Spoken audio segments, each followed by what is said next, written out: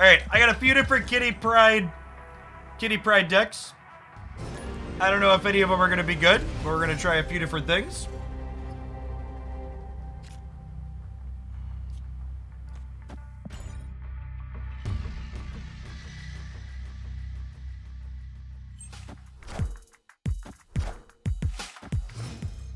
So, the season pass cards enter Series 5 a month after they release, but at the same time they drop to Series 4 with the rest of the cards that release in the same month as them. If that makes sense.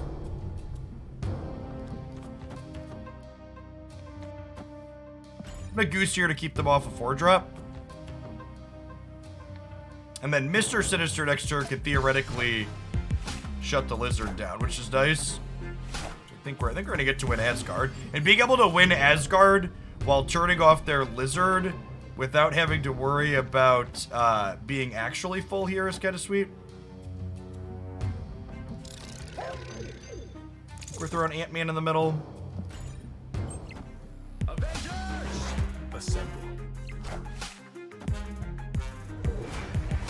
This is -3 to 8, and my cat is 6, right? So we win.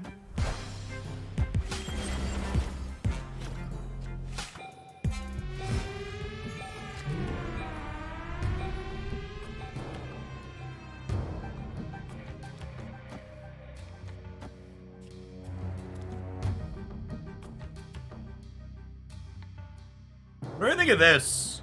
Would I rather get Bishop going in the vault, or would I rather put these stats in here with the flexibility to pull? Oh, that is true. The vault's gonna reopen. And the problem is, this is my only opportunity to send Hood across the board in a clean path. We might still end up Bishoping next turn. We'll see.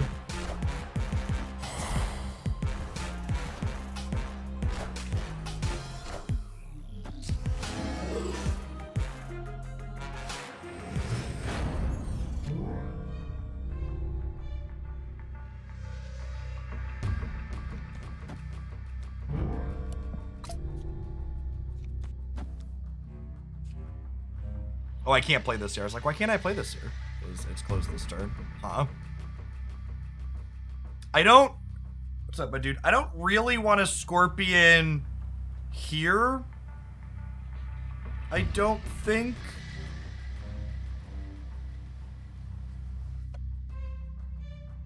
I think I want the flexibility to play things out of the last turn, so I'm just going to do this for now. Oh my god, the Viper turned off their Warpath. That's great. So we need to think about playing around... We need to think about playing around Spectrum here.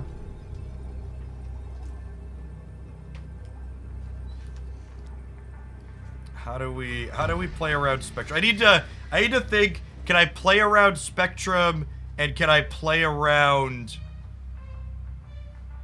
Can I play around Spectrum, and can I play around Destroyer?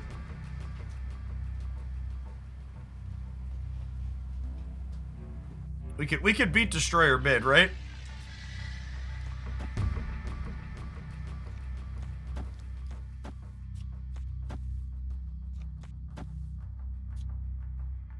There's 1, 2, 3, 4, 5, 6 for Bishop. So that's 8, 12, 16, 28. And Destroyer only puts them to 27, right?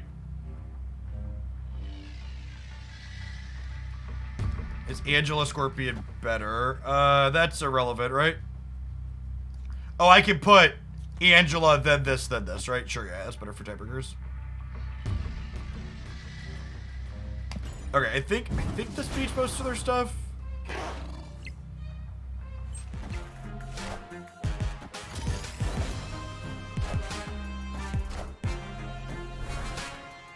Oh shoot, am I gonna lose the right? I was so focused on the Destroyer mid, did I not put enough stats into the right? Shoot, I messed up the right, huh?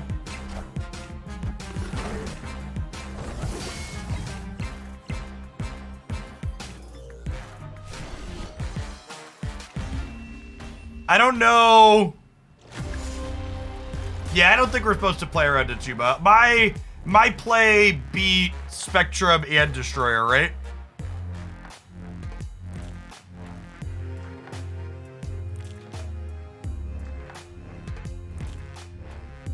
Which I think are the two things we're supposed to play around.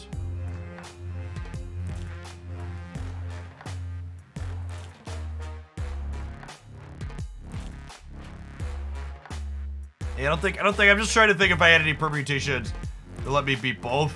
I just lost a coin flip. Happens.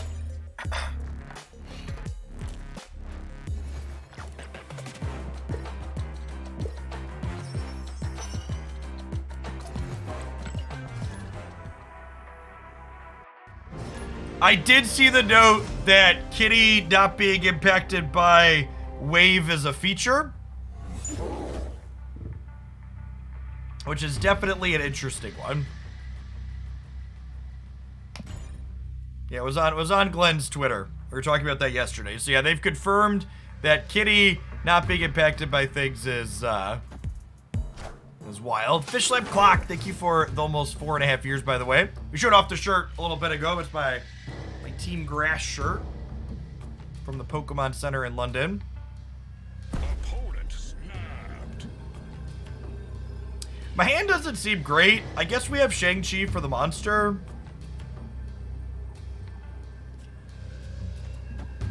We'll chill for now. There, Mr. Negative.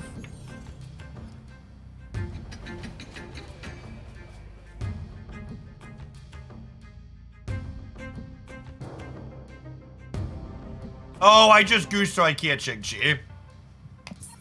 Talking to Click is a dangerous game. Escaped. That's fine. We're gonna be dead to a turn 3 negative anyways.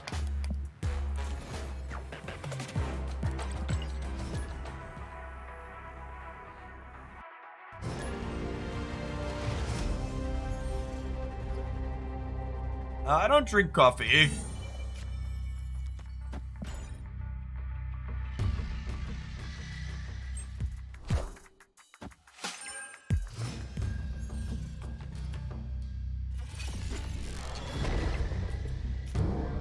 That's nice for that.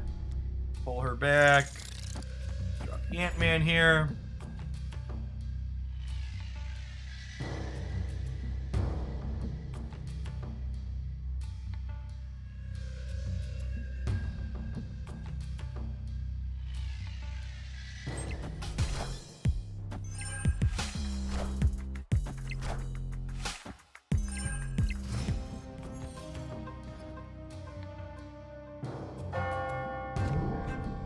Oh, that's a fun one, right? It gives us 12 stats over here at Carbitage.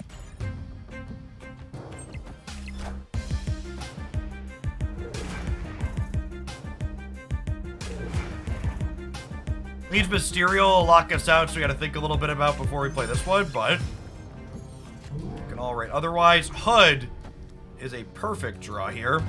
I guess we would have liked this last turn a little bit better, but get to send this across and still get one demon sounds great. Fills in my resources perfectly here.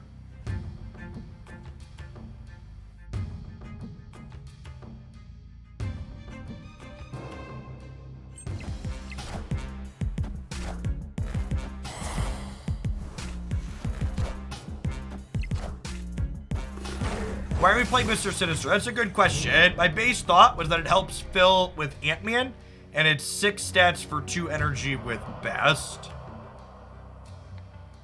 It may or may not be good enough, but that was my thought process in including it.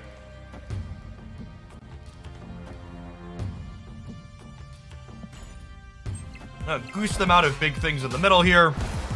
It's a double Scorpion them after this Bast hits. I probably might have been right to snap here, honestly.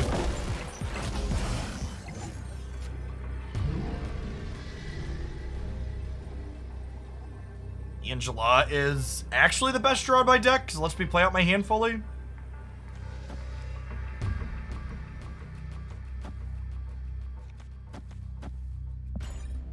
Really solid last turn here for us.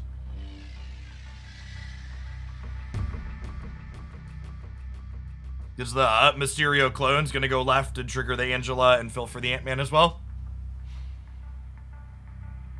A row of all gold cards here, looking gorgeous.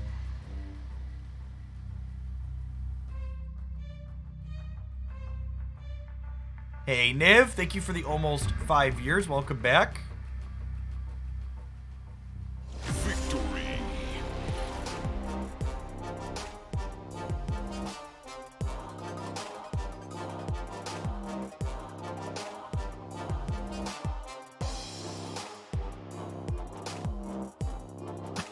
Hey, what's going on, Sergeant Xenius? Thank you for the brand new Prime. There's a ton of great places you can send that. I appreciate you sending it this way, this bud.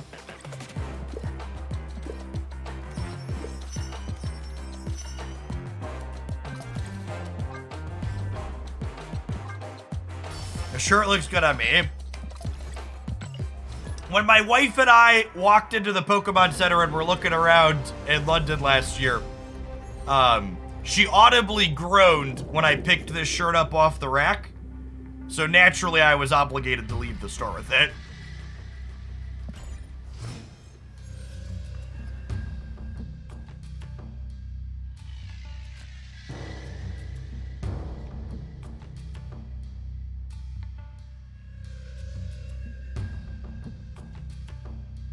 So, I want to Hood Viper the lab.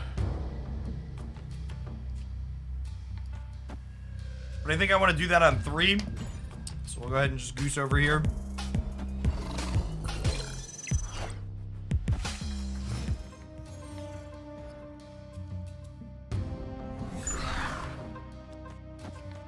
It's a little annoying.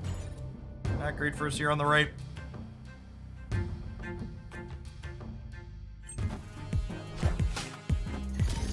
you still touch any unit users? You know, it's funny, I actually started playing again last week.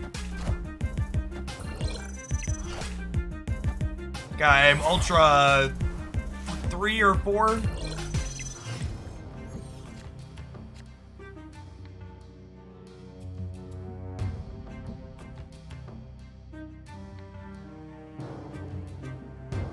So obviously Shuri regrets that I didn't goose the left.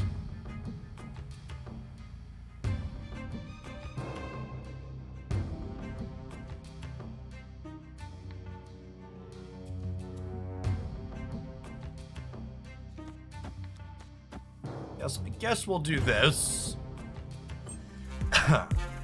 They passed. Okay, so this is a She-Hulk Taskmaster turn then, and they're just using the lab as their Shuri. So I just Scorpioned them. So their She-Hulk in the middle is going to end up being... Their She-Hulk in the middle is going to double to 16, which puts them to 28.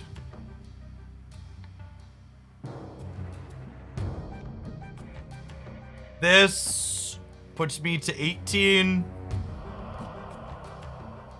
This puts me to 26. This beats them. But then I'm losing left and right to the Taskmaster, right?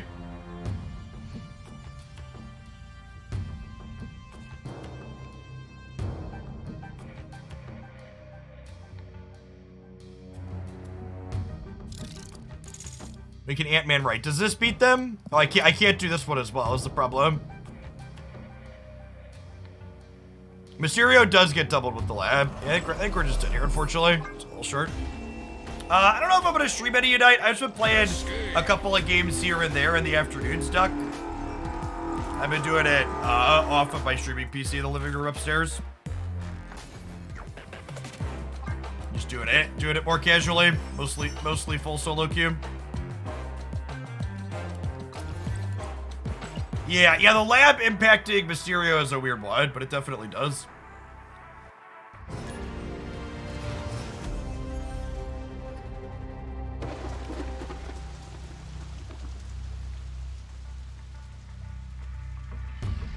Wait, was that turn 5? Did I miscount? I was leaving because I was under the assumption that it was turn 5. Well, my brain is bad. This is an interesting question. I actually haven't played a deck with Bast and Viper and Hooded it before. Am I supposed to bast, or am I supposed to Viper it across? That's tough. I think I'm gonna Viper it across, but I don't know. Could go either way.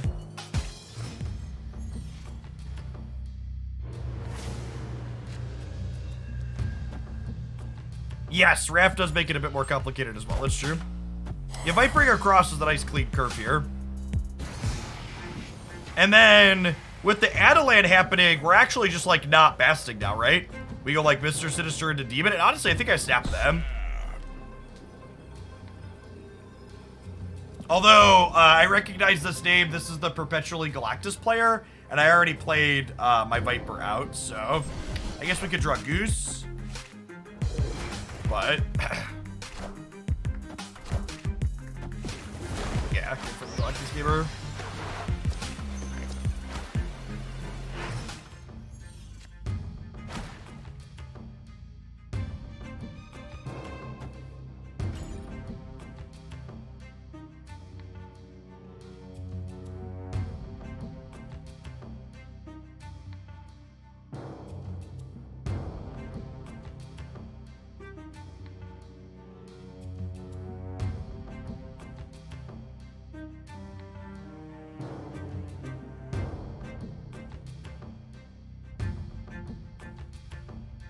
If they Galactus left isn't a problem. I don't know. We're at 12.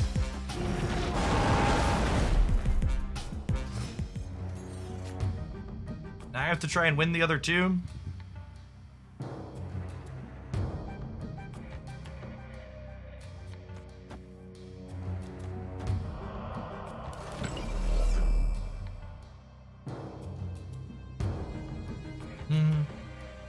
I think we're dead.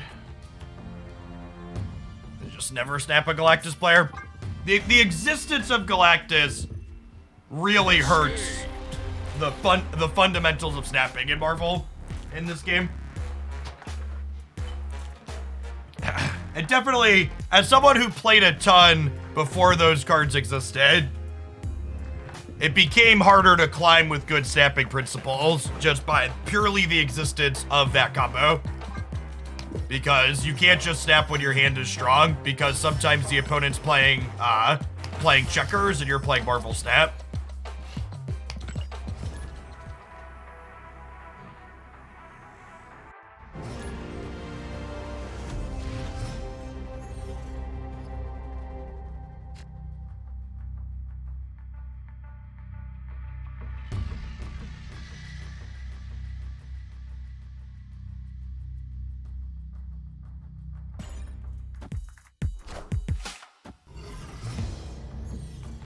Yeah, it makes climbing very difficult if you can't be rewarded for snapping appropriately. Feels really bad.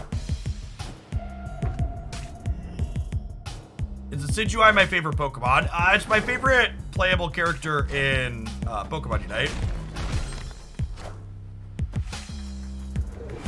My favorite Pokemon lifetime whole dex is Alolan Sandshrew.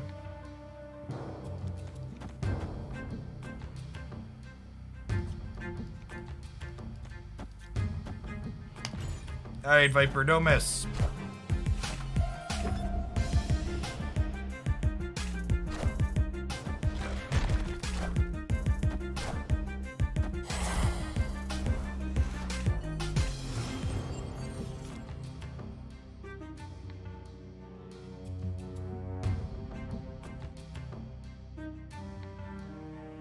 We're dead. I guess long term, we could win this left side. Their lack of Zabu means this Goose is quite good center. So if we can put together a win on the left, that'd be a big deal for us.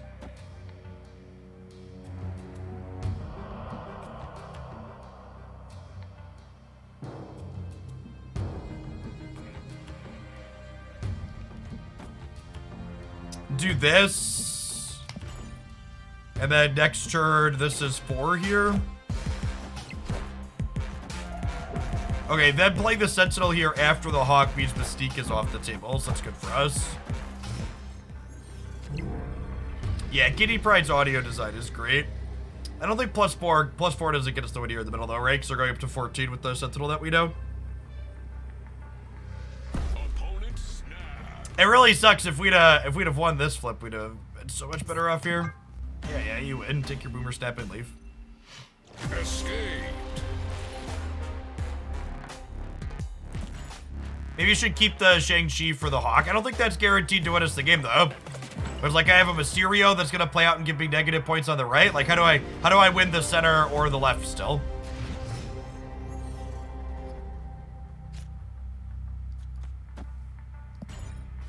They can't play Hawk mid because I had Goose there.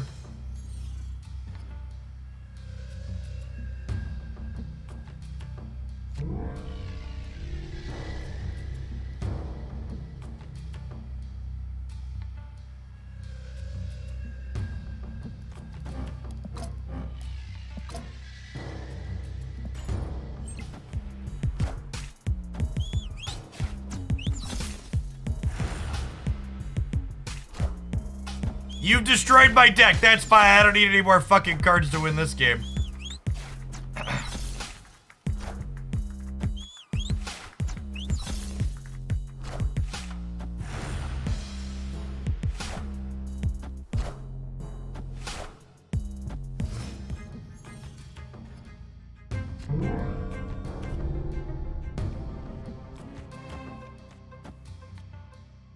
Some of you will have to die. But that is a sacrifice that I am willing to make.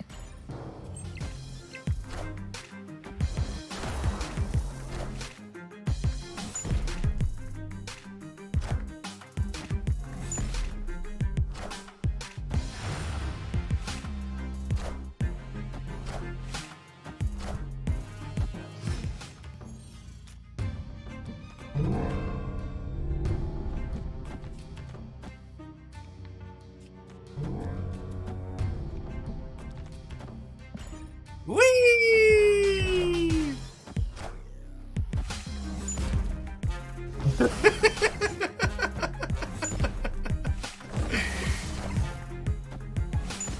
Kitty Pryde is my new favorite card because she works really well with all of the locations I really like to play with.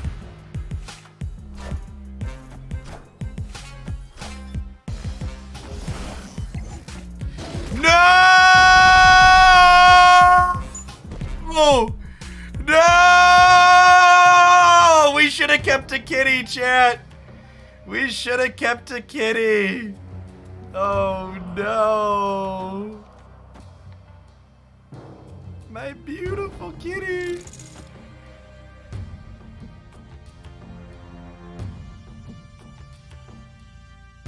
Yep.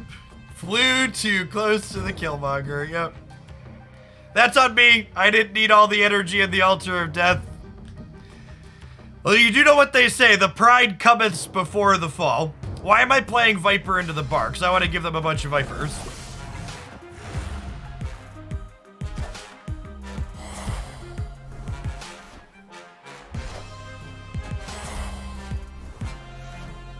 Yeah, we're probably still ahead here.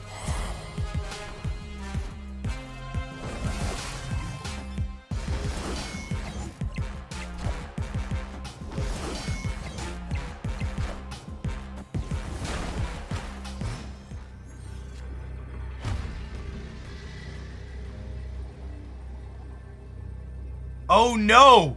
We have priority and their death wave. Yeah, we're actually dead. I think we're actually dead.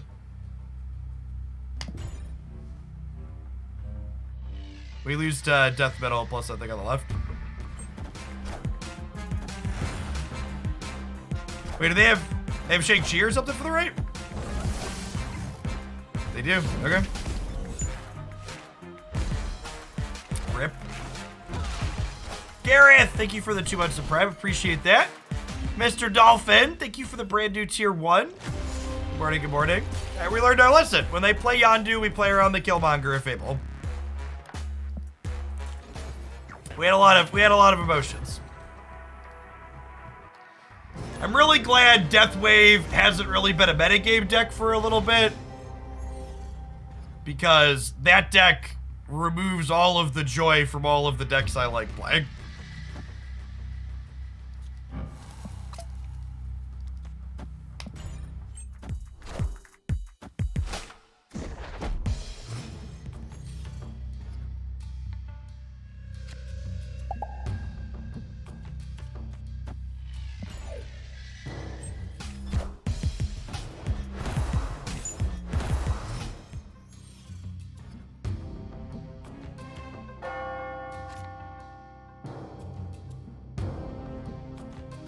Nice one. We'll spread out some demon love.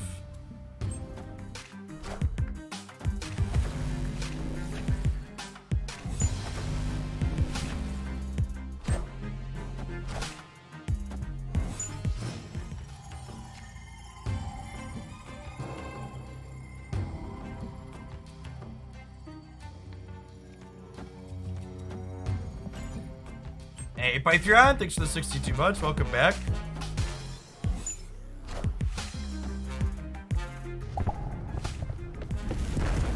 Oh, I kinda didn't want... We kinda didn't want to win this over here, right?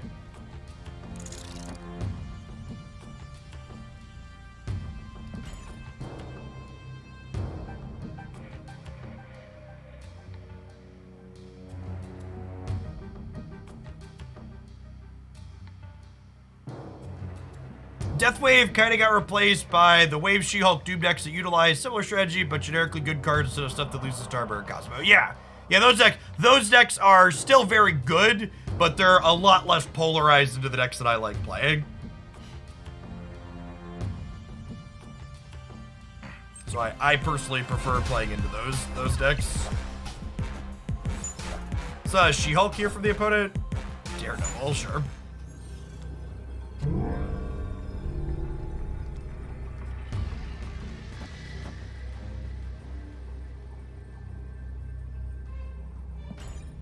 That's good enough.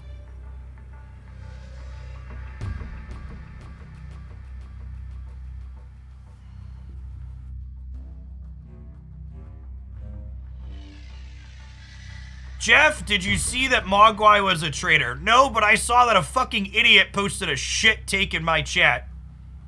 Content creators are human beings that, like most people, are trying to play games for fun on the internet. So if Mogwai wants to play Runeterra or Duelist or Marvel Snap or anything else, you should fucking let him and not complain about it here or in his chat. If at any point you turn on a twitch.tv channel and the person is making content that you personally don't want to see, instead of being an entitled fucking crybaby, change the channel and watch something that is content you want to see.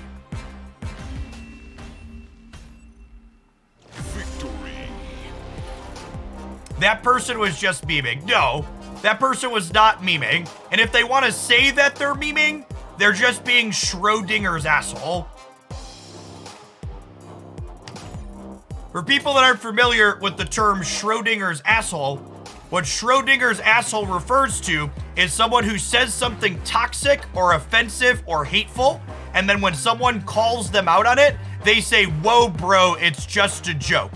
It's never just a joke. Schrodinger's asshole is testing the water to see what level of toxicity is tolerated wherever they're taking and posting their shit toxic take. Zero tolerance for that.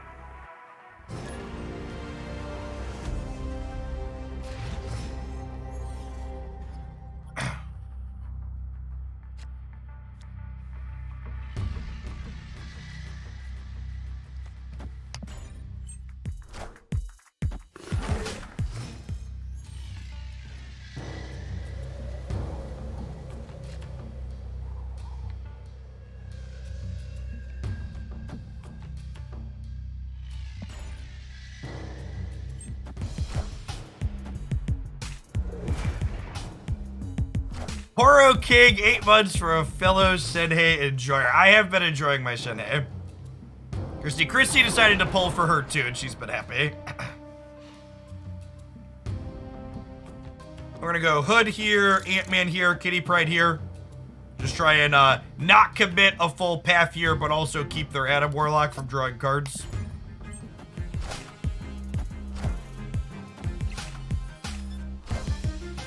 Why are we playing Mr. Sinister? So, we're actually playing Mr. Sinister for the two reasons you see right here. Mr. Sinister with Bast is just good deck building. And it gives you 6 power. And it also helps us fill paths with Ant-Man. So it's got some quality synergy here.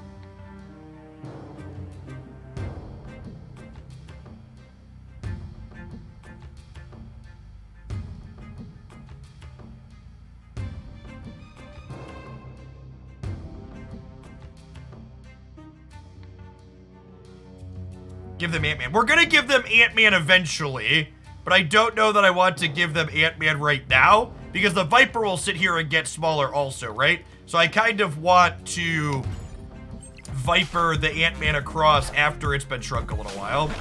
So I didn't debris to fill here, because I was kind of expecting them to play here, right?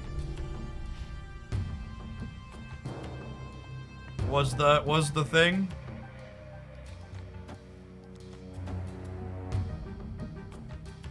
They could be Galactus, huh? This was a can't play high card.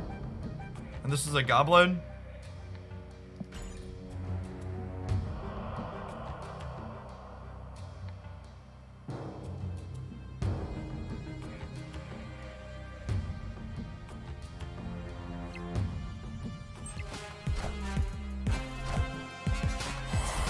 My Vipers don't miss shit. Except when they do. Alright, opponent is not Galactus there, cooking.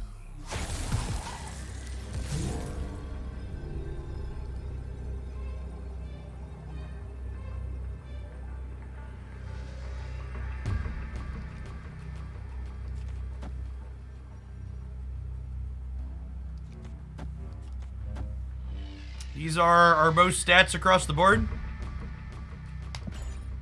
They could be booster farming, that's true.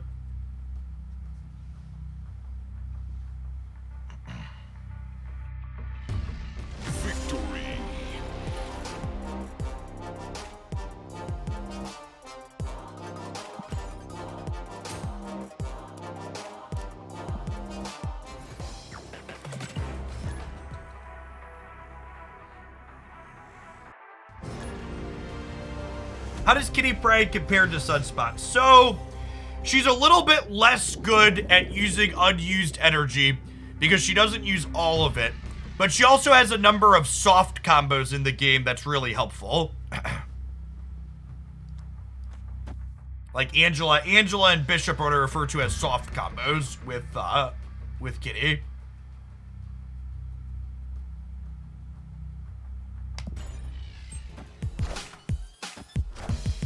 Kitty Pryde is the most fun I've had with a new Marvel Snap release since they dropped She-Hulk. I don't know if she's going to be quite that powerful, but she's definitely that flexible, which I'm really enjoying. Okay, and with Carmartage flipping up here in the center, I get to Mysterio put a 0 here, and then Viper both of these across.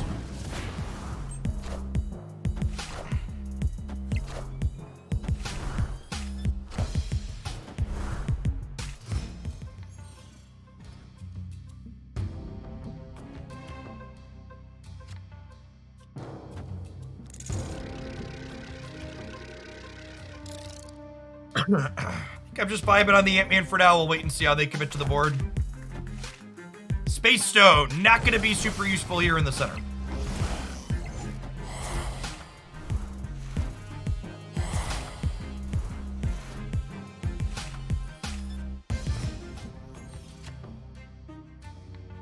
Ooh, and Scorpion into Carmartage is lovely. A goose to the left, I think. If we're playing for keeps, I'd probably snap them here.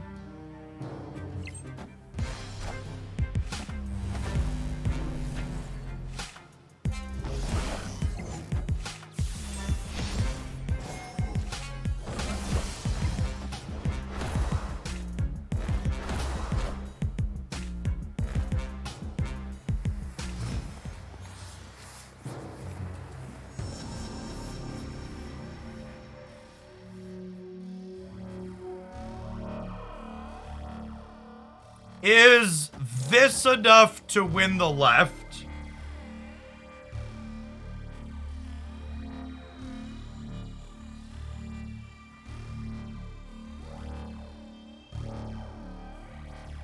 This is 10, 14, 16. The problem with waiting to fill is these could kick over. They could also be a Spider-Man deck. So this is only 10, 13. So they have to play all 4 cards here to beat this. And they've already played out a lot of their stones. They could be a Spider-Man deck is the problem here.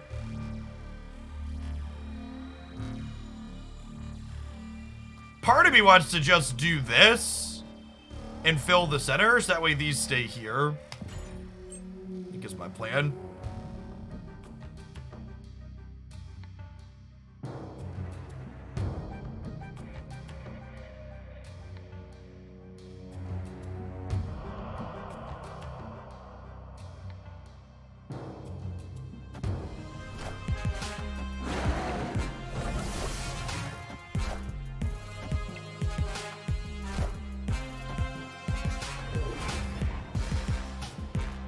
Alright, so we're hoping the Dino stays left then.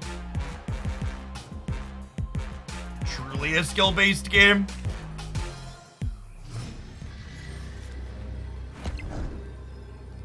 Right on time, kitty.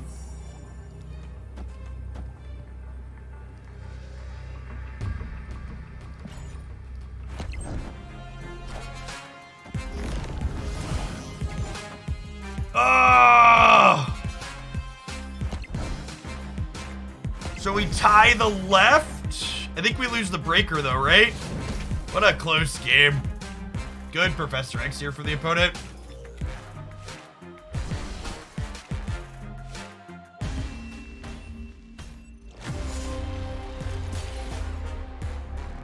Is it Strange Academy the order of plays? No, it's random. All most of these things are random.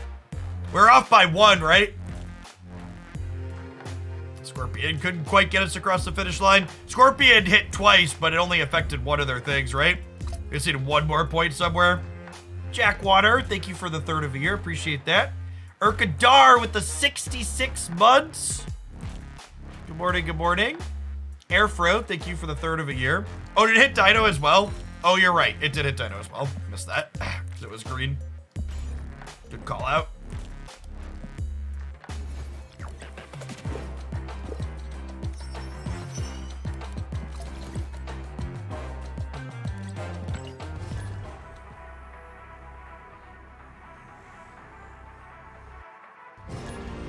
This might be the best Dazzler deck I've seen.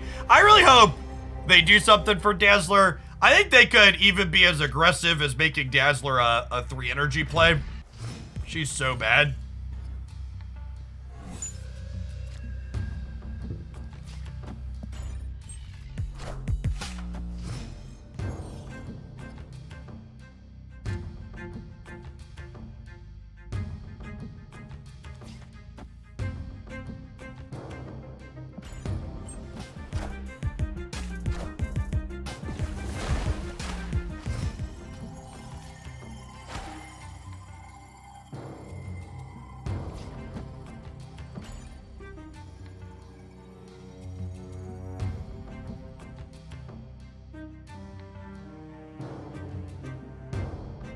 She could compete with Thor at the 3 slot. Not really. They'd be in very different decks, right? Thor decks don't fill the board.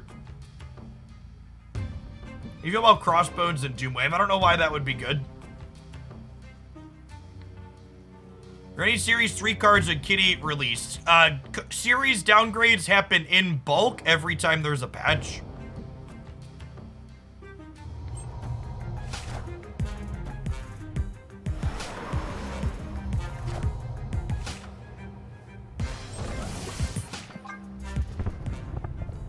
The Moon Girl Kitty Pryde deck that we posted on YouTube is my favorite so far. Sporadic. Slots really well into that shell, which is nice considering they gutted the She-Hulk version of it. Okay, let's try to get 1 more real game in with this one. We'll take our ad break and then we'll try something else. This is only our first deck of the day, Sporadic. I'll have some opinions on other builds by the end of the day, I imagine. If you're looking for my opinion on upcoming bundles, As always, when bundle data mines go up, I post a video breaking down the value of all of them and talking through which ones are best for which type of players.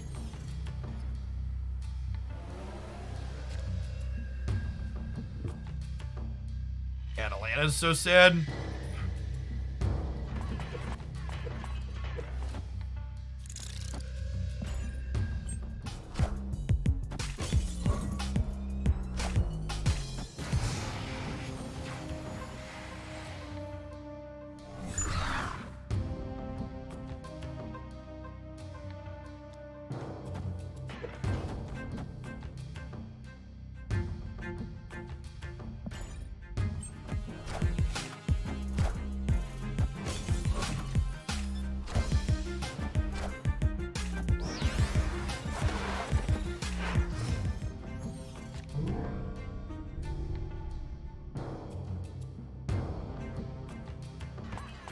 Would I rather Bishop or would I rather Angela?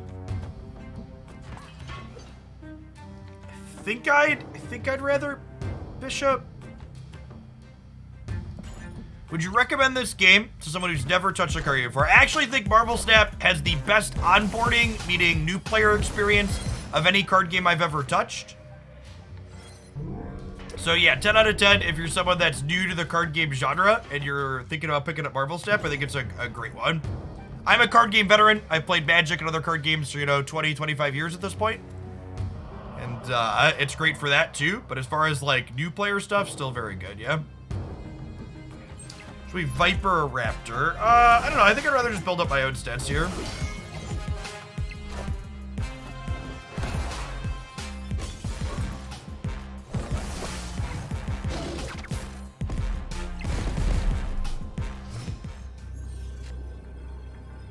Sometimes people have Killmonger in the Rister negative deck, and you lose the game. Do we lose the game? Can this win? So there's a world where this wins the game. Let's see if we're living in it, huh? How aggro is it to put the Viper left, assuming they're gonna play left?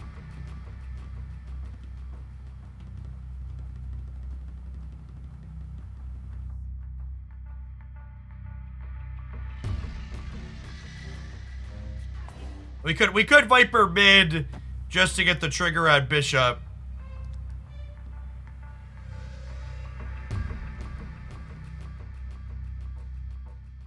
I don't know, I just think there's a good chance we're ahead here without that gamble, right? We could also lose not playing on the left, that's true.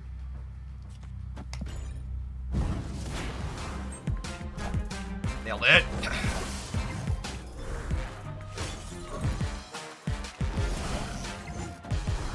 Dino Shang-Chi here on the left. My body is ready.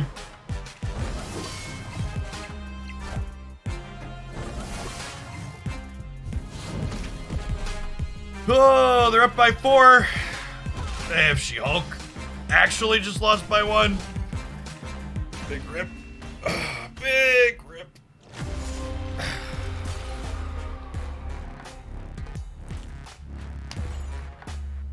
Weird build from the opponent.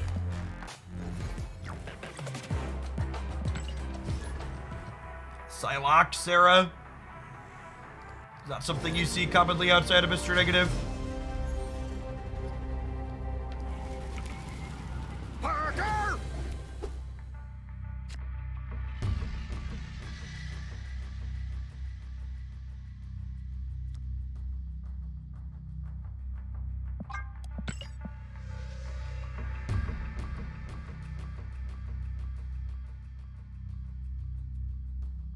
Oh, it's a TLSG deck. Okay. I think we're basting.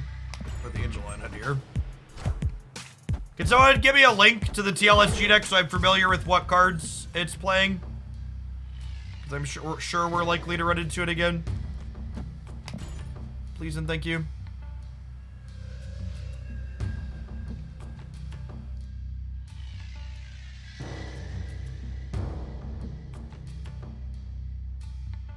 Oh, it's Death Wave.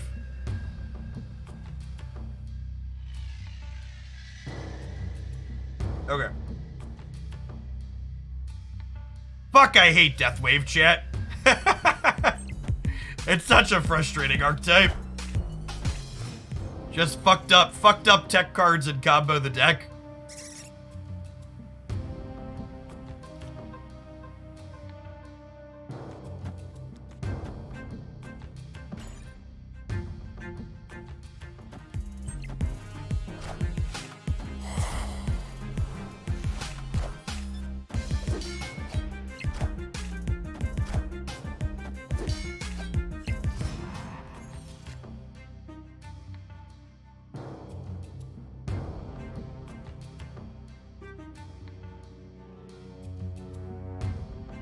They have Kitty going with Angela and we don't. Which is unfortunate.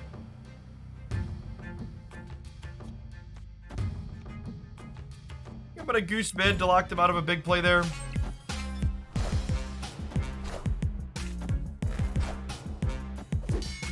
Yeah, they have Bishop too. Clear for takeoff.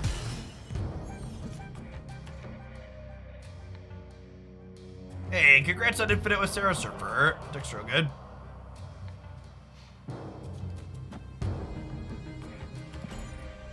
Yes, kick up to 13 here in the center.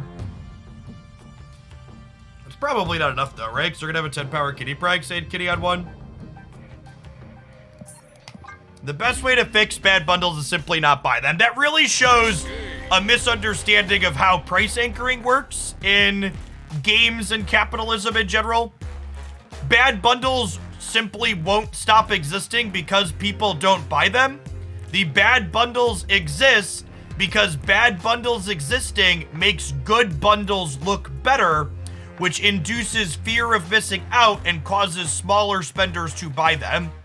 If every bundle was a similar amount of value / good deal, most people would never buy them because they would know that there's always another one coming up if they eventually needed it later. And this, again, this isn't even something that's unique to mobile games. This has been happening literally for decades with temporary and flash and weekend sales at your local grocery store. It's just how human psychology and capitalism and sales like that work.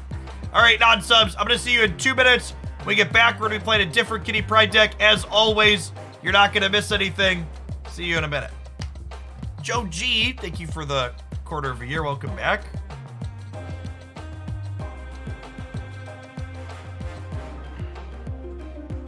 Yeah, combo meals are exactly the same. Black Friday and Prime, yep. Steam. My favorite is when I hear someone who puts their nose up at games like Marvel Snap, where they're like, I don't play games with predatory monetization. It's like, really, motherfucker? How many unplayed Steam games do you have in your Steam library? Because Steam sales felt like you were getting a good deal on something you're never gonna play. You don't buy games with predatory sales tactics? The fuck you don't.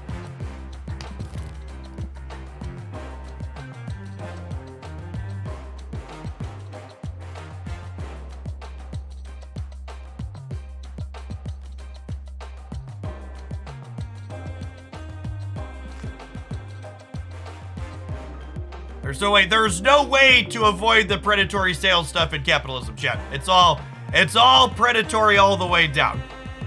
It's all psychological levers and manipulation to get you to spend more money that you don't want to spend.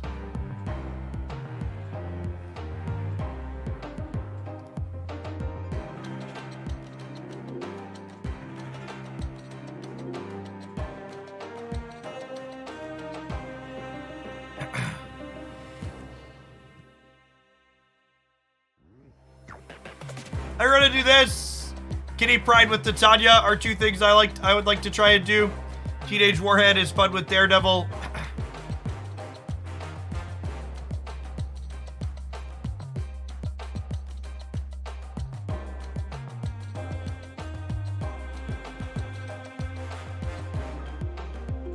Assassin's Creed. After playing Assassin's Creed 4 and Immortal Phoenix Rising, I cannot believe that Ubisoft is a video game company that still exists. Just like easily some of the worst games I've touched in recent memory. How do you decide between Spider-Man and Professor X? Well, in this deck, Spider-Man is a tough sell, or an easy sell, sorry, because I want to be able to kitty Pryde with Spider-Man on 5. Sarderp, thank you for the 2 months. Welcome back. Both the PlayStation 5 and God of War, excellent. Need to get around to Ragnarok at some point.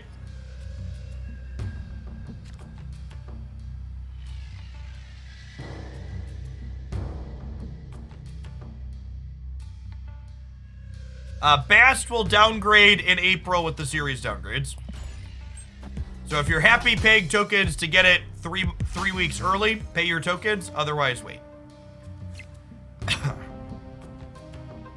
This actually ends up working out fine. And honestly, I think I snapped them there because I think there's a good chance they're happy about my Angela and Necrosha not knowing a Green Goblin's about to show up and get them.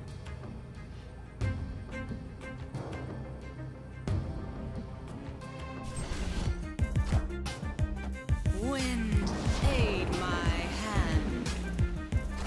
I agree that Bast is a great card. I would be happy to have access to. I'm really looking forward to the Bast Valkyrie series drop because I brew with those cards a lot. Holy shit.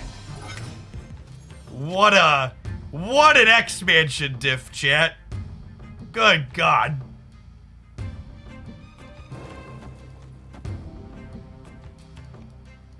That's heckin' rude. I'm gonna play Titania on the left with Fister Mantastic here, and maybe we could get this. Lose to Jones, I guess. Just a Sunspot. They're gonna soak a lot with that Sunspot to beat us on dying to the left. So they're going have to soak 4 more.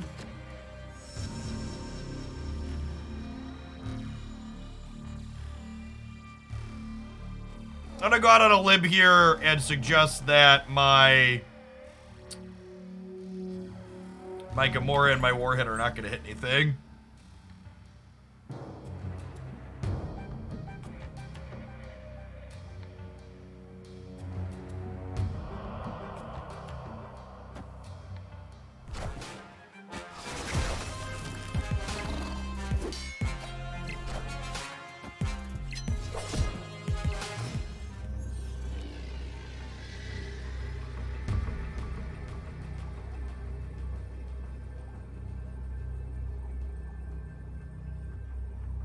Can they soak 4 and beat us here? I don't think so. We have priority. I think this wins.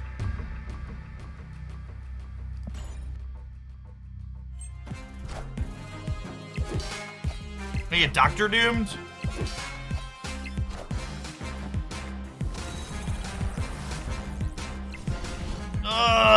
Lost to the fucking expansion. That's so frustrating.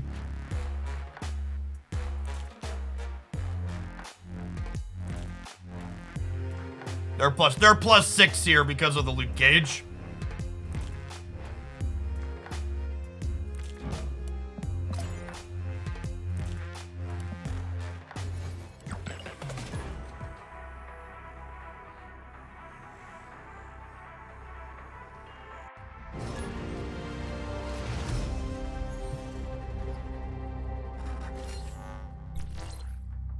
You know, I said when the expansion flipped up that we got diff jet. That IKEA wasn't particularly useful.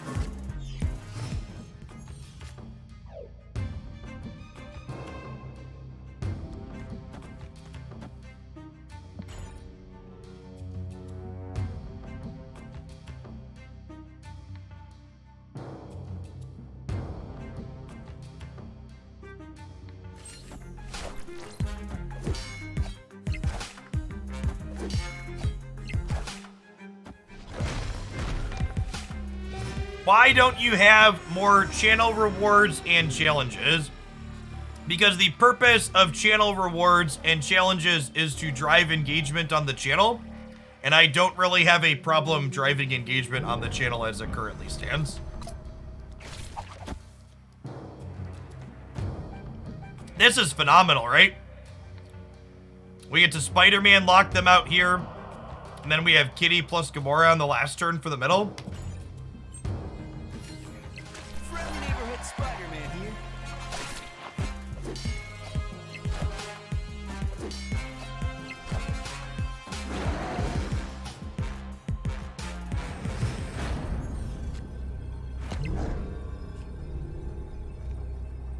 This is exactly why we're playing Spider-Man instead of Professor X. It's better on curve. And then 16 should be enough to win Lamaria here, I imagine. I guess we lose... 16 here loses to Mystique plus Agent Coulson. But this play loses to Doctor Doom. This is better against Shang too, that's true. Alright, we'll lose to Doctor Doom.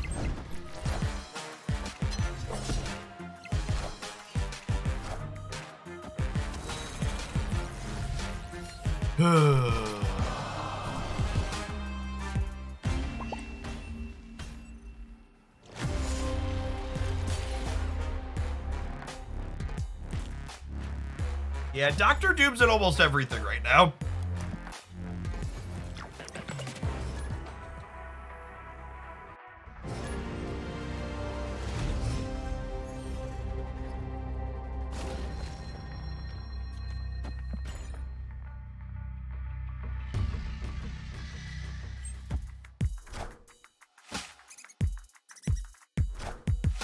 Yeah, Doom's a powerful card because it mitigates location variance, is accurate.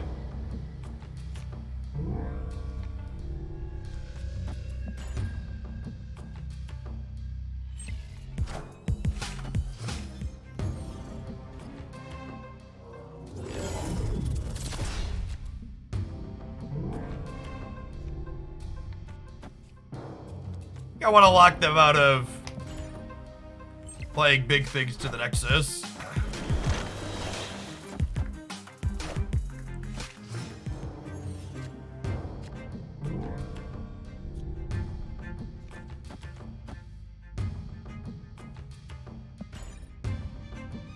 They could be a Viper deck, which makes this Green Goblin here a little sketchy. It could be 1 and 3 to be said. I'm gonna snap them before we send it across, though.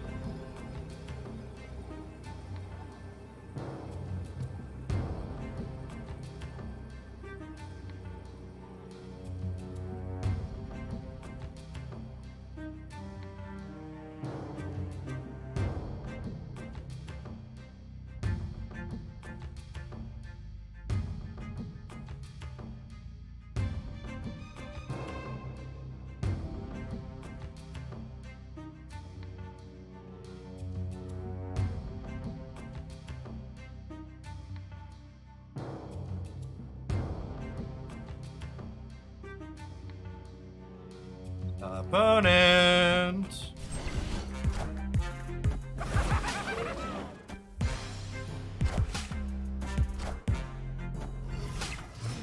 Oh, they're just Patriot. Well, that's great for us, obviously.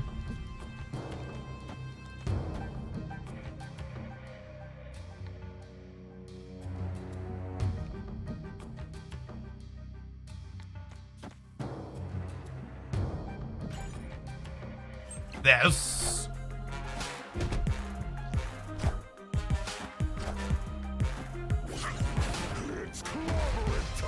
Titania plus Kitty Pryde is incredibly unfair, All chat. systems go. Just unreasonably unfair.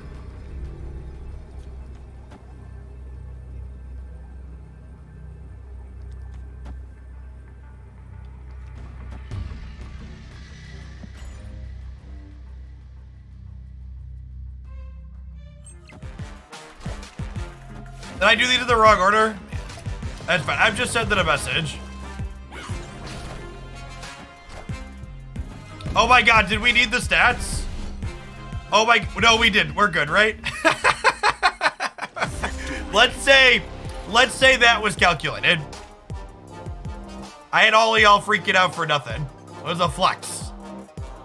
Big power move.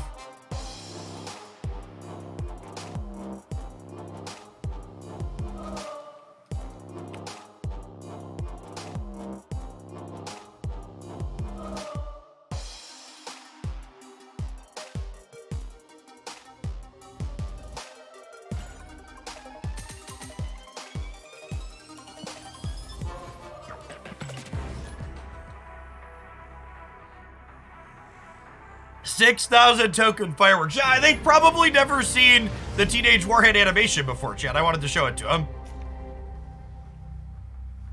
Dalen, thank you for the 20 months. Appreciate the prime.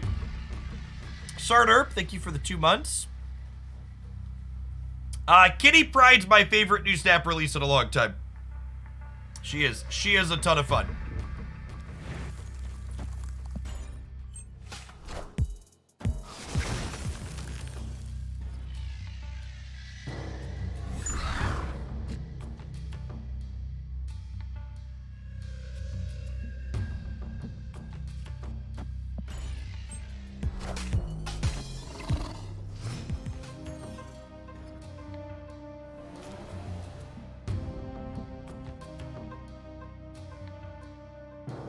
Does Kitty Pryde give stats to the collector? Eventually, but not currently.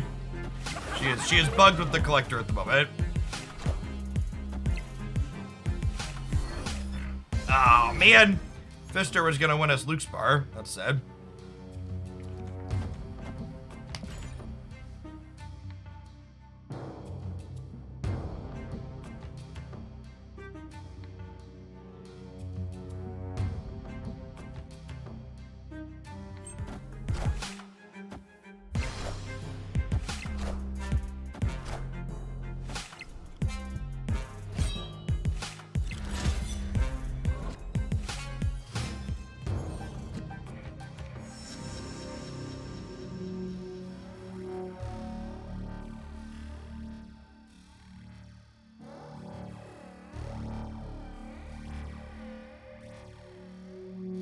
Yeah, Titania is easily one of the most interesting cards in Marvel Snap. Not close. Love, love, love her design.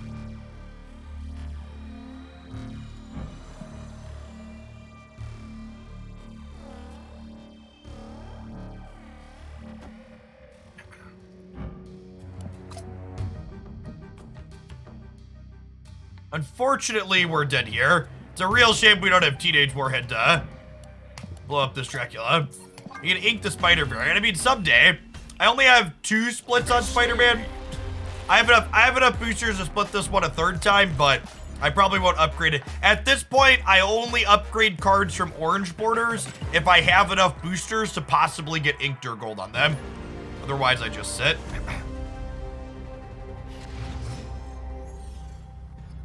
Kitty and Titania is a spicy combo I was oblivious to. If you hadn't thought about that combo before today, that means you missed our sweet Kitty Pryde video, where we highlighted that on the YouTube channel a couple days ago. Be sure you're checking into Hoaglandia Snap Daily for excellent Marvel Snap brews. We always try and work outside the box here. It's Titania in the MCU. Yeah, she's in She-Hulk.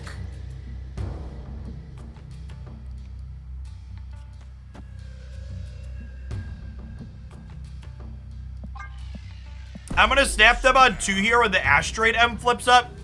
I actually don't like snapping the turn Bar Sinister flips up and it's good for us because it makes it feel more obvious that we're snapping the Bar Sinister. So like, Bar plus Green Goblin is obviously great. Actually, with Asteroid M, it's extra absurd, right? Because it flips over, gets pulled center, and then this fulfills and I'm not left with one.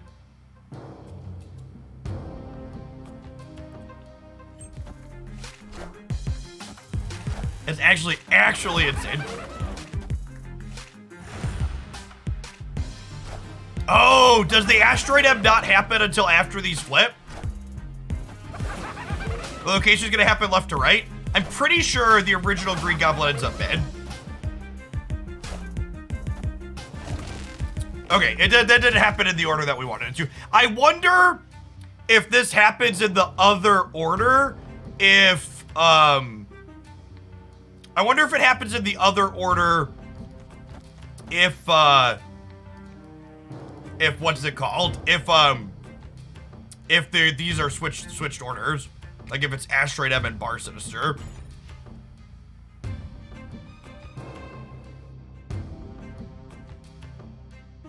Yeah, we're still in a good spot here, obviously. I'm just curious about the order. Is there no YouTube video today? I've been experimenting with publishing the YouTube videos a little bit later to see what it does in terms of metrics overall.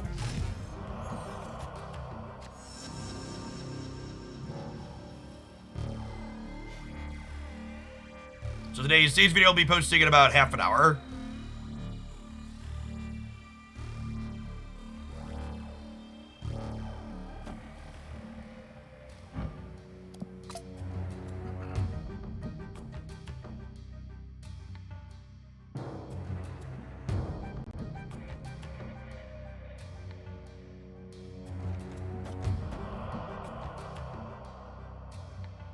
I think we do this.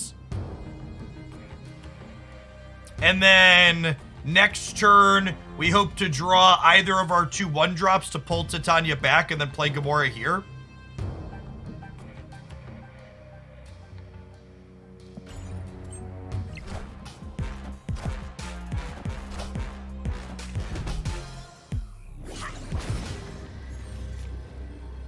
Perfect.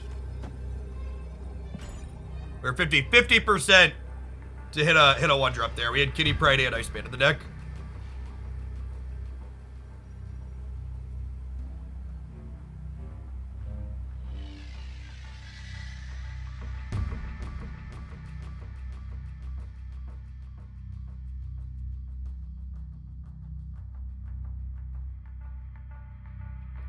They'll go down to 4, and we'll go up to 9 here when Kitty Pryde hits and flips the Titania across.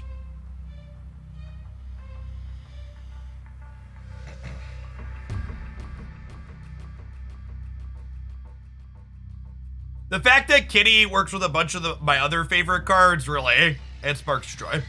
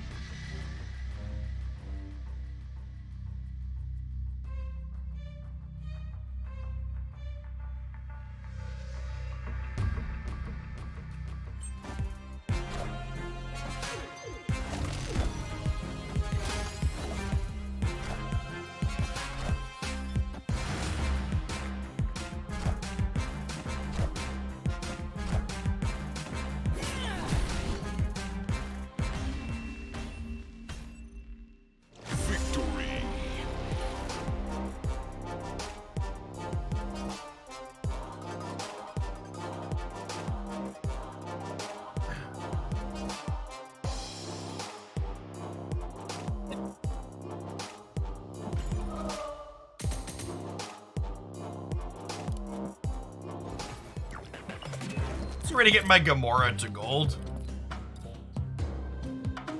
3 Gamora splits and 24 boosters. Jeez, I'd love to ink this Gamora variant.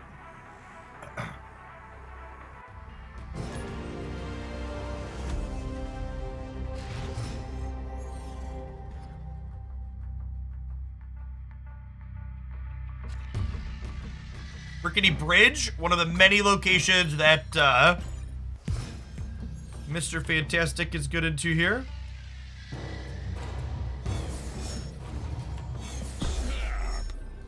Superflow, one of the many locations that Green Goblin is good into here.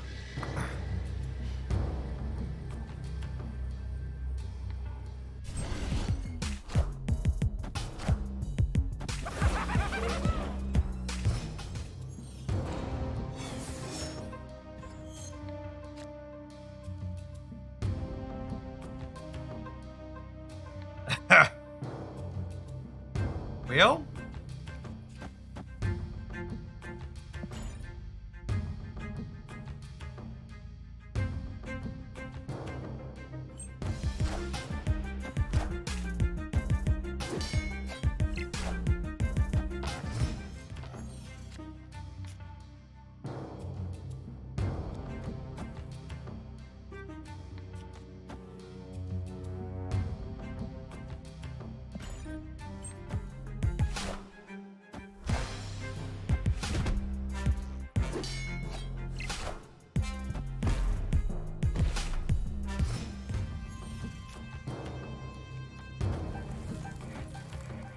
Do I actually hold Iceman so we can deploy it center to trigger Angela again?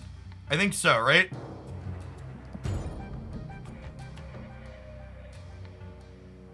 Because I'm expecting them to Shuri into here this turn, and then Teenage Warhead catches it.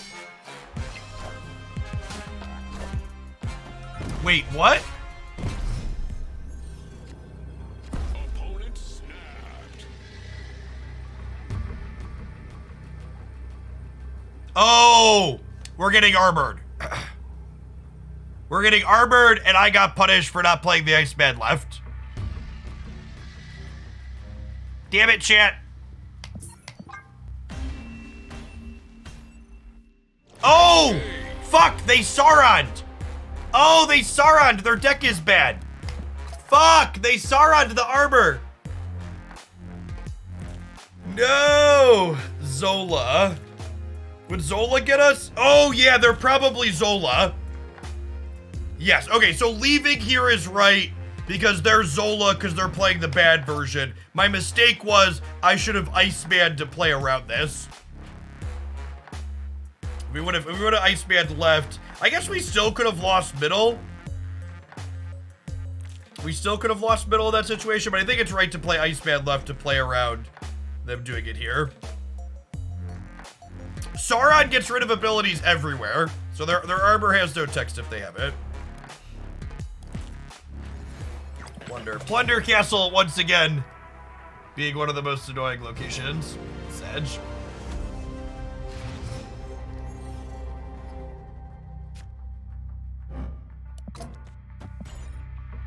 Plunder Castle's like my own personal nemesis because I really dislike playing decks that have proper 6-drops in it.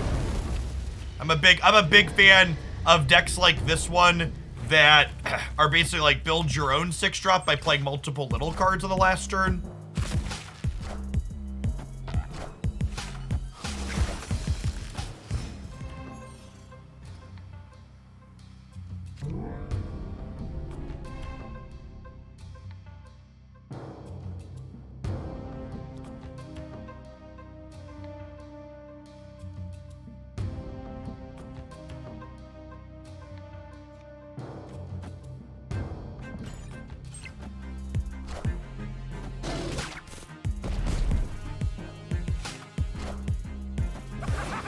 I'm sorry, what?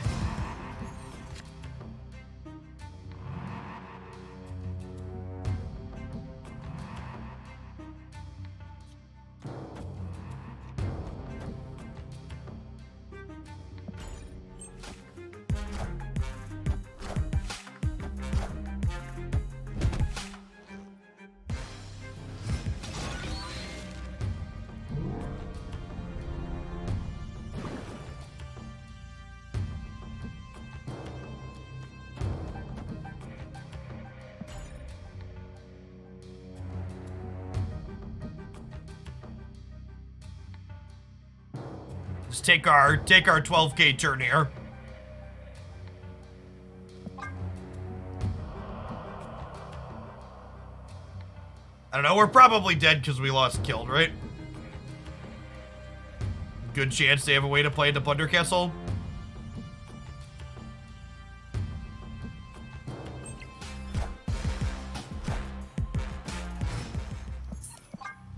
Okay. Escaped.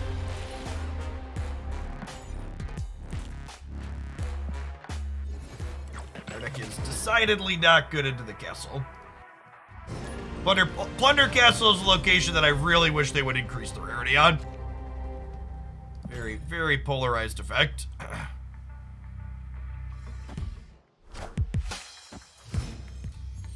Okay, Hood in the middle as opposed to the left means that Viper is unlikely.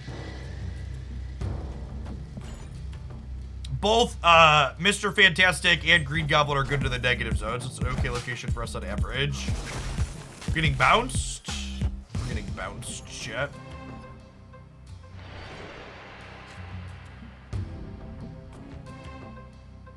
I guess we'll do this turn. Goose doesn't really have text against the bounce deck, though.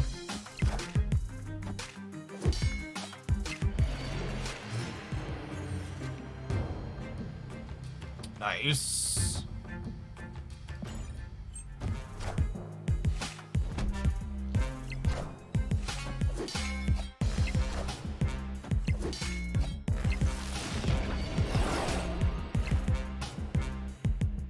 Okay, so I think at this point we're punting the center and playing for left and right, right?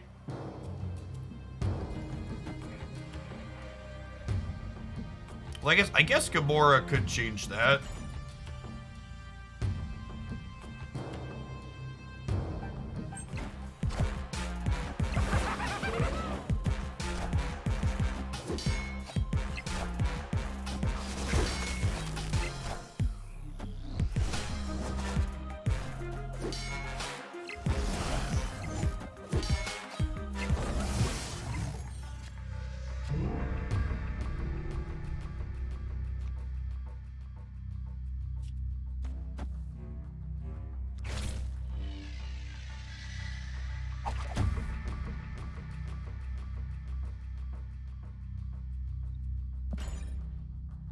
Kinda punished for playing the Iceman here when I could have Titania'd here down the line. I think we Spider-Man the left and then hope that this is gonna be enough to win here. We have Goose here, so it's locking out anything except their demons. They can't Darkhawk here and stuff. Not that their Hawk is even that large. Is it annoying playing against decks that you help popularize, like the bounce deck? Only if the deck's obnoxious. I think the bounce deck is like kind of a quintessential super fair Marvel Snap deck that's a sweet deck to have be good.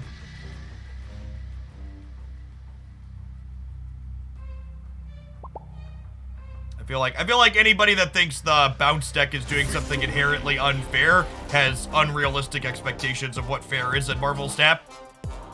It's just like this pretty sweet, straightforward, honest deck that's just like putting okay numbers into play.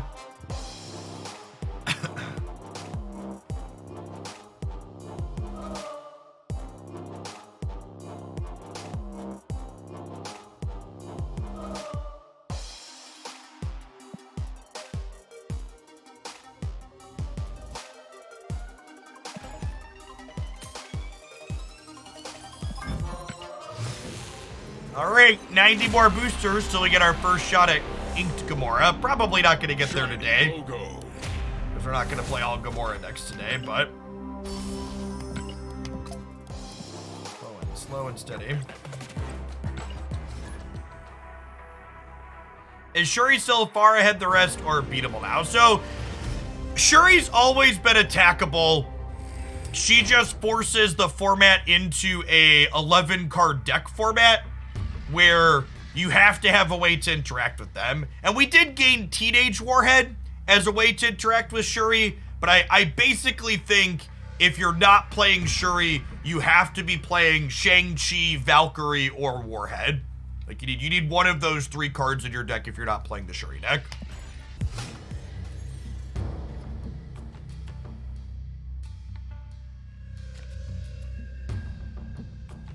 Shuri's a more fair top deck than Thanos. I don't know if fair is the right word, but it's more attackable. That's definitely a sentiment I'd agree with.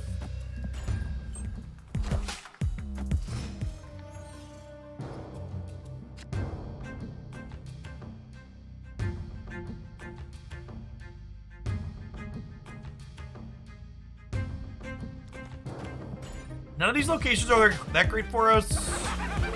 Clintar means I can't really play my stuff there early. Throne Room, I don't have really any individually large stuff.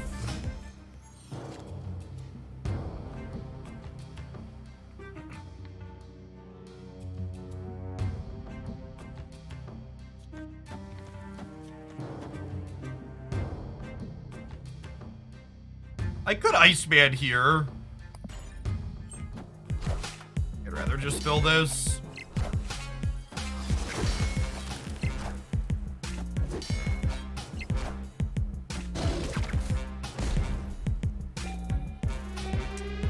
Man. Gamora plus Titania is a pretty good setup for the last turn for us. he says before getting waved. Alright, so they're death wave then.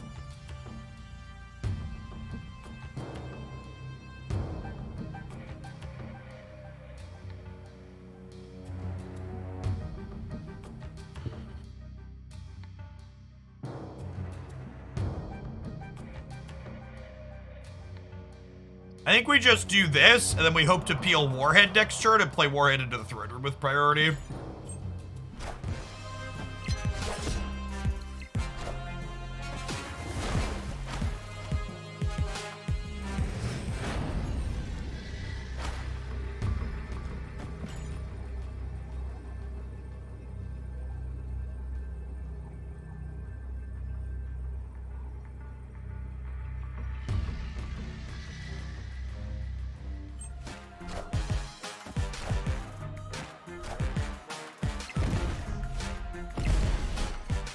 So long, friend.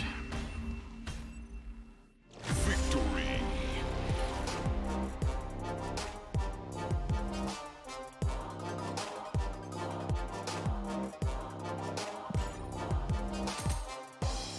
Listen, chat, you make your own luck. Pay the bet. Yeah, hold on, I gotta PayPal Mr. Bird real quick. Gotta play to your outs, chat. Gotta play to your outs.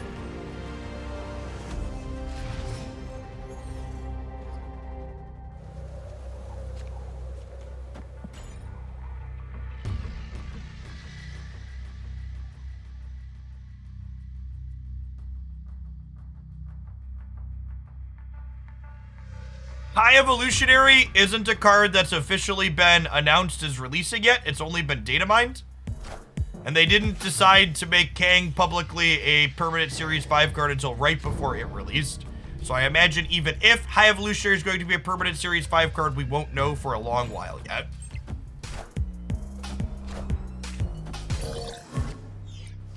Great setup here for us to start. Big house is decent for us. Even Jotunheim's okay if we could draw a Green Goblin.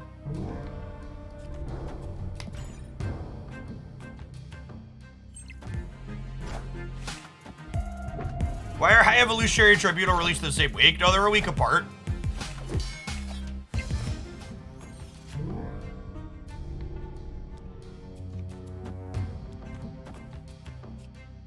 Do I Fister or do I think we do this actually. I want Daredevil for turn 5.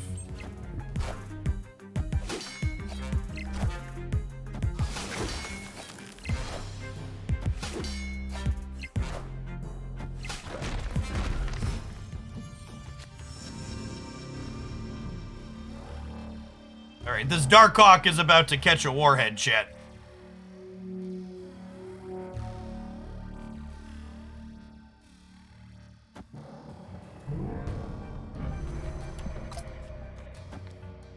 Dino also qualifies. Get out!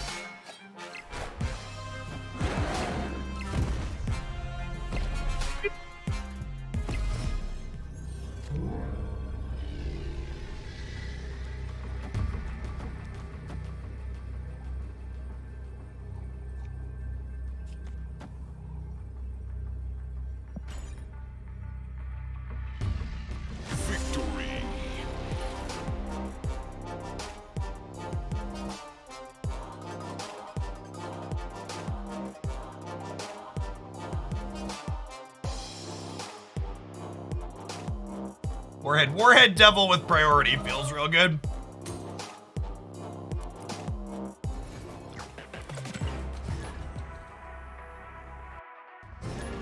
My avatar is Punisher, Floret.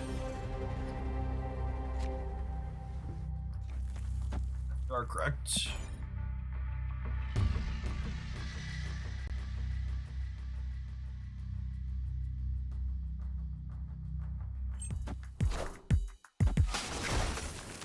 It's a shame Punisher isn't a playable card in Marvel Snap, otherwise we'd play with the variant that this card is for.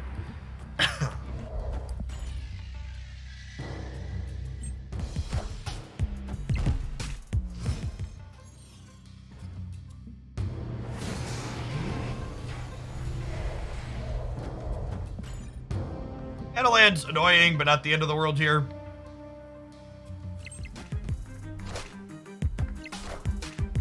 Sauron? Been a lot of Sauron gamers so far today.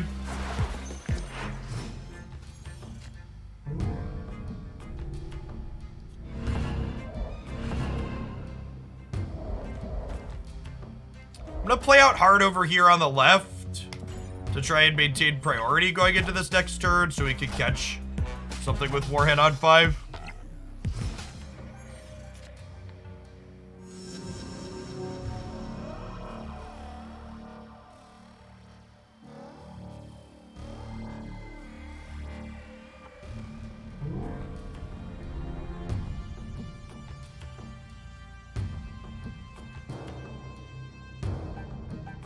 Opponent did nothing.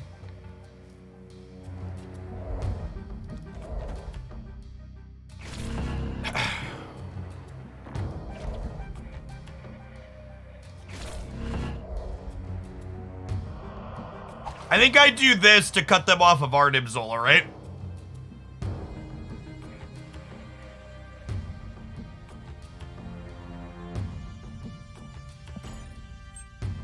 Like the Sauron builds of this archetype are more likely to play Zola.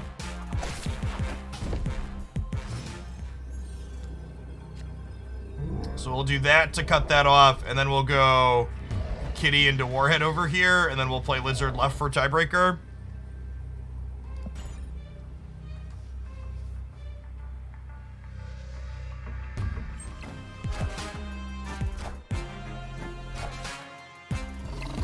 They can't have armor because they Sauron. Woo! Do do do do do do do do do do do do. Beep do do do do do do. Pop goes the She-Hulk.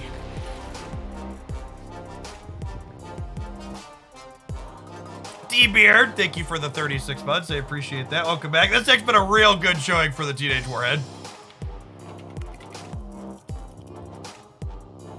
Really, really slick.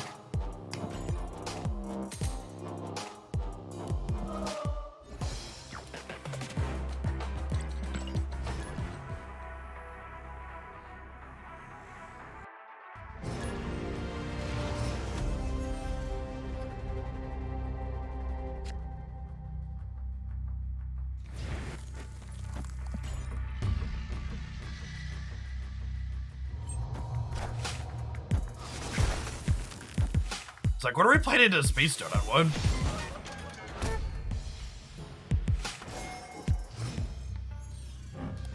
Deal.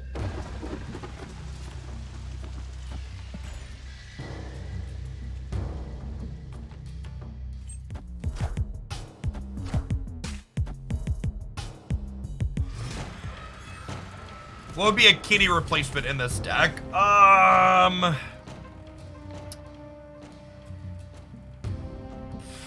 Probably another 1-drop.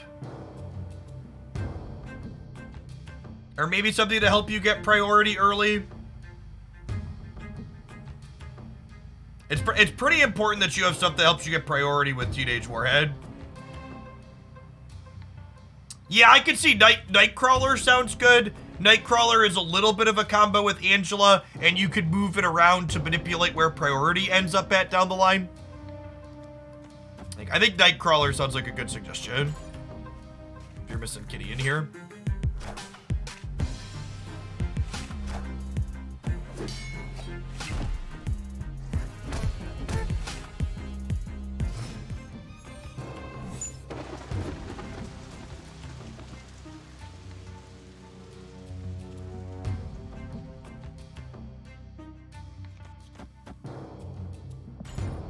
Build a raft here, get a friend. Although they have a sunspot. Yeah, they're likely going to win the center.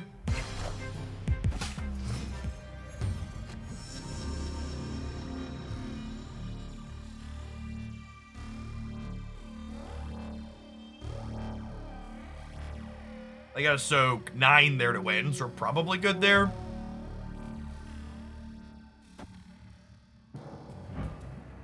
Hey, look at that, chat.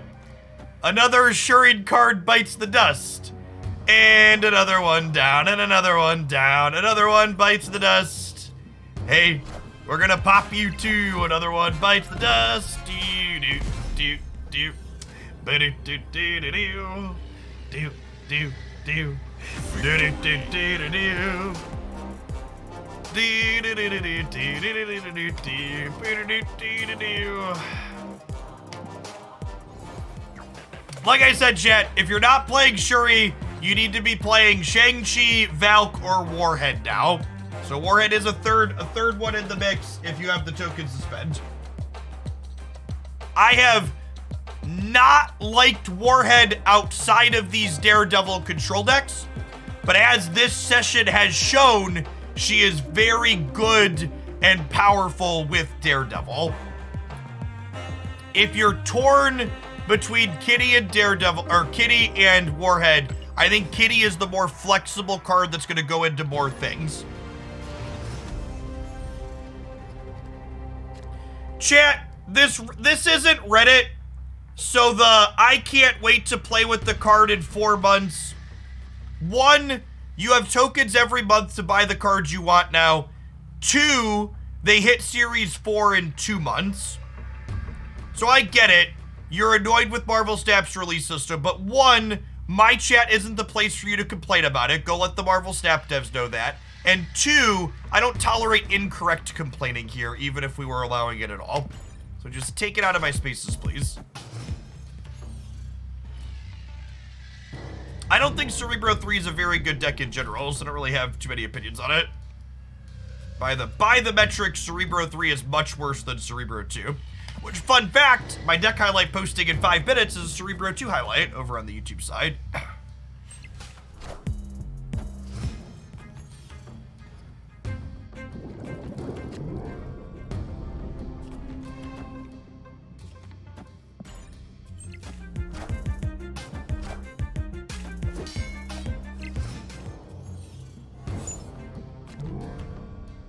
We all know Cerebro 5 is where it at. Believe it or not, Cerebro 5 stats are even worse than Cerebro 3's.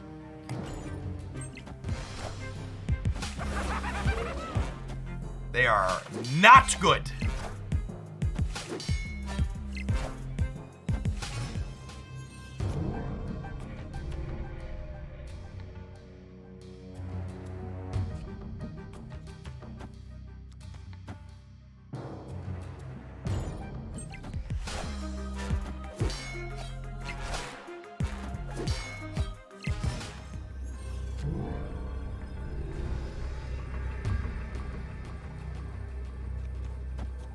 We just do this, right?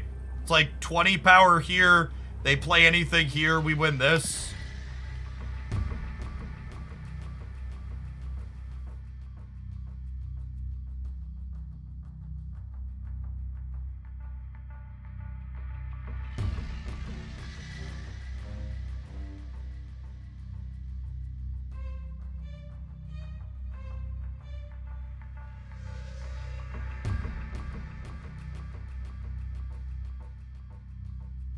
Kitty plus Gamora is a sweet. We're probably gonna play some more Kitty Gamora next today.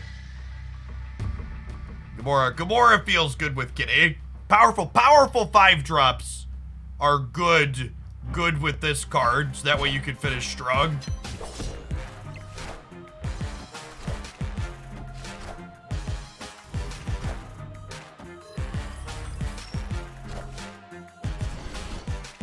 I did not realize that the Dark Dimensions would work that way, and I played my cards in the wrong spot based on that.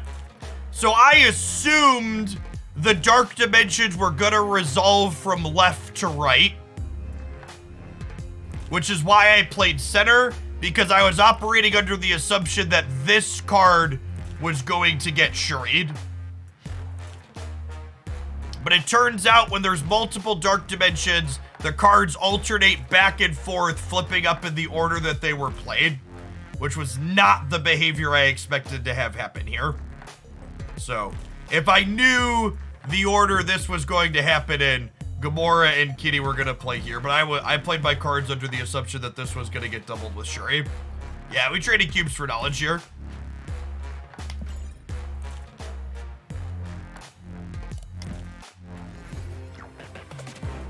We lose either way.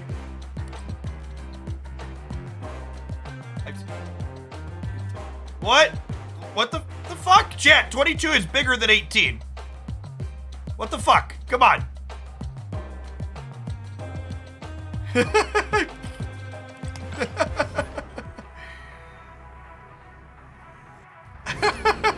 Like, I get when chat misses the, like, difficult board states.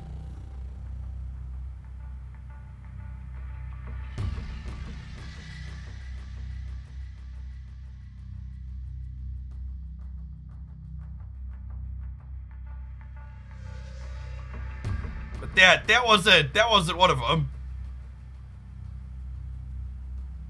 Unless chat's trying to say I lost the center if I assumed they flipped up in the right order, but no, that's not true either.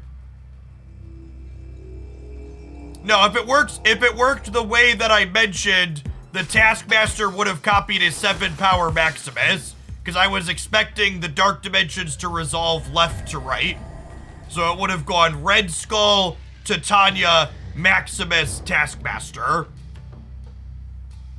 Sorry, maybe there's some confusion about what I was saying was my understanding of what I was expecting to have happen there. Again, I played the way that I did, expecting the Dark Dimensions to resolve left to right, not back and forth in the order the cards were played, which is what happened.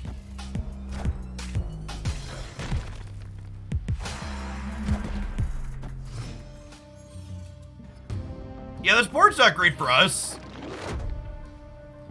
I guess this technically helps, but ain't a good seed.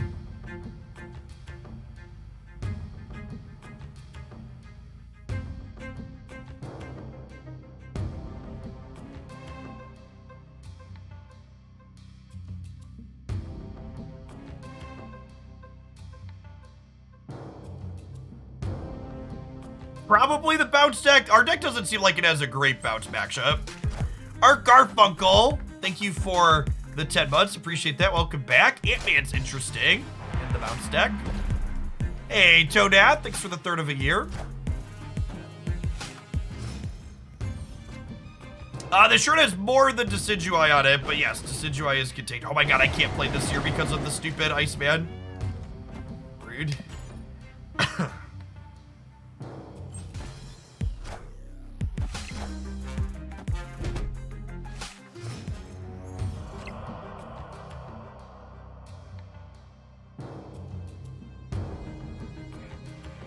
I think we're just dead, fam. They played one card in the middle?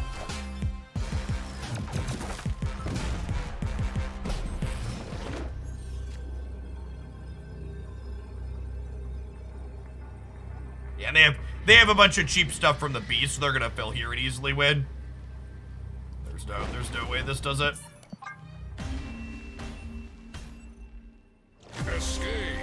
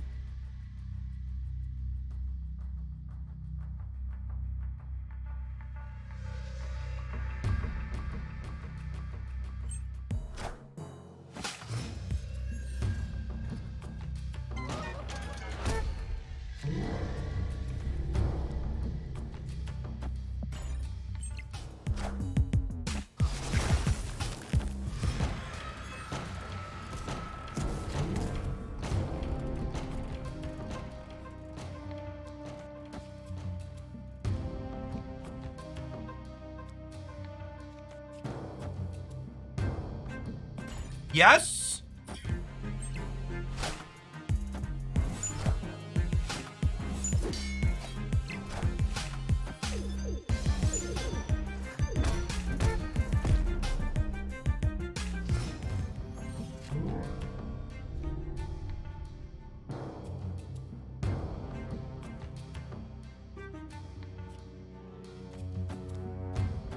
It's a shame that we can't Green Goblin these, but that's fine.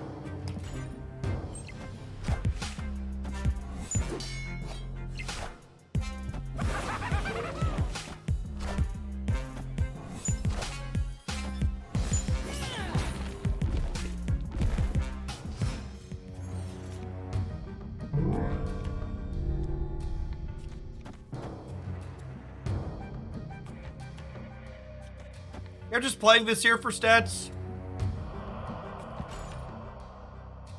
Yeah, Titania definitely makes this board a little messy. That's accurate.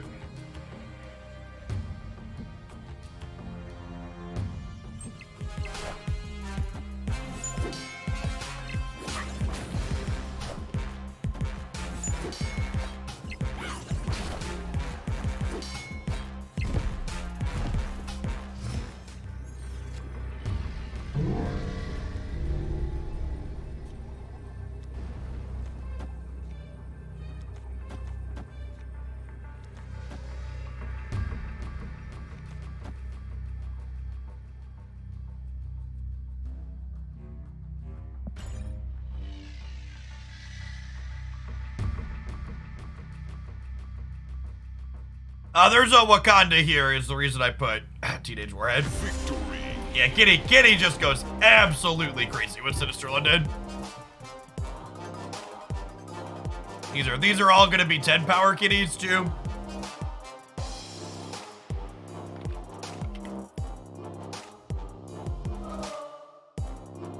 All right, this one was fun, but I got a lot of other kitty brews I want to try today.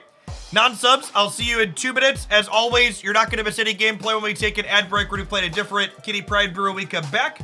Remember, if you want a good way to support my content and not see adverts on the channel anymore, as well as getting around slow mode, subscribing, either paid or for free with Twitch Prime is a great way to do that. Otherwise, we'll see you in 120 seconds.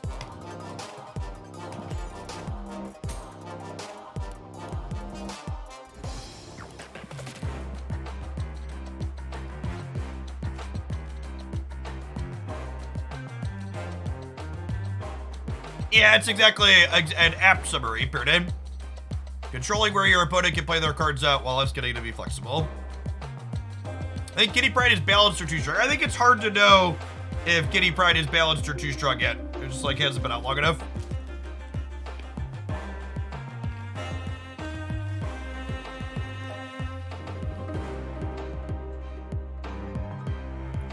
Hey, Vinanas, thank you for the 2 months of Prime. Appreciate that. And Joe Star, thank you for the brand new support. Welcome, welcome. I don't know. It's very eye-rolly to me that Kitty Pryde's like the first very playable Series 5 card in a while, and everybody's like, oh my god, the playable card is broken.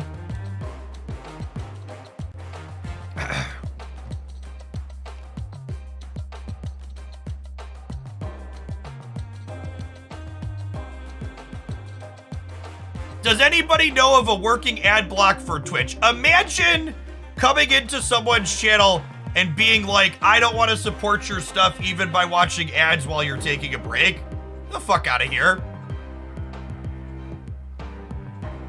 You want an ad block? There's a Twitch Prime icon next to your username there. Your Twitch Prime gives you an ad block.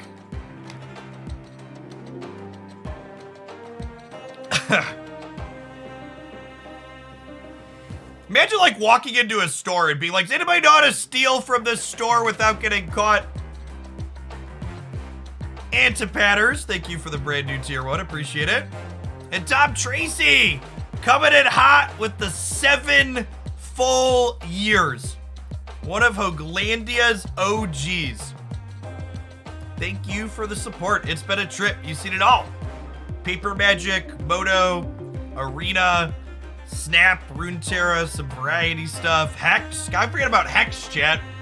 There's some Hex TCG in there. Yeah, the Punisher avatars from the beta. Hey, Hergy, thank you for the brand new Prime. And Jerkman, thank you for the 5 months. Rip Hex indeed. The DC Dual Force people have been talking about is a Cryptozoic game. That's the company that made Hex TCG, so I'm interested to see how that ends up. Hey, Delicate Beast, thank you for the brand new tier 1, appreciate it. Will a non-beta player ever get access to the beta content? So I'm actually a little surprised / annoyed they haven't communicated that to us yet. But yeah, they said that there won't be any exclusive content from the beta, but they haven't redone any of the beta content yet.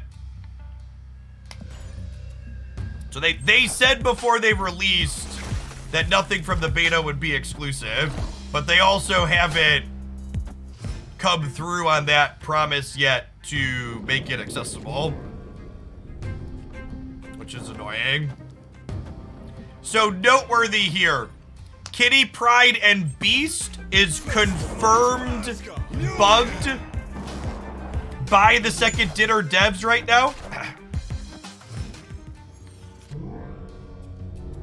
The devs have confirmed that Beast not retaining the bonus or the 0 cost on Kitty is a bug. That being said, the fact that they machine world us here means that that doesn't really matter.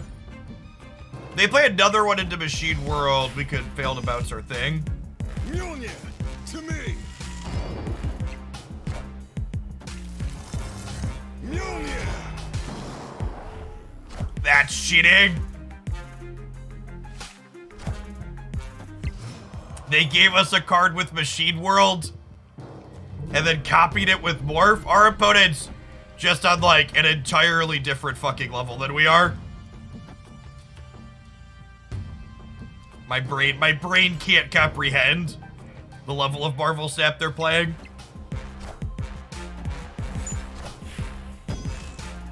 Mjolnir, to me. Mjolnir, to me. Oh my god, and they immediately drew the hammer afterwards.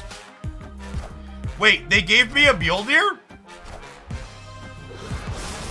Giving me a Mjolnir can't possibly be right, right? They were cooking up until the point where they gave me a Mjolnir. You think they're the Agatha deck? They could be the Agatha deck, couldn't they?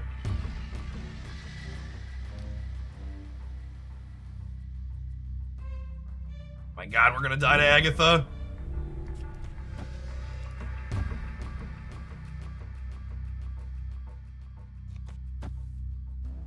Alright, we'll let Agatha cook. Face the might of Asgard. Mjolnir. Oh my god, she went mid, so we're good.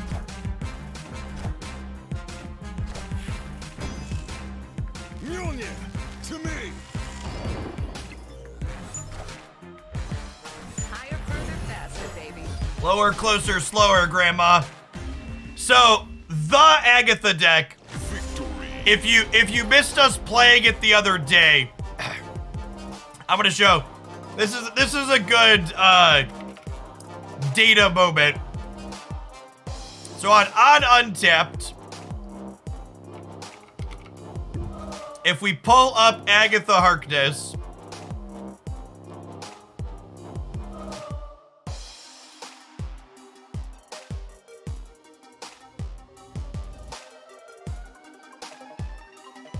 oh, is it not there anymore?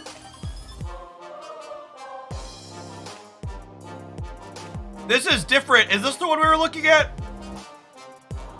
Yeah, this must have been it. The numbers have gone down. So, right now, I have the filter set from 70 to 100. But if I take this and I remove the infinite games and make it so it's 70 to 99, that same Agatha deck loses a bunch of stats. Where is it? I gotta keep scrolling. It was this one, right? Yeah, okay. So, we go from a 56% win rate and a positive cube rate to a 30% win rate and a massively negative cube rate when we remove the infinite games. Because this part's speculation, but I would bet that There's players who are in the bot MMR hell at the very top of the ladder who are using this deck list to farm season pass experience and other bots. So when you pull those people out of the sample size by filtering out players that are in Infinite, the stats when this deck is being played against actual human beings go through the floor. Yeah, so for people asking, no, these stats exclude featured and hot location things. This is a good example of data doesn't lie, but liars love data. Because, like, if you look at this, you can, like, sell this as good, but then when you, like, look at the details and filter for what's relevant, it becomes abundantly clear that it's not good, right? You think people are AFK macroing Agatha? I would bet they're breaking the terms of service and macroing it, yeah. Someone asked, did you build this deck yourself or do you grab lists from Untapped? All of the kitty decks I built from an empty deck editor, but we'll probably pull up Untapped and look at what other people have been doing with kitty here in a little bit.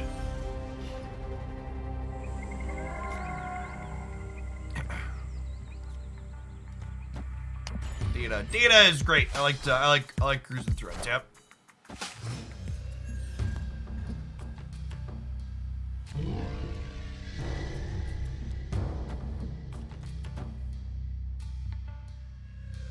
So we'll do this, and then we'll Black Widow Kitty next turn, and then we'll Carnage eat the Rock, the Widow, and the Hood.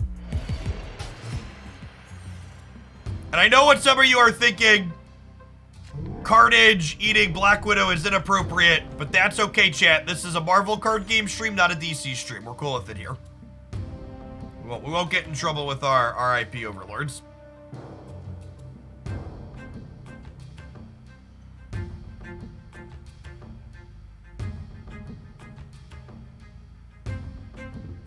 Some sweet gold splits here.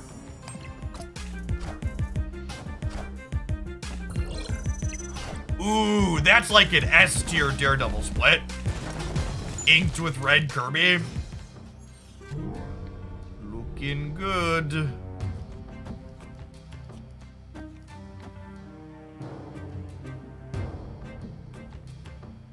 It is noteworthy that unless I draw the Killmonger, I won't have a good way to blow up this Nova.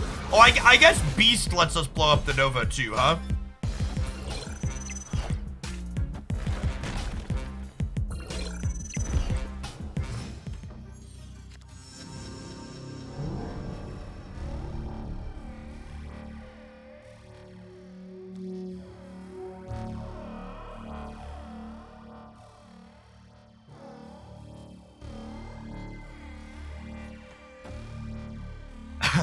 Am I supposed to play around Shang and Killmonger here? I feel like I am, right?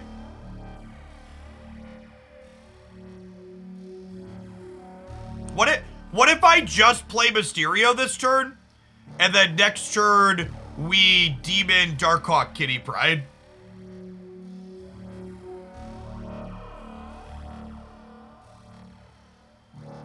They don't have a Killmonger in their Sunspot deck. Yeah, but they likely have Shang-Chi, right?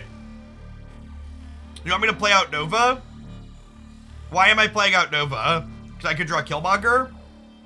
I guess if I draw Killmonger, we might play it next turn.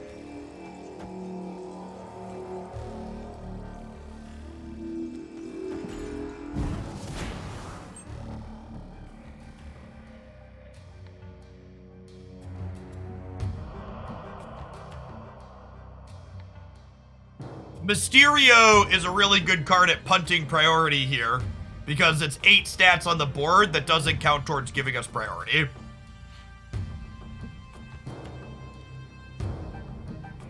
I don't believe Daredevil gets to know where the real Mysterio is.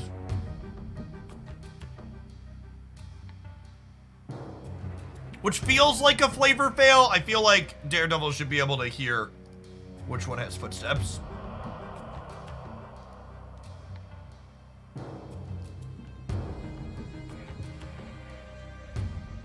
It could have been right to play the Nova in the center, but playing the Nova in the center is worse if we don't draw Killmonger.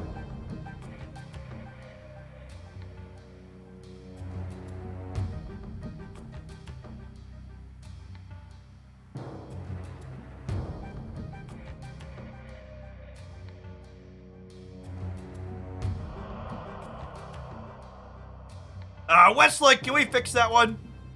I don't know if that was a misclick or what, but that one is not a good timeout.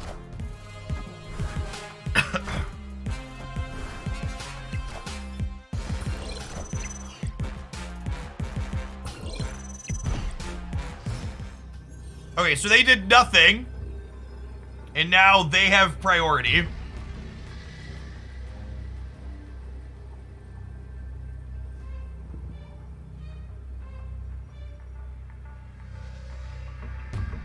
I think I just play for all 3 locations now, right?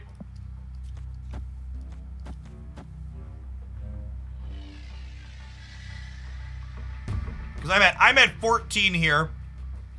This is gonna take me to 26. And then this is 10 over here. I think I play for all 3 here.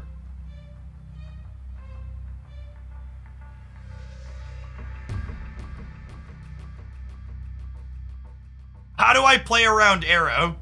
Like I'm sequencing so they can move Kitty, but I think that's fine.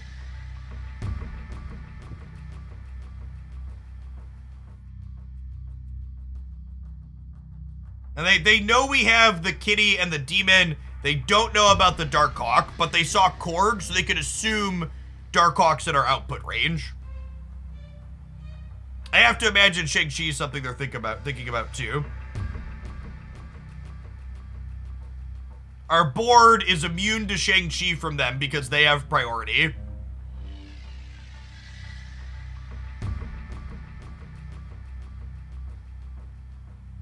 Yeah, they're out. Victory.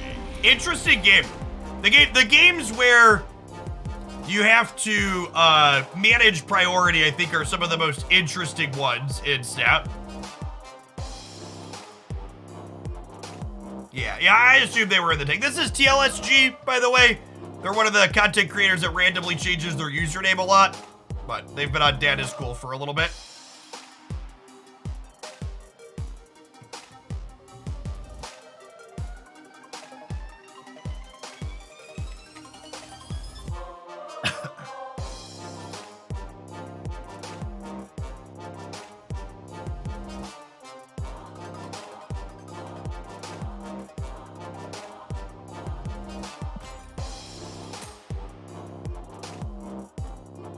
Why Hawk and not Shang? Because I had already committed to playing Hawk.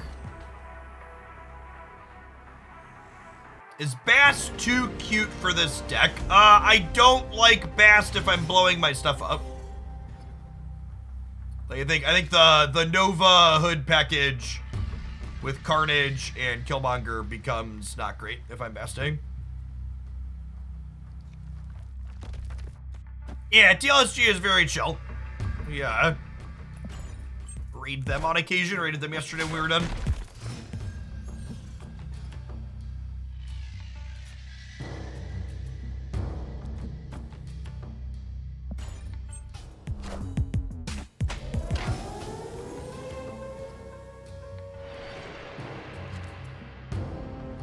Well, everything is going to be everywhere else until it isn't.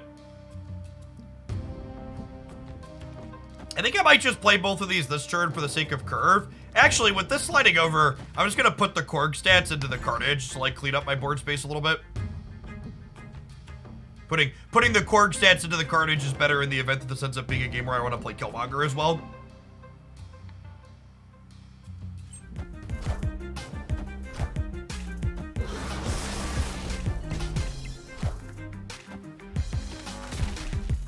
Electro. Our deck does not really have any counterplay against Galactus, huh?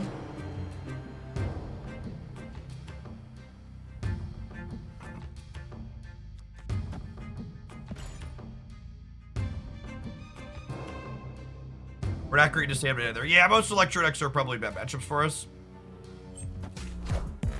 Shang's not really good into Galactus.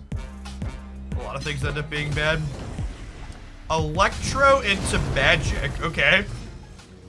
Put it as cooking then. What are they cooking is the question.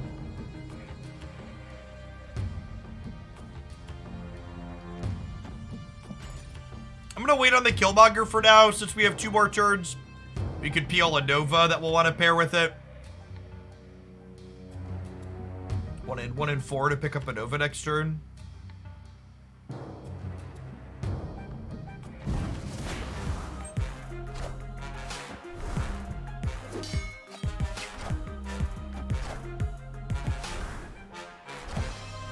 They could be a destroyer deck, yep.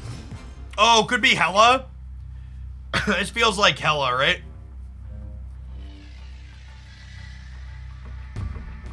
Modoc Hela.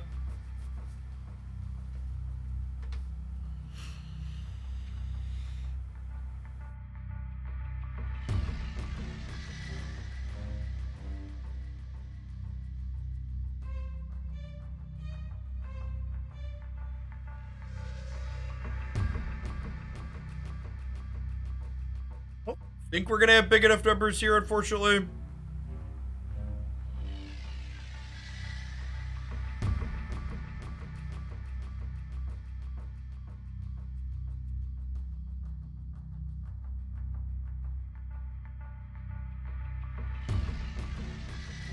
I was gonna leave. Escaped. They're just playing the Hela deck. I'm gonna leave to let them know their sweet deck dies a lot of the time, and then the other half of the time people retreat.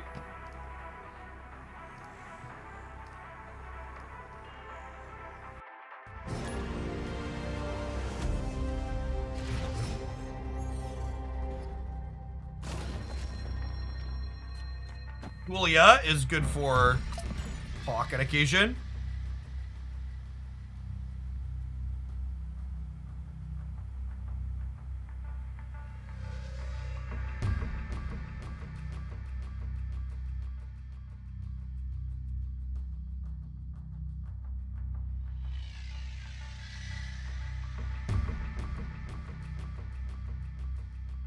I think the turn 1 turn timer is about twice as long as it needs to be.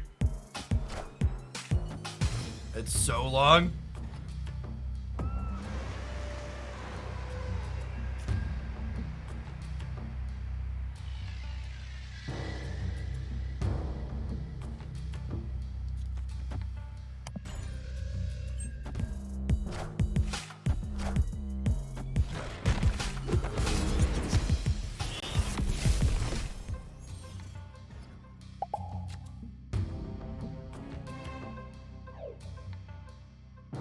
Well, these are a set of locations.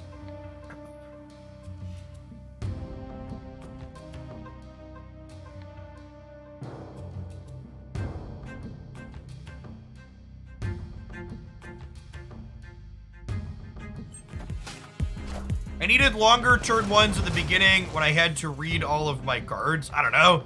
You should be doing your reading your cards that are in your deck before you join the game.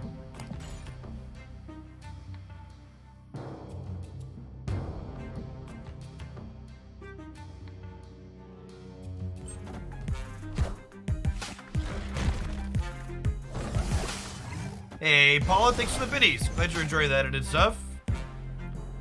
Is Beast bouncing? So they are also a Hawk deck is noteworthy here. Well, this Gulia is going to end up being good for them too.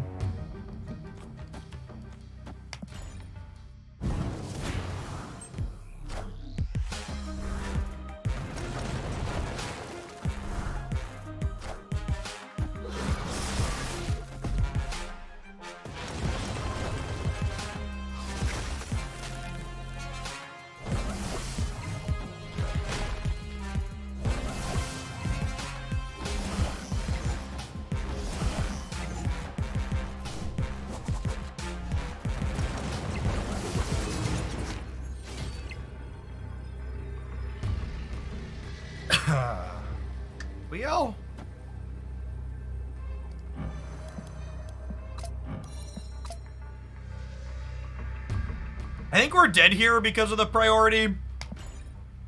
Oh, I should have played Black Widow left. Like, I assume that, like, this is going to be a Darkhawk here. If we lose by 3 over here, it's my fault. Whoa, they didn't have their Hawk. Okay, deal.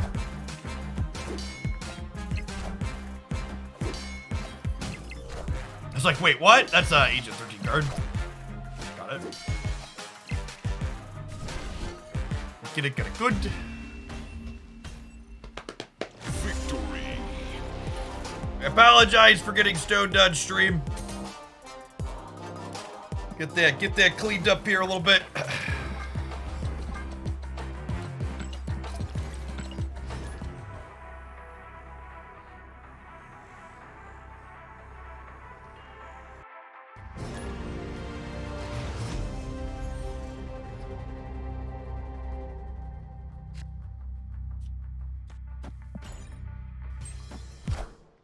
Oh, right, we have Kitty Pryde in our deck.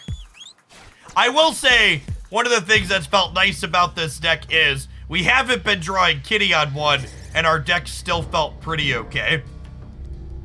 Which is certainly a good thing.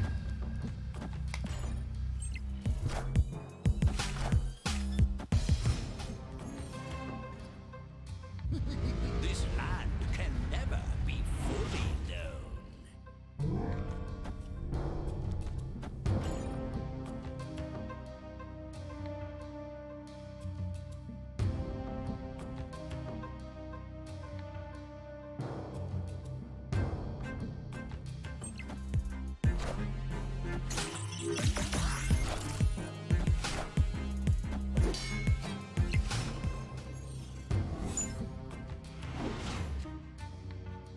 I'm just gonna leave. I don't really feel like playing a World War game. Escaped.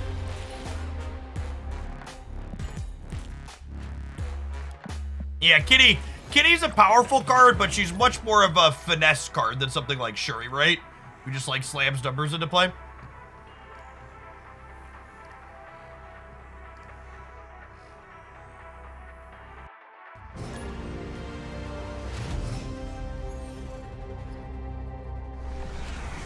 Is Kitty Pryde broken? I don't think we know the answer to that question yet. Hopefully we'll figure it out after playing some games.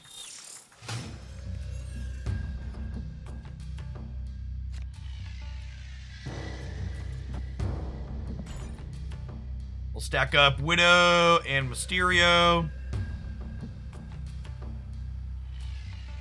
She's broken in the sense that she has a lot of bugs. That's true. She's the buggiest release Marvel Snap has ever had. Even more so than Kang, which is kind of impressive, honestly.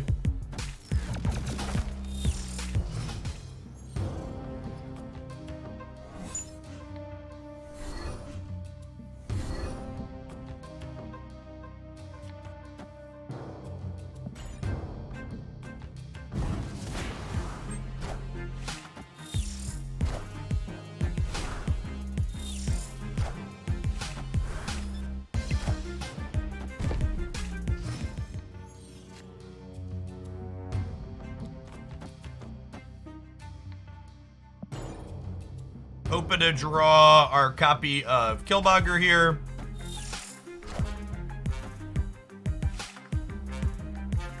Yes, we do have full confirmation from Second Dinner on which which Kitty interactions are bugs and which ones are not. For example, we know that her interaction with Wave, Dark Dimension, and Elysium not being impacted as intended. We know that how she currently works with Beast and Collector are bugged.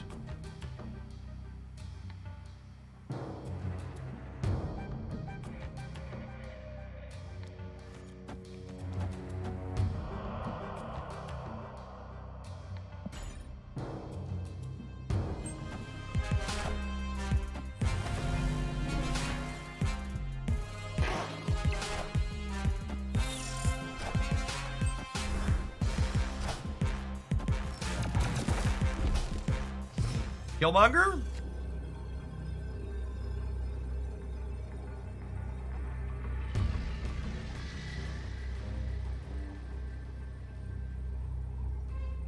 I guess Shang gets him on the left. I just don't know. I don't think we could win center or right?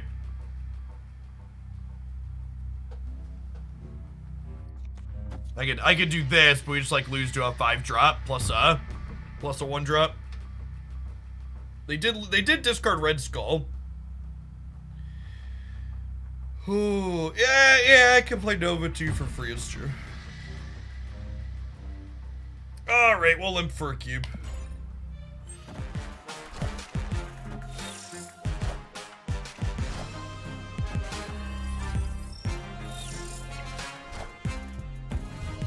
That also gets us.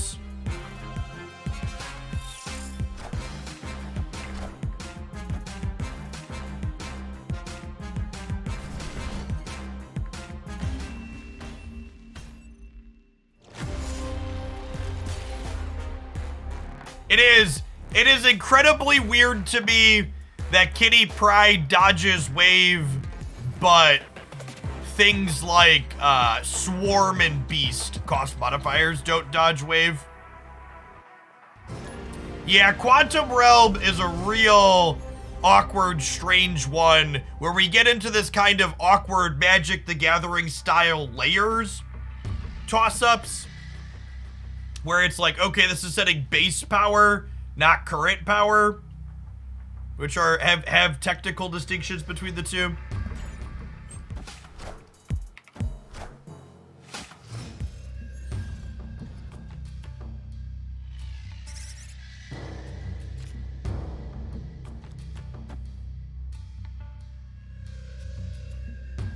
I fully think Kitty's interaction with Wave and Elysium and Dream Dimension feels like a bug that they decided was a feature, which is completely within their rights to decide. They can be like, nah, brah, this is fine. They are allowed to do it.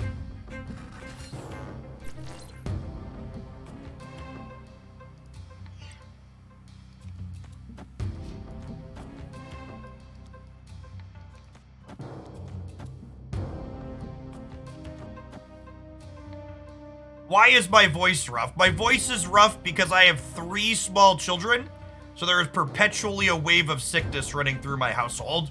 This is your friendly reminder that walking up to someone and being like, hey, why do you sound like shit, is not a socially appropriate thing to do. You should avoid doing it in my chat and other people's chats. It's actually just like the biggest negative EV question you could ask someone.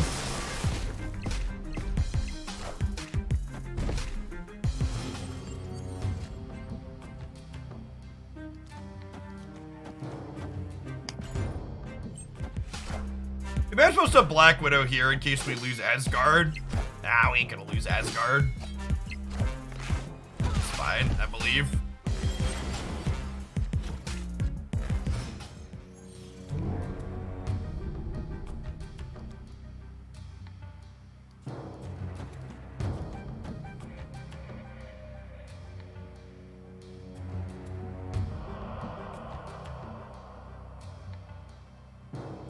It's just such a negative EV question to ask someone. Just like, if someone's feeling sick and you're like, hey, why do you sound like shit? You're reminding them that they're sick and they sound bad. And if they're not feeling sick and they feel like they're okay, you're being like, hey, you sound like crap, and they could be like, oh, I feel okay. Like, why are you telling me I sound bad? Veradox, thank you for the tier 1, appreciate that. EV is expected value. It's like, what's the upside of doing this thing? Low is the answer. Why, do they really think I was gonna play a 4th thing over here? Oh, it's just King, got it.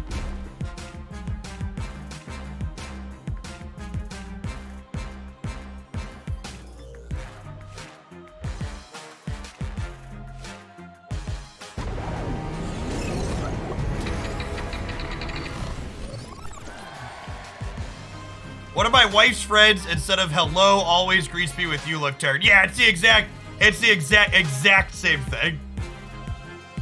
Like telling someone you look tired is one of the shittiest things you can say to someone as a greeting. It's like, yes. And I feel tired. Thank you for reminding me.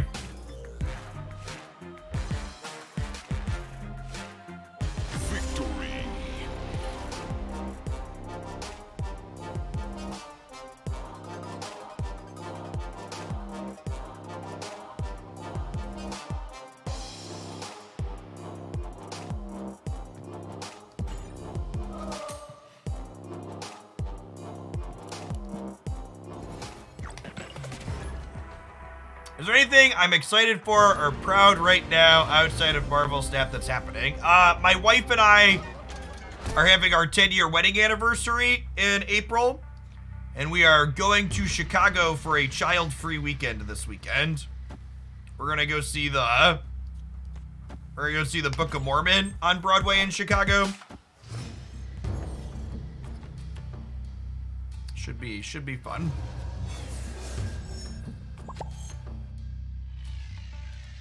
Awkward.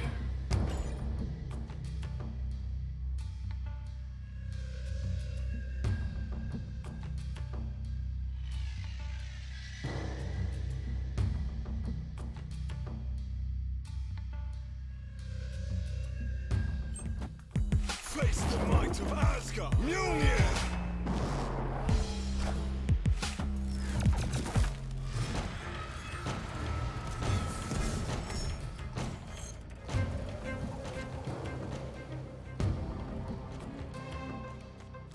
I like beasting back the demon, and we don't really have anything else of value to beast back, because having a free 6 power down the line tends to have a lot of value.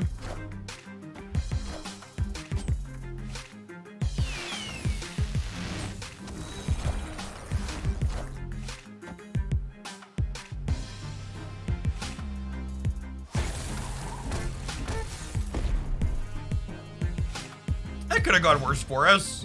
They don't have anything particularly high power here in Jotunheim. We kind of need to draw our copy of Carnage here.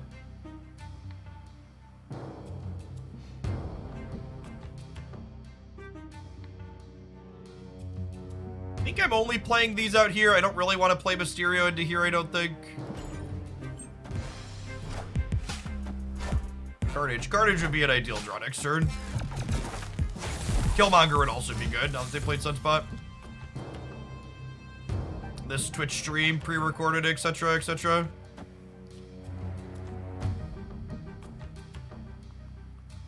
I think I want to play this demon out this turn as well, because then my last turn gets to be Darkhawk, Mysterio, Demon.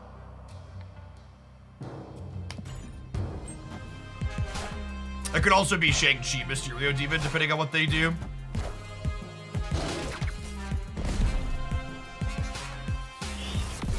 Will bounce deck be meta next season? It really depends on how many...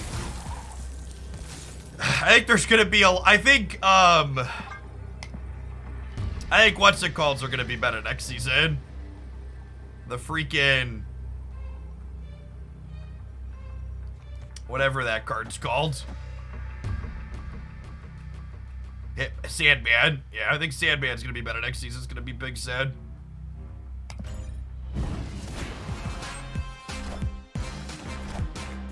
They played mid.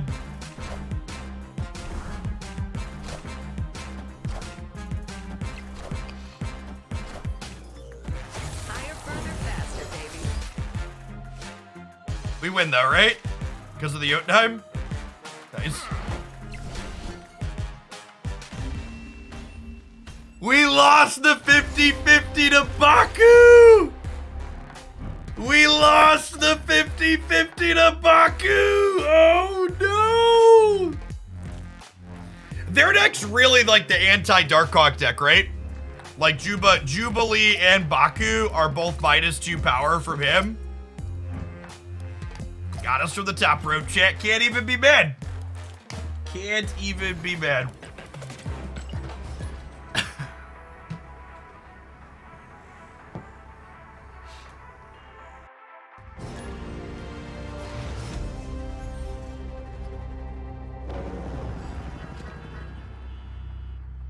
What do you think about Howard the Duck and Iron Lad? All of my thoughts on the upcoming Marvel Snap card releases can be found in my new card review video over on the Hooglandia Snap YouTube channel. Covered all of those a little bit ago.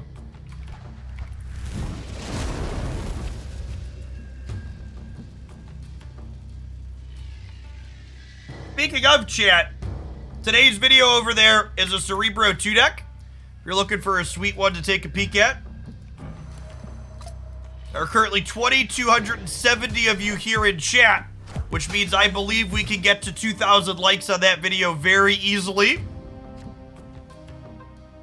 Be sure to check that one out. Yeah, we played Cerebro for the first time in a little bit yesterday. And it exceeded expectations. It was all right.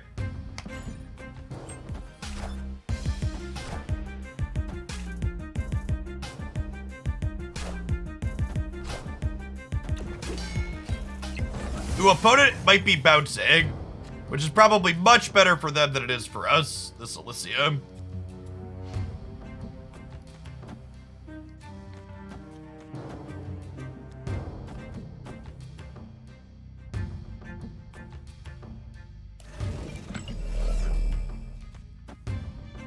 I feel like there's no reason to do all of this right away. Because we're gonna have so much energy and so many turns. I think I just played this out to lock in putting a rock in their deck. Man, they're about to bounce here, right? Yeah, so this Killmonger has value down the line, potentially.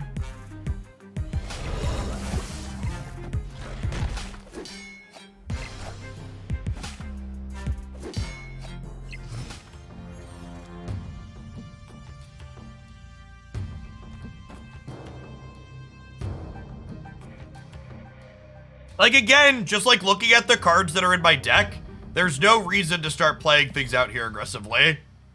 We'll start making plays next turn, I think.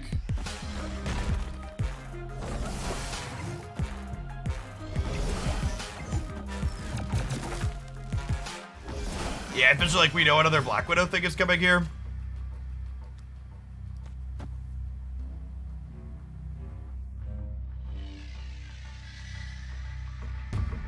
I guess I kind of put myself in the corner with the Killmonger because I need to clear out these Angelas. Yeah, so what's more important? Clearing the Angela this turn or catching their demons with the Killmonger? It's probably more important to catch their demons with the Killmonger, right? We just like Widow's Bite pass again?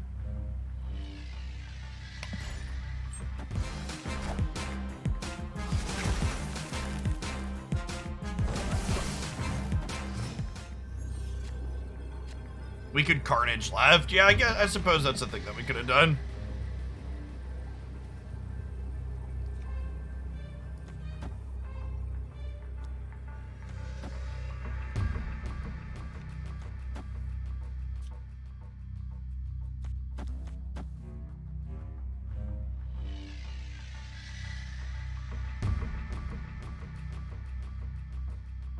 Is this the best I could do?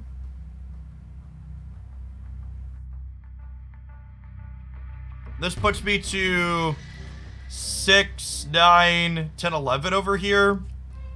I guess if I do this, into this, into this, into this, it's more over here.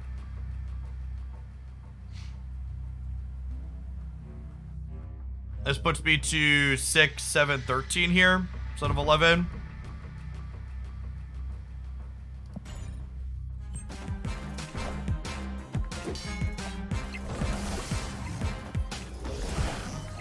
They have Chavez on the left, though, right? So I think we're dead. Or do they not have Chavez? Are they not playing Chavez, chat? That's a huge mistake. So many people like to cut Chavez from this bounce deck, chat. Trust me when I tell you that she's very good and you should be playing her.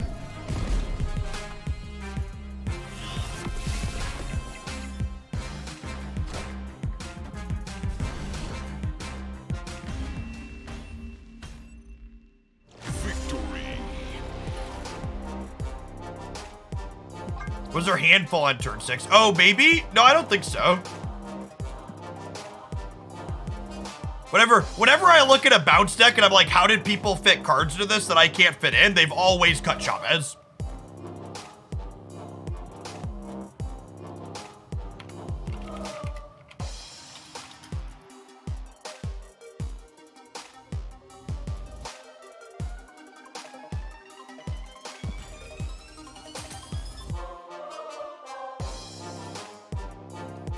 Yeah, I think with Kitty and Hitmonkey, you probably start looking at giving up the Darkhawk package and building the bounce deck differently. Especially if you're thinking about working in collector too. Like once we have Kitty and Hitmonkey, I think I'm gonna just like start from scratch and like try a bunch of different bounce variations.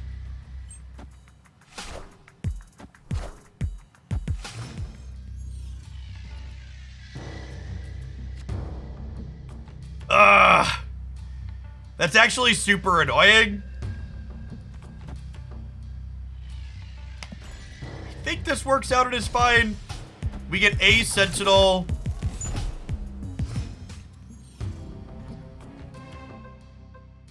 And then I have to play the demon out, which means Killmongering is off the table. Actually, do I have to play the demon out? I play Nova out now, right? This cuts me off of a draw next turn, which is annoying.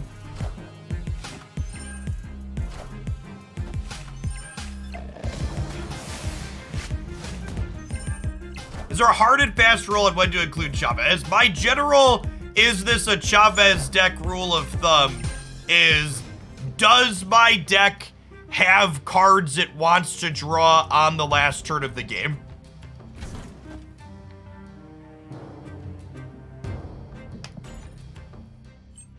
Like, for example, if you look at the Beast Bounce deck that I'm an adamant Chavez believer in, the only card that deck might want to draw on turn 6 is Darkhawk.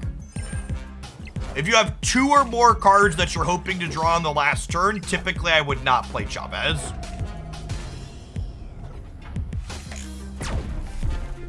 Hoping to draw Killmonger here. Kitty Pryde. If we find Killmonger, we can still win this game. So I'm gonna vibe for now.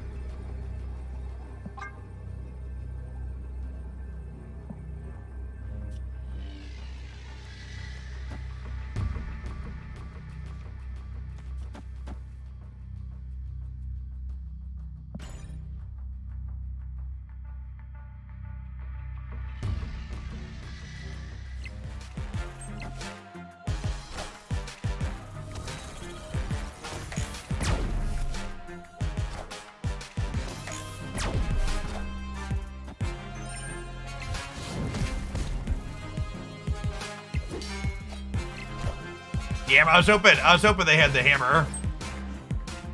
I was hoping they had the hammer to let us kill the Thor too. Although I guess we would have died there anyways, right? Why didn't they do mid? They didn't do mid because they didn't want a Sentinel to discard to Dracula because of the Forge.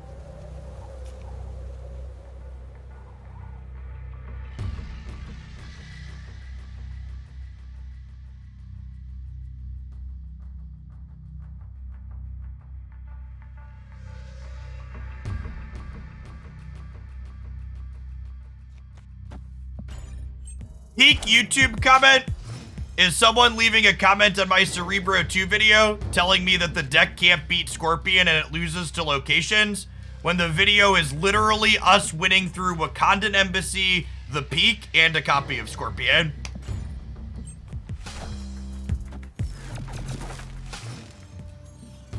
The pre-programmed bad take responses like that are so annoying.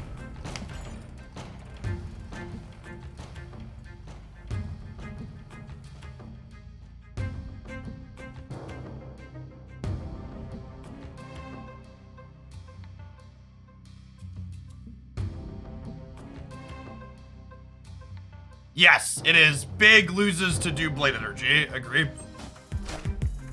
Hey, Dachta, thank you for the 2.5 years. Welcome back.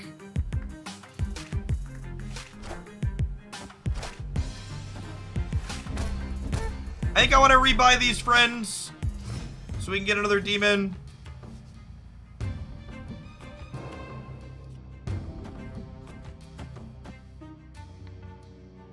Mysterio is so awkward. Into Jotunheim. I think we're just chilling for now. I guess I could Gorg. Yeah, we'll Gorg. Get that extra rock into their deck. You tried Cerebro 3. Cerebro 3 is pretty bad. Buy the stats on Untapped. Cerebro 3 is much worse than Cerebro 2. That's also, my anecdotal experience has also been that Cerebro 3 is much worse than Cerebro 2. Locked in. Ugh. Calm down, Fist Tower. She's moving to hand and back, not moving around the board. I think I'm supposed to play Mysterio this turn for the sake of being able to draw a 4-drop next turn and play it.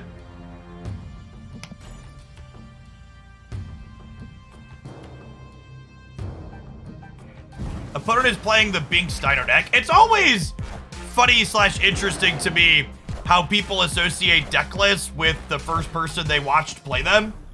Because, like, this Darkhawk Dino deck has, like, existed for, like, 3 months now.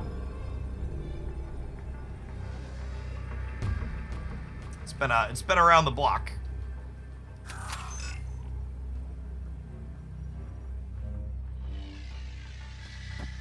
I think the way this works out, we actually do this, huh? Can I win the center? What if I go Demon center? That's a total of 12, 14, 18? Yeah, Demon center might actually win the middle. And then we Kitty here.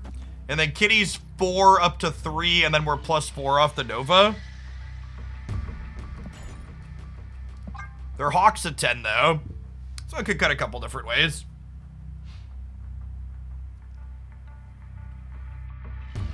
Yeah, like the Beast Bounce deck's a good example of that, too, right? Like the Beast Bounce decks have been around for forever. I don't know. At least, like, with the Beast Bounce deck, I, like, tuned the details a little bit.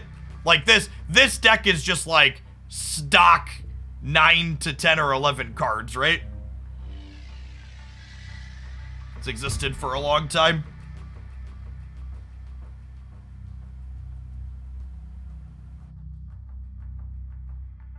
Yeah, it was one of the first decks people played post Darkhawk. Darkhawk Zabu.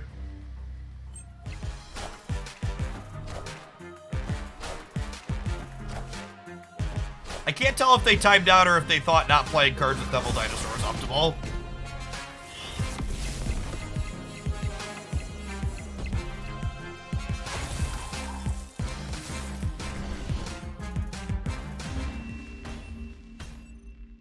Victory. Is Mysterio my top 5 most played cards? It is not. Hood is, though. Hood's my number 1. Yeah, the deck creating drama is one of those. It happens in every game where people like try and describe ownership of archetypes. One person owning a deck idea or originating it is so silly in every game. Like the devs are the ones that originated most of these decks, right? They envisioned these things working together in a particular way.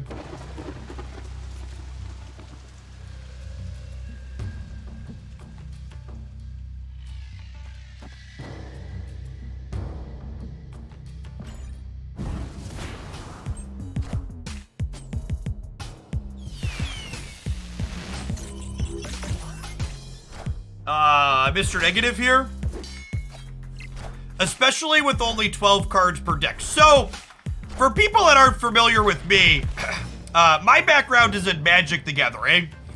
And I've heard a lot of people talk about, well, Marvel Snap decks are less unique than in other card games because of the 12 card decks. But I actually disagree with that idea. And the reason for it is you sit down and think about the numbers, right? Take a Magic the Gathering deck. A Magic the Gathering deck has 60 cards in it, but you can play 4 copies of each card, and your deck is 20 to 28 lands as well, meaning that the average Magic the Gathering deck has somewhere between 32 and 40 spell cards in it. And in a lot of the good Magic the Gathering decks, you play 4 copies of most of your spells, meaning you only play 9 to 11 different spells in a Magic the Gathering deck.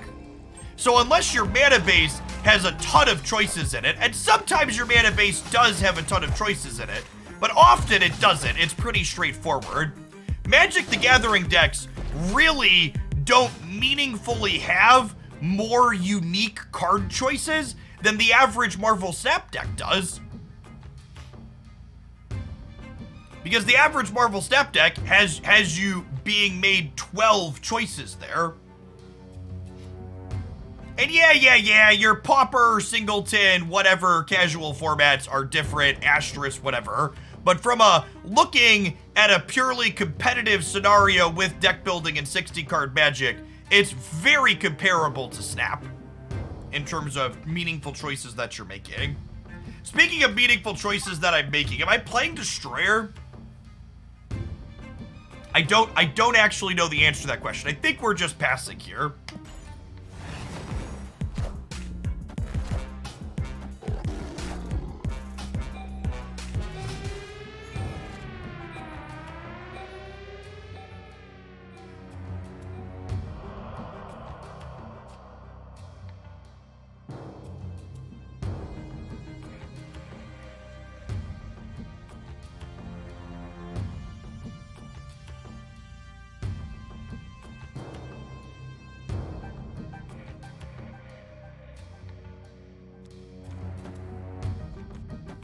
Do I want to save Angela? I think I want to save Angela. And we'll play Carnage over here. No, that doesn't work. I'll say for good measure, but...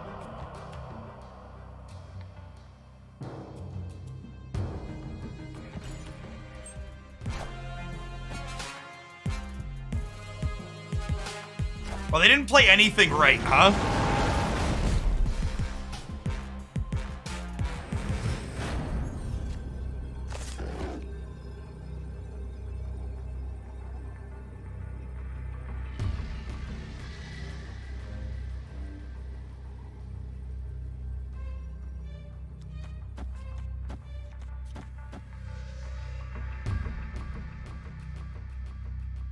I think they're Mr. Negative, which means this doubled Shuri isn't actually all that good.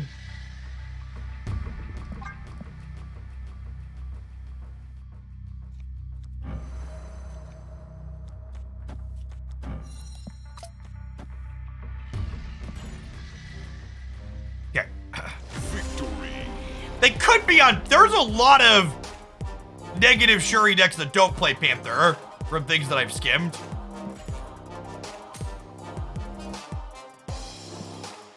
Iron Man, yes, please double your 0 power Iron Man.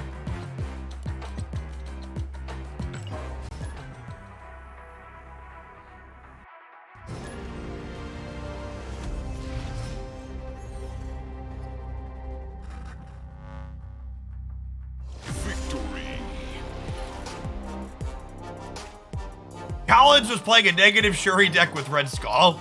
That's some cooking. I haven't seen that one at all. Definitely less common than some of the other variations, I think. Our deck's busted, clearly.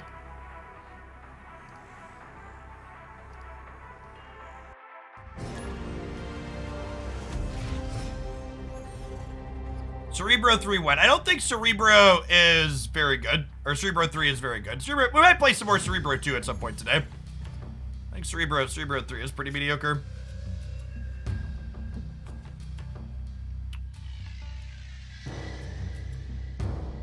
You tried Cerebro 2 with Master Mold. Why would Master Mold be good in that deck?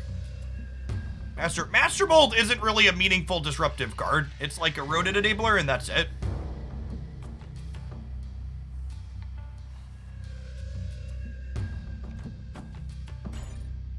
I'll put the real Mysterio in the middle. We have Shang-Chi to potentially let us fight over the throne room nicely, he says before armor flips up.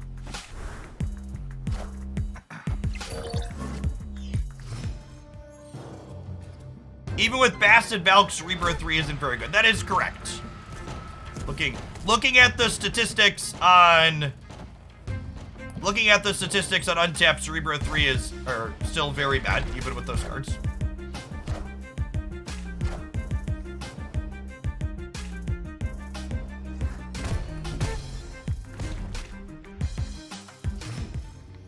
I compared some stats on Cerebro 3 and Cerebro 2 in this morning's deck highlight video on the YouTube side.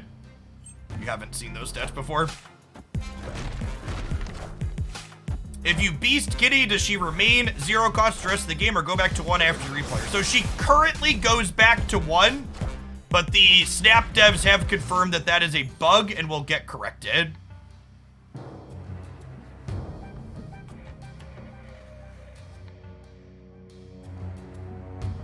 Yes, Untapped has added Marvel Snap stats for their premium users.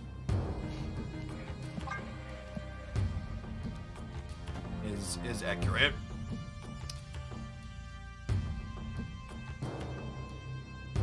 I'm gonna vibe on these for a second because we could want to Killmonger if we draw it. We'll see. We're probably Shang-Chi Demon last turn. We've been really bad at drawing Kitty so far this set. But the rest of our deck's just functional, right? Like this Darkhawk with the Destroy sub package is like a reasonable Marvel Snap thing to be doing. We've played different iterations of this before Kitty Pryde, and she felt like she could be a good inclusion in here. I would just be nice if we could draw her. Is Shadow King a good Kitty Pryde counter? No, Shadow King is a trash, unplayable Marvel Snap card. Killmonger and Shang-Chi do that, but better.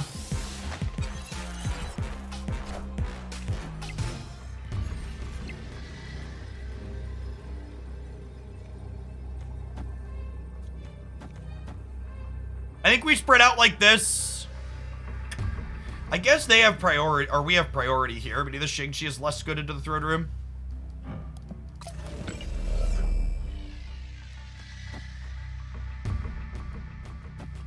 Want my last card to be into Fist Tower to play around Arrow a little bit. Is this Kang Time Waster here?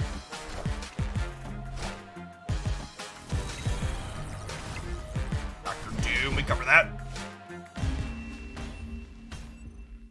I'm surprised they stayed in with Dr. Doom, knowing that we had double D-Man. Feels loose.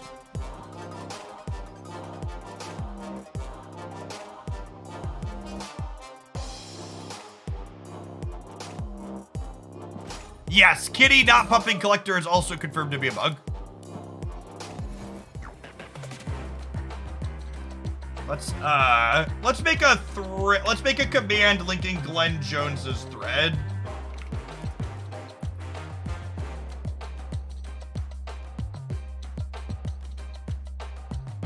Where he talks about confirmed kitty bugs.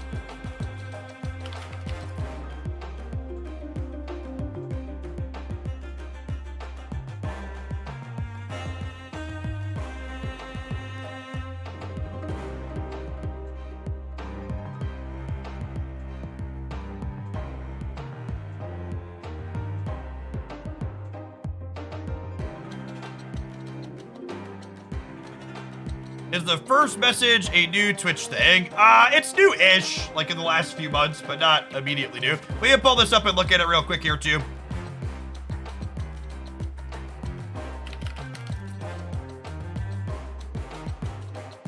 Title. All right. So, there's a visual bug with Lockjaw that's always existed, but it makes pulling Kitty back awkward. Returning Kitty to hand should always buff the Collector. Beast should retain the cost reduction on Kitty through bouncing her back to hand and not. That being said, they're saying Elysium, Dream Dimension, and Wave are not bugged.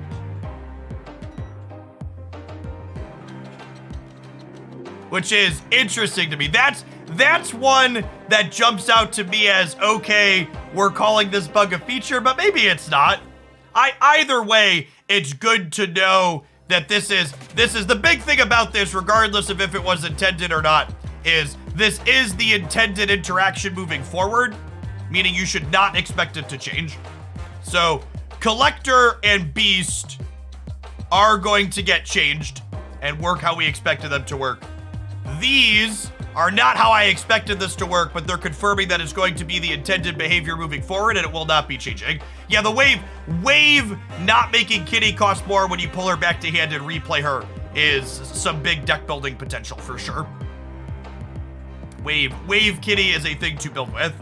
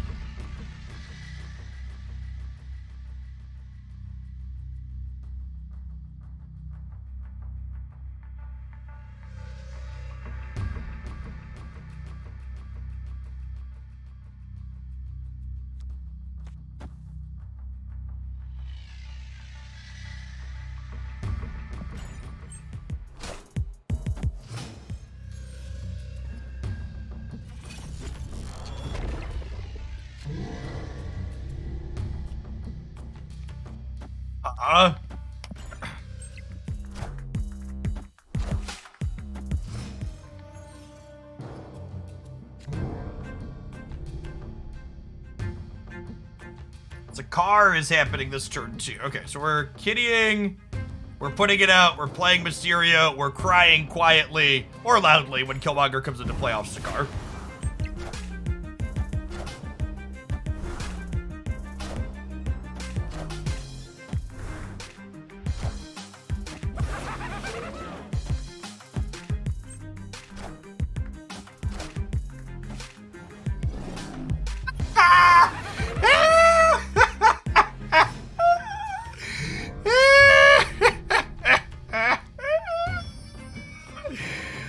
Oh, Lordy. Oh, that's the good stuff right there.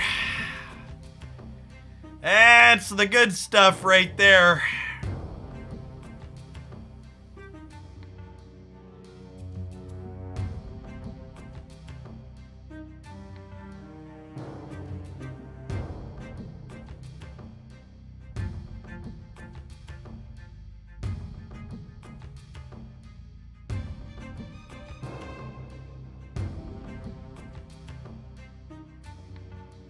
We definitely won the Sakaar diff.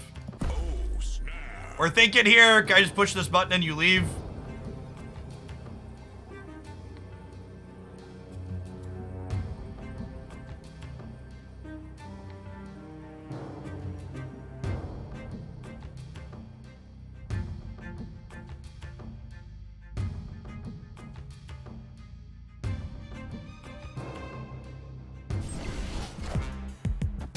I can't tell if our opponent is DC'd or not.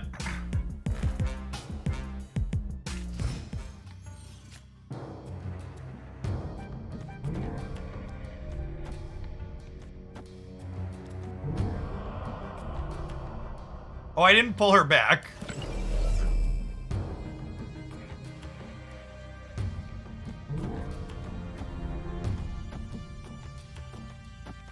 Yeah?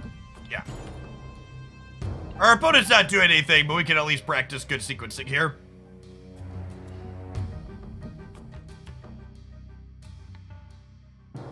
Oh, they stopped in chat. They said their game is bugged. Oh, yeah. Kitty Pryde's been crashing some people, huh? I've actually been very fortunate in that Kitty Pryde really hasn't been clashing our client, but I've heard other people mention that their clients they've been crashing with Kitty Pryde. That's a real rough one to make it into production.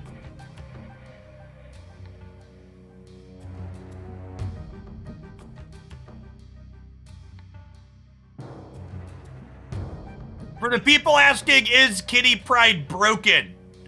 The answer is yes, but not in the way that you're thinking about it.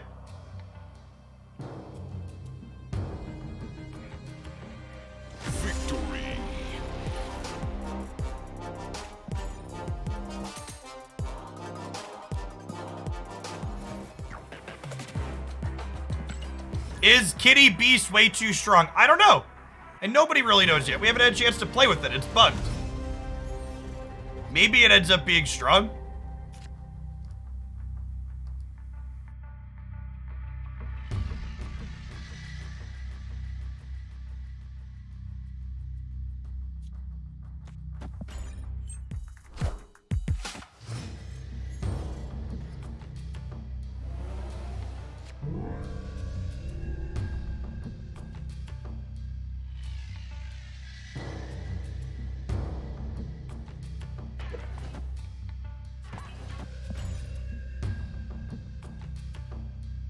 This is the way we bounce the cards, bounce the cards, bounce the cards. This is the way we bounce the cards. Do do do do do do do. Rude.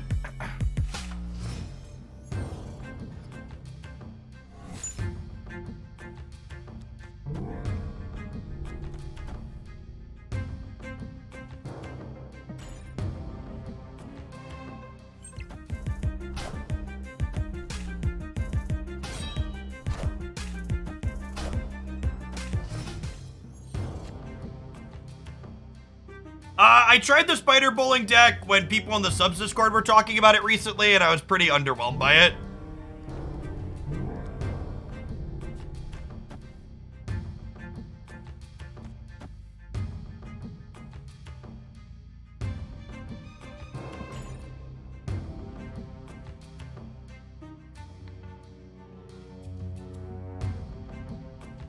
Oh, did Widow not activate? I think you're right. I think their hand, because of the Olympia and the discarding the Swarm, didn't actually have room for Widow's Bite. So they technically got cut off of a draw, just not the way we wanted them to.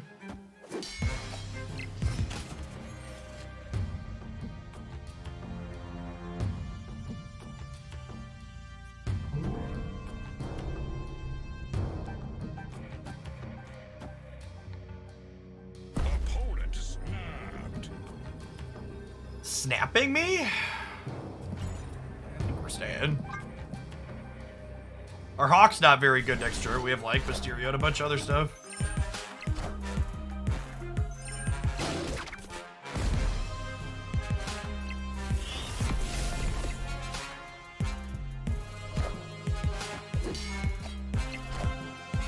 I think they're just snapping a bunch of swarms in the Stark Tower. Oh, they've Killmonger of their own. Sure.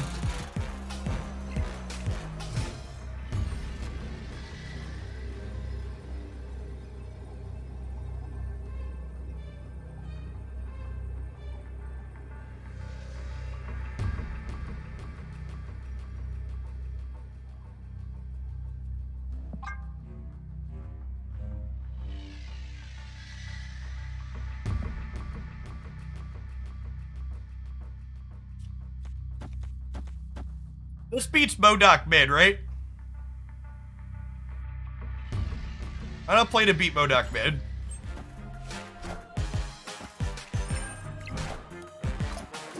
What? What a weird deck. I have no clue. They deserve that one. It's a strange amalgamation of cards. Killmonger, Witch, but they've got Dracula, Khalid, Swarm, and Morbius.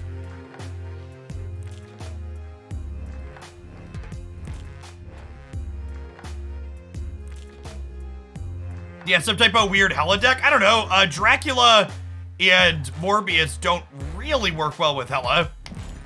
Yeah, just a weird mix of cards that worked out. Neat build from them. Yeah, maybe some kind of Lockjaw thing. Dracula would be good. Dracula and Death would be good inside of Lockjaw.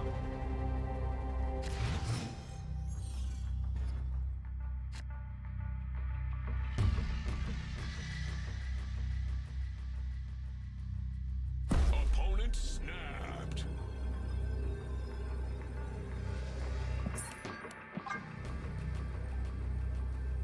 Hey chat, is Sauron still a really good card? Sauron's never really been a very good card. Like, The one deck Sauron kinda goes into is the Red Skull Shuri deck. And the Red Skull Shuri deck would rather have access to armor and Cosmo than have access to that. All right, Kitty on 1.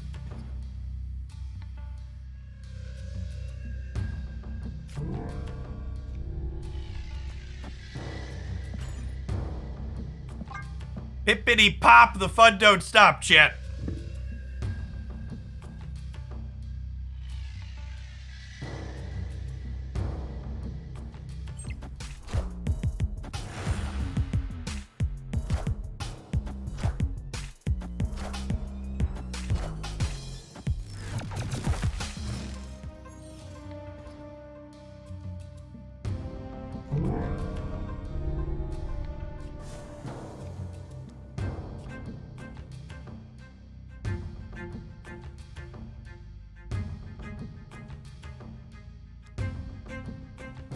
Oh. What if we do this?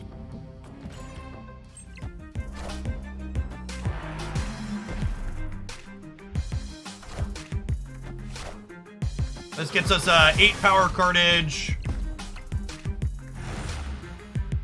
Sorry, 10 power carnage. Map.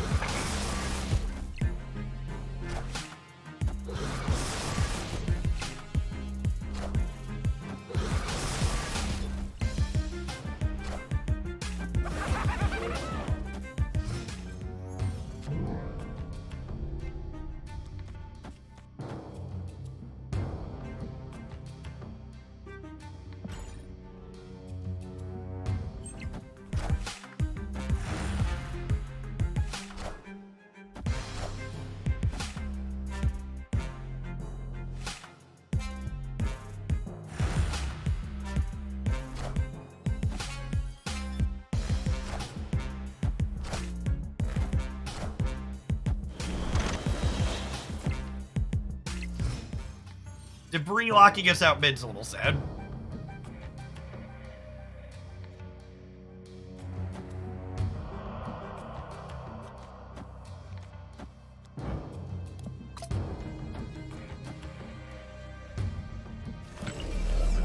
Hold on.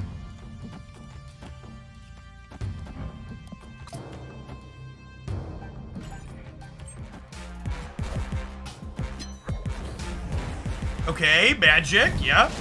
Yeah, Hazmat's a potentially good shot. I don't know what the opponent's doing.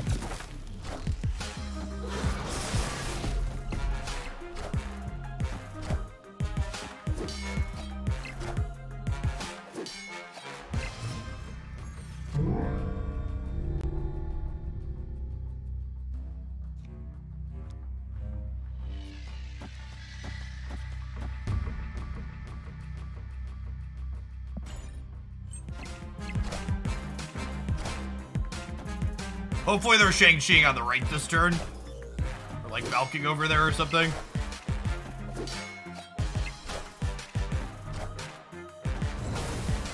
Sarah. Yeah.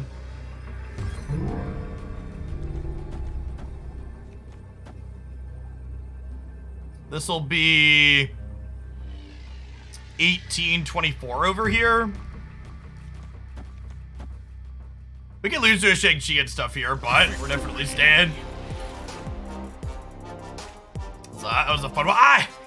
Kitty is just so good with all my favorite locations, and Bar Sinister is definitely one of those.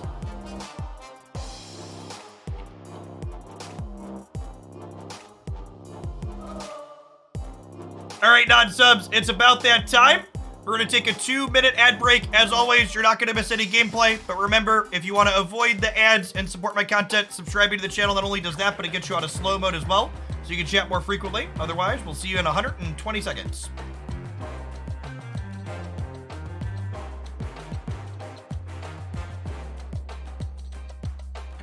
You can definitely play this deck without Kitty Pryde. The core of this deck is something we've played a bunch in the past. It's just like an old deck that seemed like Kitty would be good in. She's been reasonable. Expo All, thank you for the 2 months of Prime. I appreciate that.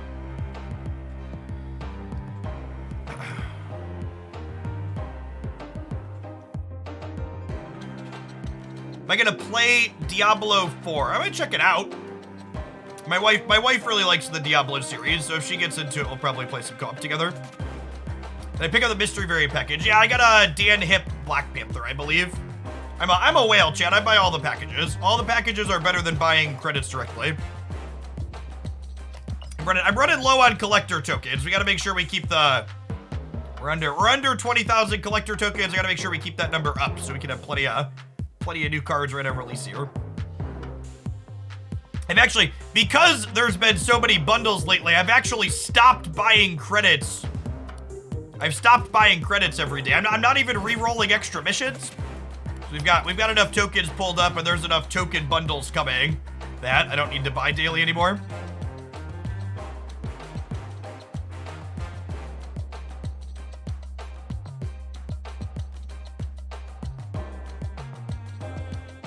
You want to see something with Captain America that's not Spectrum Destroyer? I bet we could build that. I'm gonna make a note. We can do it with Kitty Pryde still too.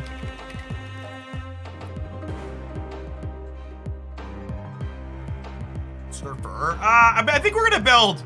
Let's go real. We'll go real deep, and we'll lose some cubes with like Dazzler, Captain America, Zoo. I think that's the go deep plan. Captain America's not bad in a go wide deck. We'll just play it. We'll play all the bad cards together.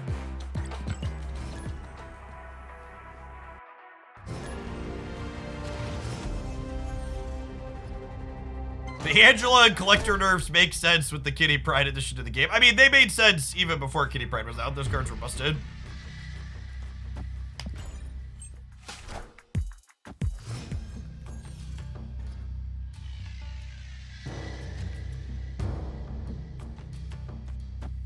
All right, we're gonna put Mysterio in the one non-hostile place. I think if the Marvel Snap devs can nail an appropriate balance cadence, Marvel Snap's got a solid future out of it. I think the one thing they're really flubbing currently is the rate of content updates in terms of balancing, but I think that's something they have time to get right. I'm gonna snap them here since they played into Hala. Darkhawk is so good at winning Hala.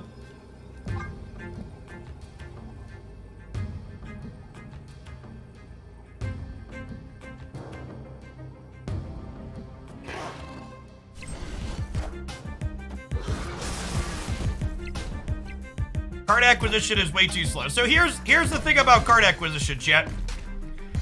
If you think card acquisition is too slow when you're getting 12 cards a month, what are you going to think about card acquisition when you have all of the cards and they're only releasing 4 new cards per month? Like they don't want to ramp up and release hundreds of cards per year, is my understanding. Like, I get it that people are complaining that card acquisition is slow, but also, like, their release cycle is slower than other card games, right? And honestly, it's refreshing in a way, coming from other games like Magic the Gathering, where they release 2,000 cards a year, and most of those cards are bullshit filler that I'm never gonna play a game with. I would actually argue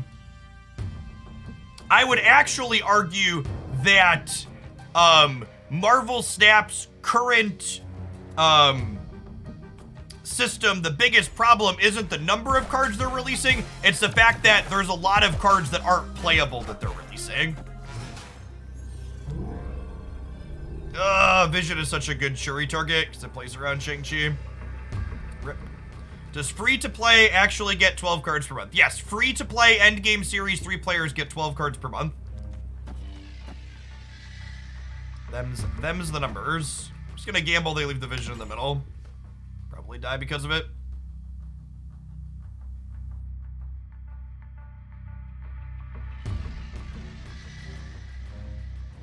You should be able to pick the cards you spend your tokens on. You literally get to pick the cards you spend your tokens on. You know, I don't know what we're complaining about there. That's the literal point of the token shop. Oh my god, did we win anyways? Thanks, Polaris. Victory. How much gameplay does that assume? That assumes you are getting every free credit over the course of the month. You're doing all of your dailies and all of your weeklies.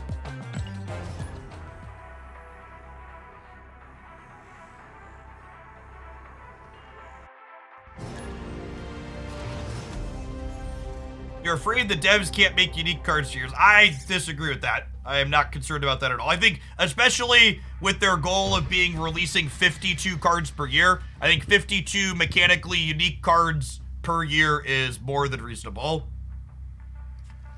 Don't expect them to have a problem continuing to hit that quota. You have 2,600 tokens and Galactus pinned. It's going to be pinned for a while. I mean, it depends on what your definition of a while is. If you're spending $0, you will have the other 3,400 tokens for Galactus in like 2-ish weeks, depending on where you're at in your weekly cycle. If you're spending a little bit of money, it'll be finished much faster than that even.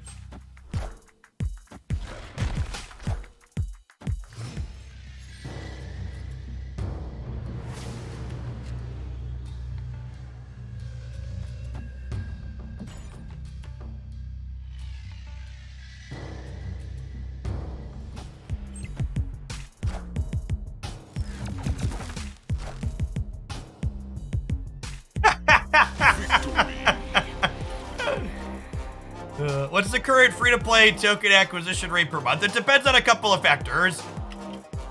If you're asking that question, I break down the factors and how the Marvel Snap economy works for free-to-play and spending players in my economy and bundle breakdown video for the month. So if you're wondering, Jeff, how many tokens do you get per month? What impacts that? What can you spend to get more? This video answers all of those questions.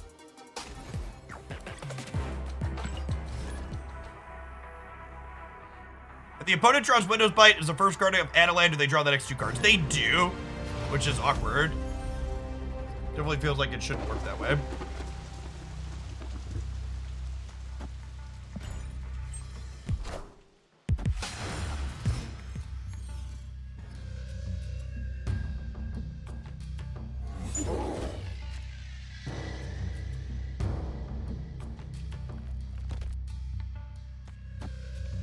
Do this, and then we're just piecing them back.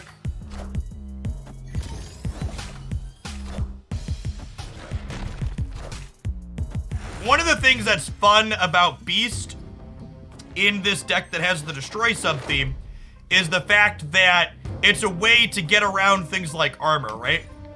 Because armor is a very common counterplay to stopping your Nova or killing your Hood, and then Beast can be like, nah, actually, let's pick this up and move it to somewhere else, so.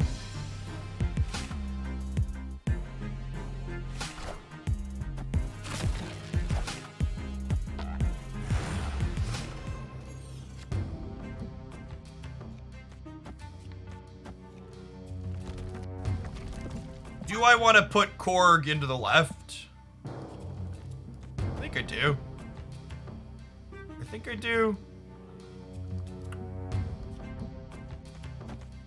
Could also do this and this. And then Demon here next turn.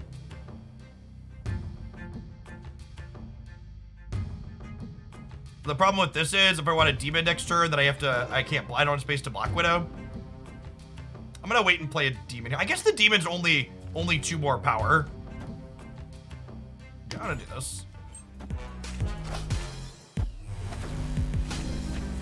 Sure. They didn't play their Sunspot under the armor. That's great for us.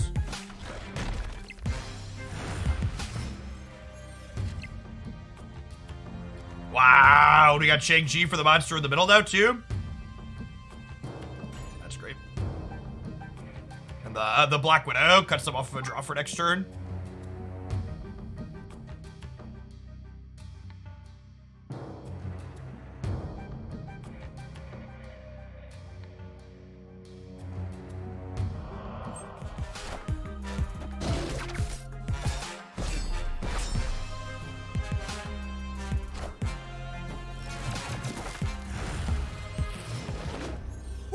They were trying to soak energy that turn too. Get out of here. They didn't even know. They didn't even know how well that was gonna go. Got him.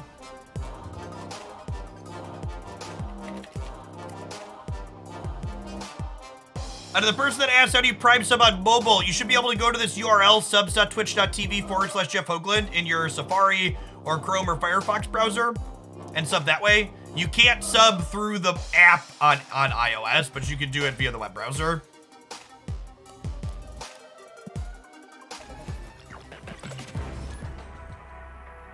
And again, if you're looking at this deck list and you're like, I want to play this, but I don't have Kitty Pryde, this deck and iterations of it are things I featured on my YouTube channel a number of times in the past.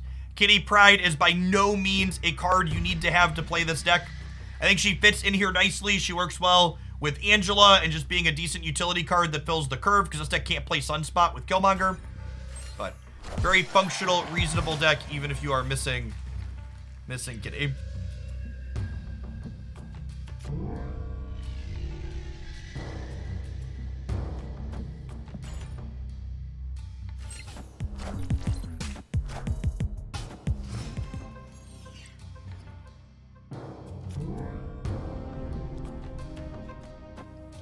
Person is usually a Galactus player, if I recall correctly. The audio design on Kitty, they really nailed. I agree with that. Hey, you take greens. Thanks for the Prime. Appreciate you taking the time to hook that up. Well, that's terrifying. Probably not Galactus, huh? That doesn't matter, at least.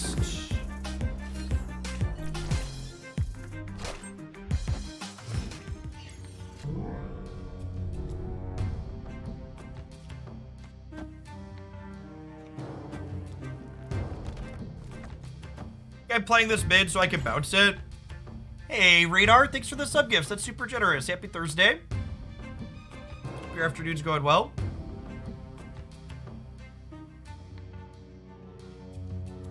Is scary in our future for Wong. Oh, Wongers.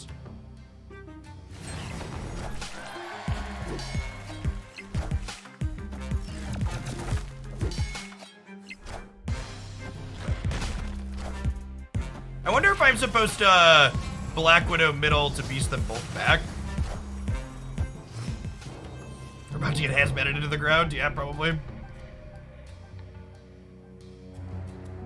Am I beasting this back? I don't think so. Well, I probably want the Killmonger to get rid of the demon on the last turn, huh?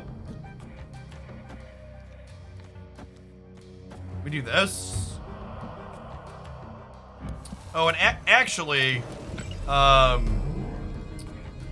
with us being able to kill the demon over here, I want to play the real Mysterio left.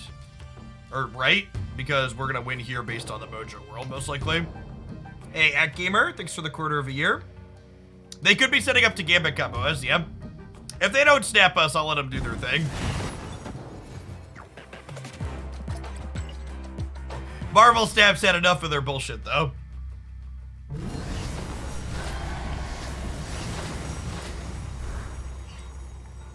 That's a large Shuri.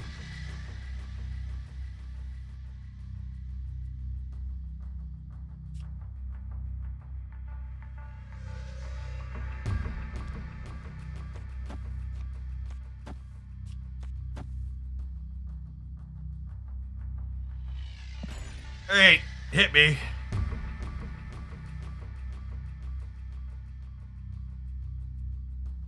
Watch them win Mojo World with less cards. They could, yeah. They could definitely win Mojo World with fewer than 4 cards. We did that once with the Black Panther deck.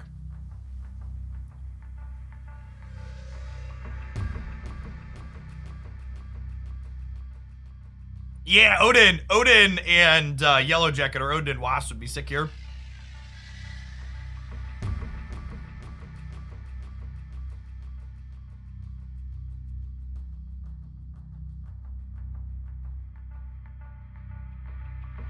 Opponent. I'm letting you make your numbers. Make your numbers. Oh, you know what? I wonder if they crashed when we crashed and they haven't gotten back in yet. Oh no, I wonder if we crashed them too. Oh, Sedge. That's a shame.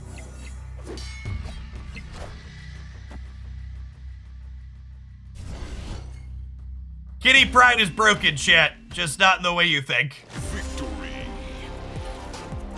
Kitty's secret power is disconnecting their Marvel Snap client. Oof. Oof.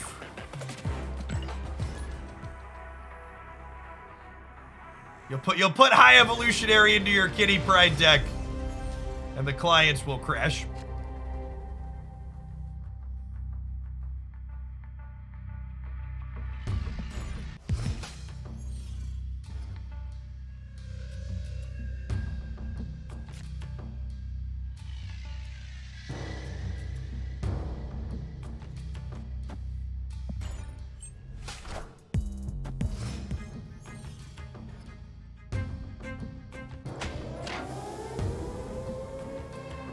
Upstairs in the fridge, there's half a sandwich wrapped in paper from yesterday. Bring it down and bring me some mustard packets as well, the yellow packets. What do you mean?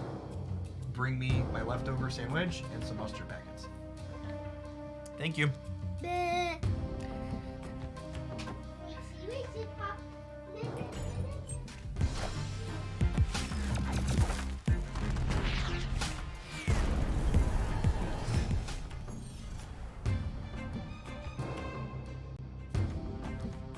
They're on spring break this week, chat. As your children level up, you're able to have them fetch things from further distances. The second floor fetching was a good learned skill. What's up, dude? You're going downstairs. Thank you. Appreciate you.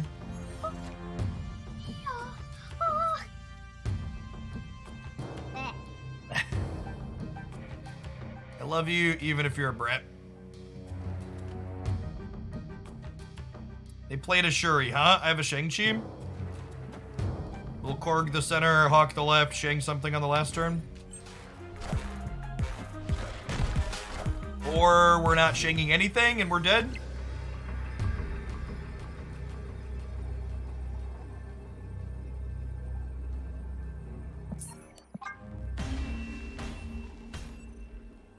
Escaped.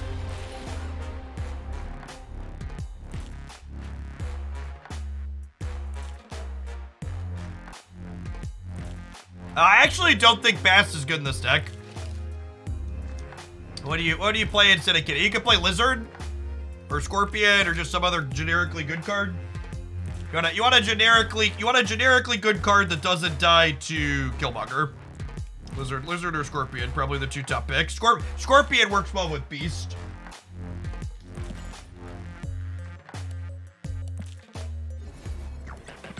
Yeah, for people wondering why I retreated there, we're dead to She-Hulk plus Taskmaster. Play 3 cards and win the game, stimulating Shuri gameplay.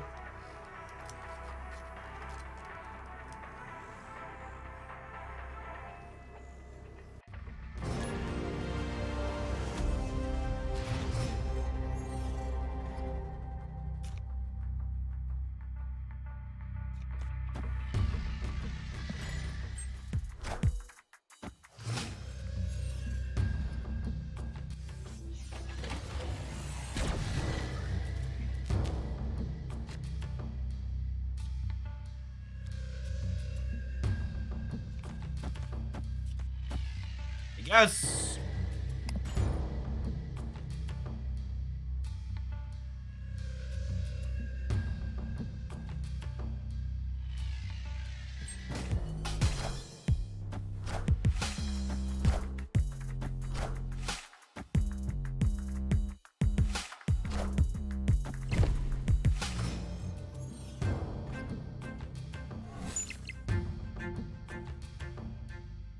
What's the best way they can nerf Shuri? I think if they want to make Shuri weaker without actually adjusting her text box, they really need to make it so Red Skull is meaningfully smaller.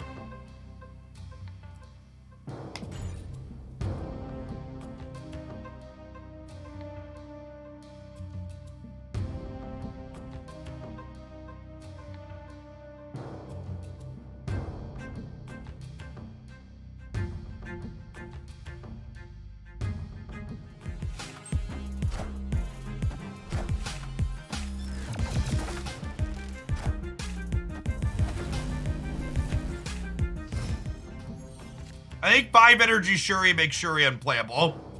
So if your goal is to make Shuri unplayable, that's a fine change you can make. But I would assume their goal is not to make her unplayable. Yeah, they could just make her bigger Forge. Have her give +5. There's a few different things they can do. Okay, at this point, I would like to move off of this topic of discussion. I find the endless how would you rebalance cards that happens in other places kind of annoying. I'd like to avoid it here on this stream. Please and thank you. Oh my god, this Killmonger is about to massacre their entire family. Is Kitty Pryde worth 6k tokens? No card is worth 6k tokens other than the permanently Series 5 cards.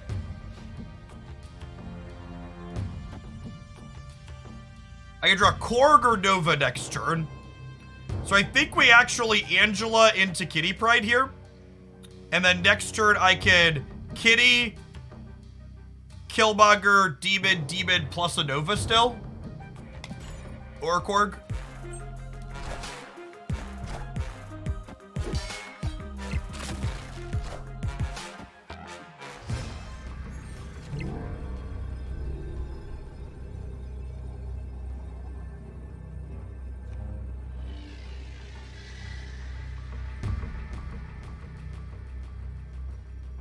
So remember, I'm +4 in the middle. I think I'm punting the right. We're Killmongering these two.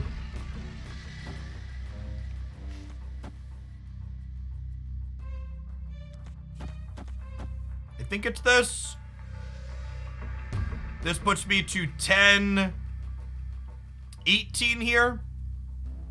And I'm going up to 10,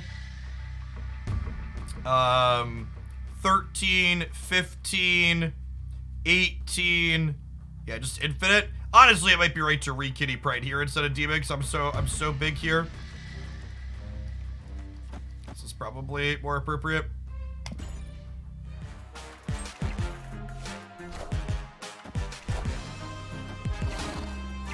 Yeah, good to go here.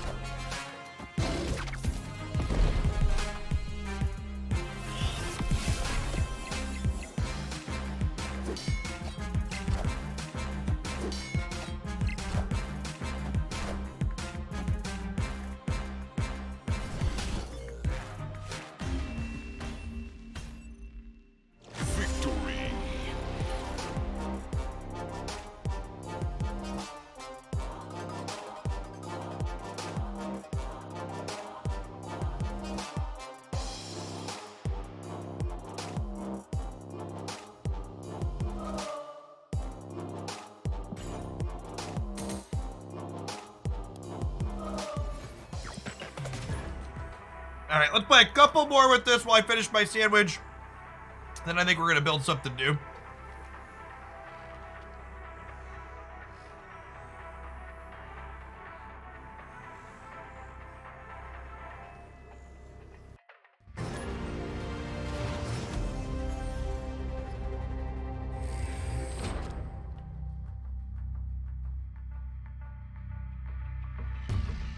Why do all new cards start in Series 5? Okay, I hear that question get asked a lot, so I think we should address it. And I would advise that everybody at home sit down before we talk about this, because it's gonna be rough.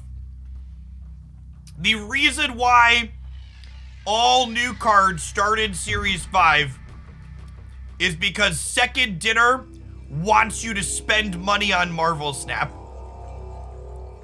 And if they started the cards not in Series 5, you would get all of the cards trivially for free, and no one would spend money on Marvel Snap to get them.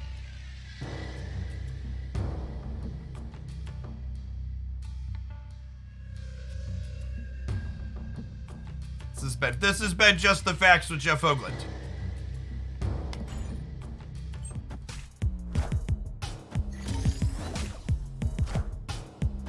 Shook. You should be shook. This is scandalous. They can't keep getting away with it, chat.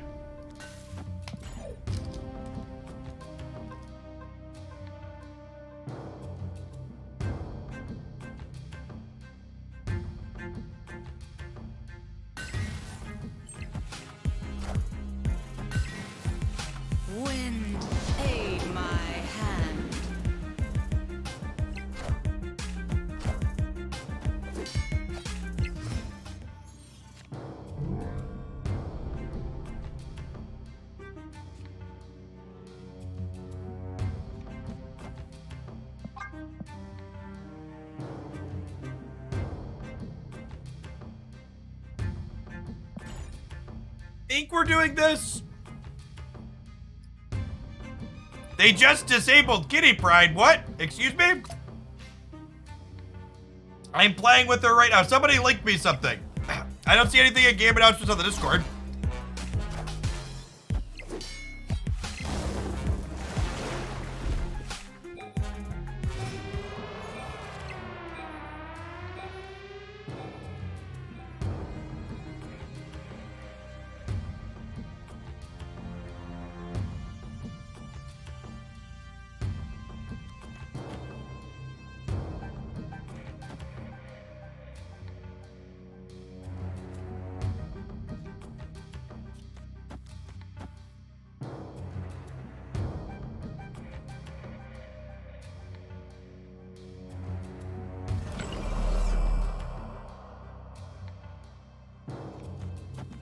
There's a pop-up in your game client telling you she's disabled. Interesting.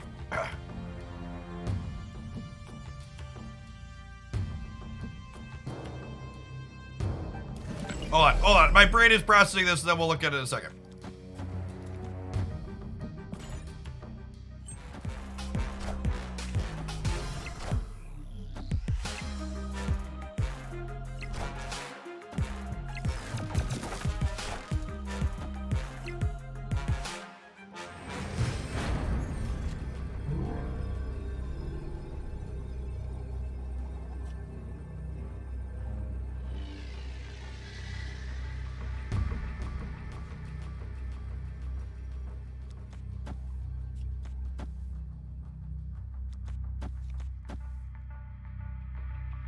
I believe. Believe in the danger room, chat. Believe in the danger room.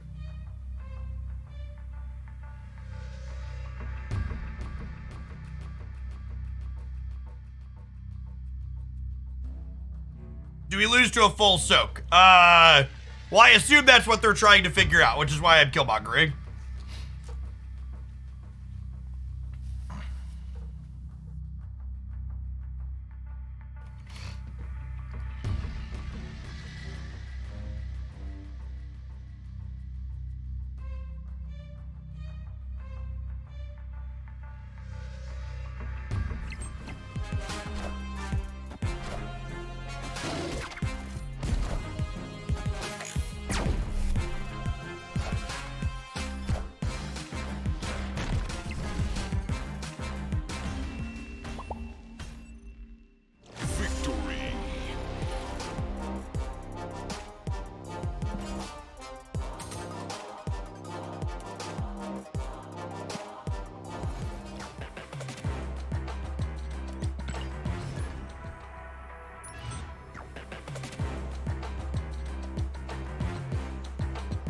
Well?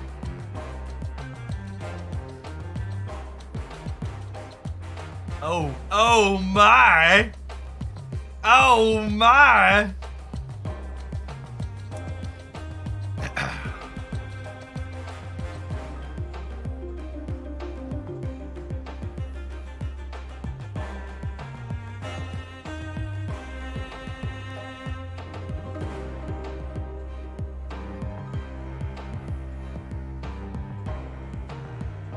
For what it's worth, I think it's good that they have the ability to do this in their client. The number of times I've watched Magic the Gathering Online or Magic the Gathering Arena kindly ask their players to stop playing with a card that crashes the game is a good thing. I mean, ideally, they should never have to do this, but also, it's a good thing that they can do this. So this is annoying and sad, but also, I'm glad they have the option to do this.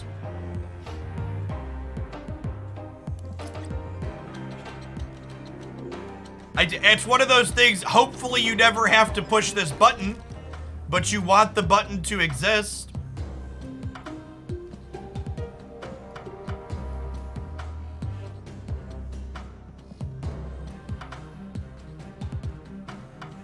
Well, now what do I do?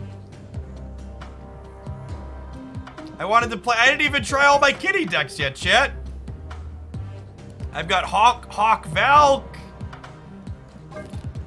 I've got Sarah Kitty. I guess I promised a Captain America deck. Yeah, that's true.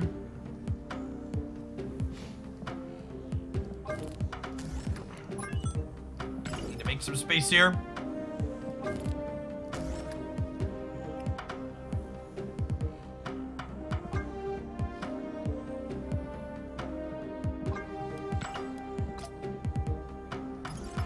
I don't think Jane Jaw is good.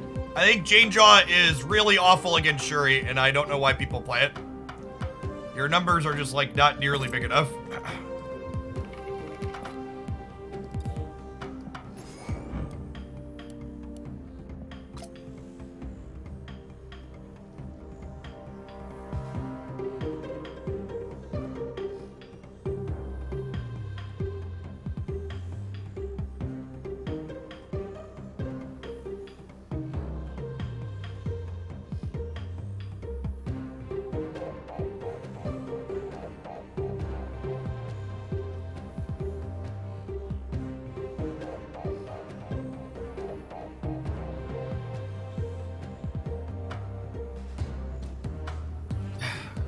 I personally am looking forward to my free 50 credits as an apology. Do I have any cap variants? This is a variant.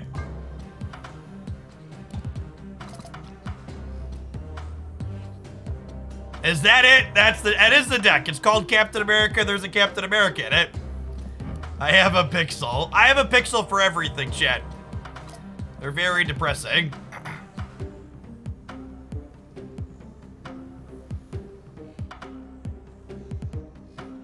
Pixels don't count, dude.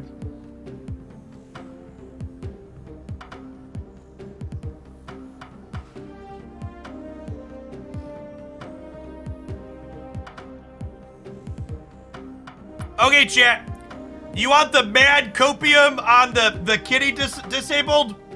Maybe they're gonna push out a patch to fix it ASAP, and we'll get a patch that also includes more balance changes tomorrow as an emergency push.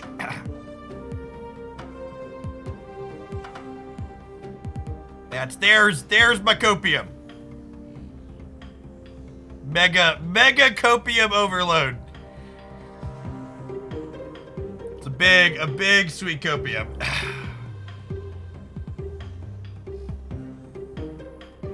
That being said, I get to post another Kitty Pryde highlight tomorrow morning with the title, "This deck is so broken they had to disable it." That'll be solid for the YouTube side of things tomorrow.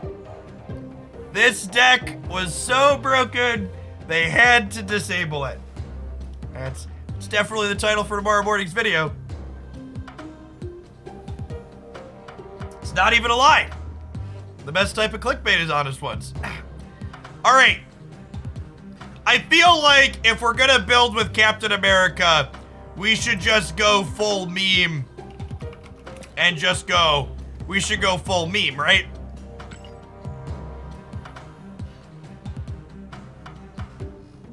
We could, the Silver Surfer suggestions are probably the real, the Silver Surfer suggestions of, I do need 6 more Shauna boosters. The Silver Surfer suggestions are good if you want to build a good deck. Let's build Shauna Dazzler, however.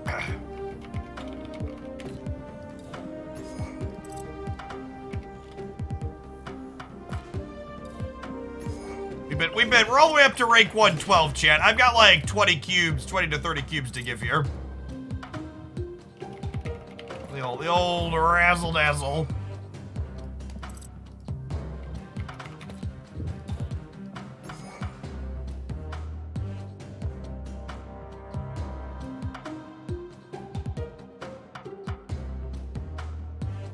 Yeah, I'm probably a Blue Marvel gamer.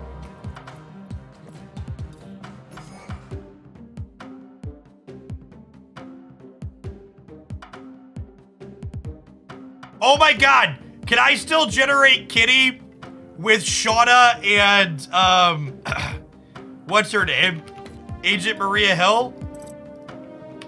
Can we play to Jen Kitty with these two cards? Let's go. So the secret kitty deck. Our Shauna Captain America is actually low-key a secret kitty deck.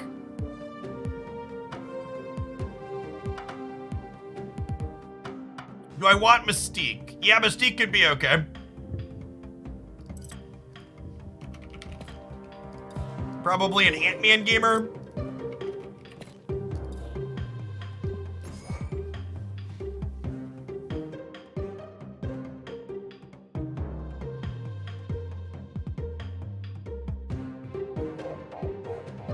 Probably Shang rather than Valk, right? Because I'm a Zabu deck.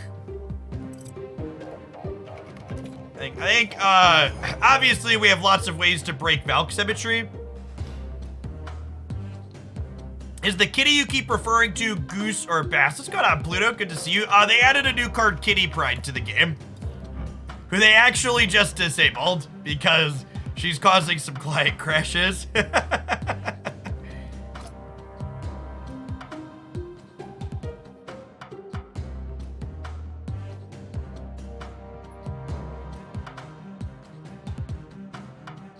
All right, let's do it. This is like, to set a low bar, this is not the least embarrassing card. Least embarrassing set of cards I could be playing.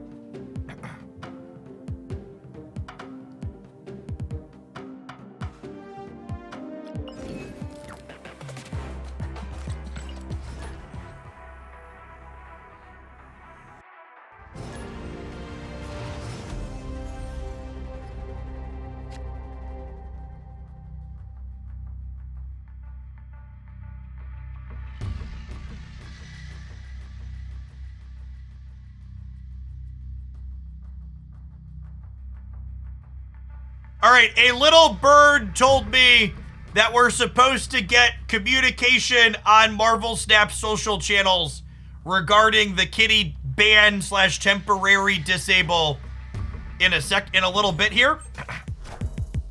And we will look at that together once it is up.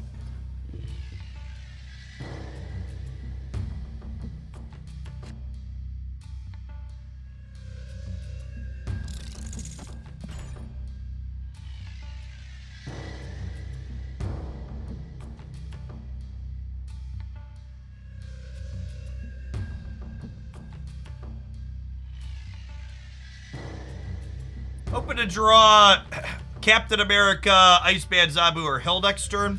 Although I guess Zabu's kind of awkward because then we can't play our 4-drops into Crimson Cosmos. Yes, if Shauna generates Iron Fist, he does fist her. Which is weird because if she generates 0, she doesn't get zeroed.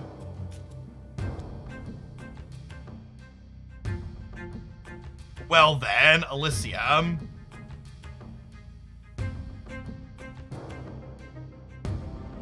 I can't actually fill the Crimson Cosmos now, right? So my Dazzler's just dead? We drew Zabu. We did. Yeah, so... And this is one of the reasons why Dazzler's such a rough card, right? She's like literally... She literally just... Wait!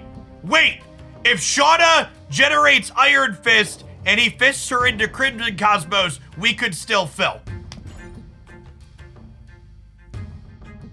There's hope. There's hope for Dazzler. We just talked about it. Oh no! But the Ebony Maw! Oh no! Not the Ebony Maw! Maw, you dingus! We tried so hard and got so far, but in the end it doesn't even matter anymore. Alright, we can New York the Ebony Maw, and then play Blue Marvel plus a 0 into Crimson Cosmos. I believe. Take my cubes, comrade. Comrade.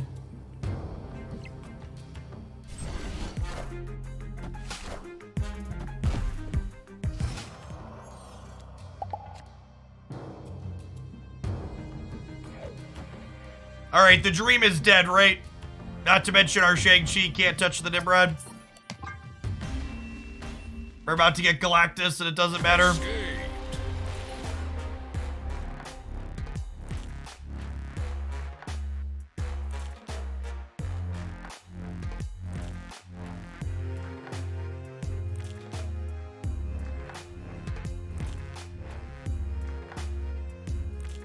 We've temporarily disabled Kitty Pryde while we resolve an issue that sometimes results in a game crash while playing against Kitty Pryde.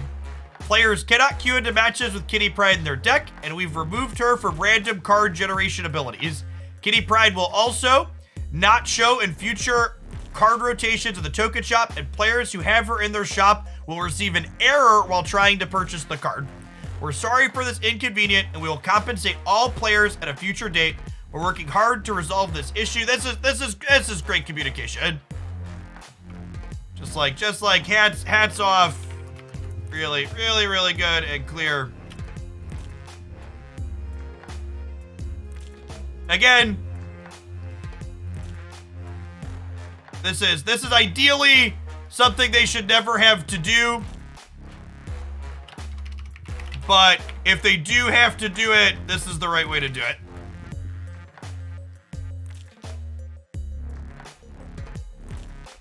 Let's add a link to that in the Kitty band, and let's give them a thing saying that.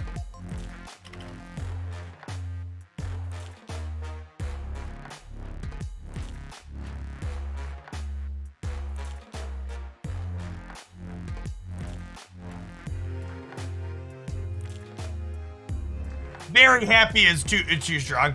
Also pleased that they have the ability to fully disable a broken card rather than simply asking people not to play with it like some other card games I've played in the past.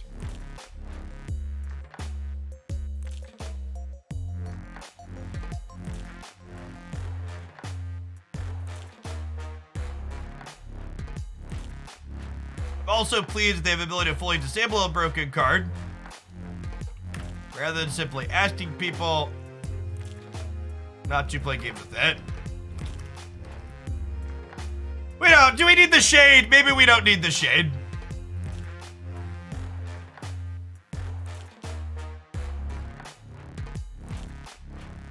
Shade is required. Other digital card games, take note.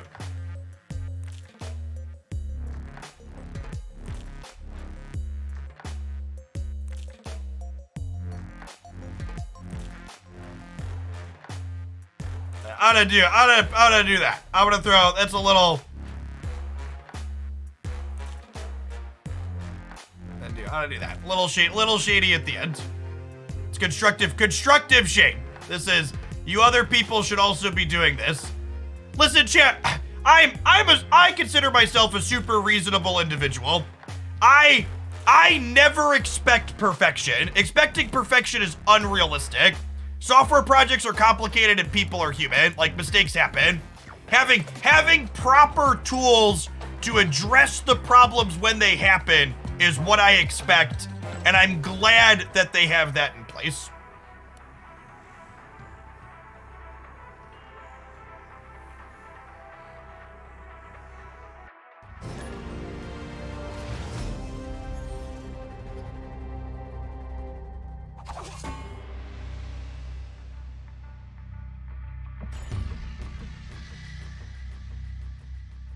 If there's gonna be a character that slips through the cracks, it would definitely be Kitty Pryde. That's true, chat.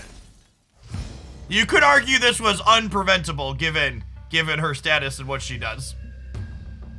I think we Maria Hill here, so that way we can Zabu +1 drop next turn.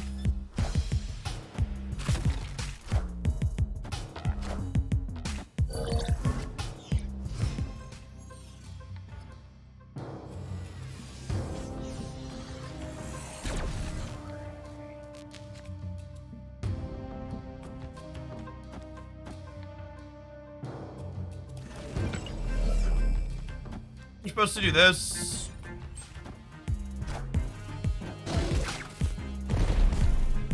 Alright, so we're getting death waved. Really, really excited to see Killmonger happen proactively here. That being said, I don't know that we're going to be able to fill the board up for her, right?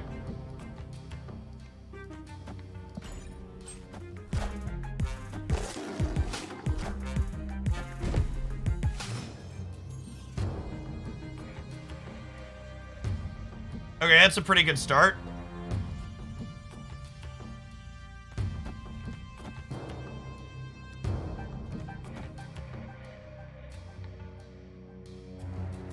And then if I peel Shauna, we fill the board?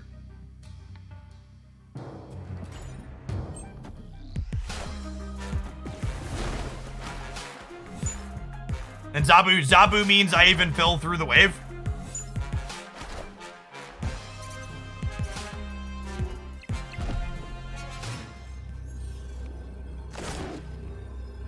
Just Kazar. Sedge. We might win anyways with the Shang-Chi.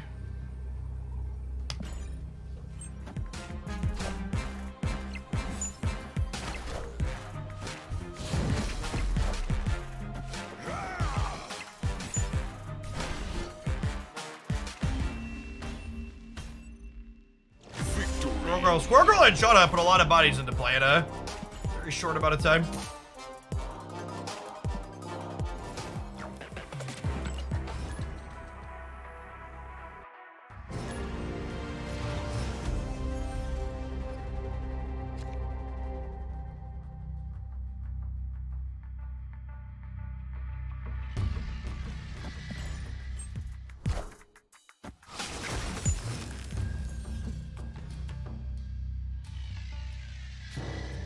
Well then.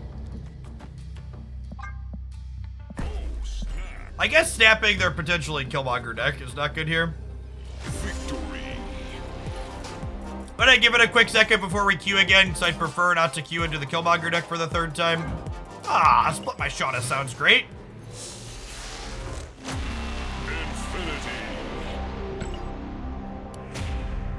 Remember that time Shauna gave you an Agent 13 that gave you a Shauna? That was beautiful.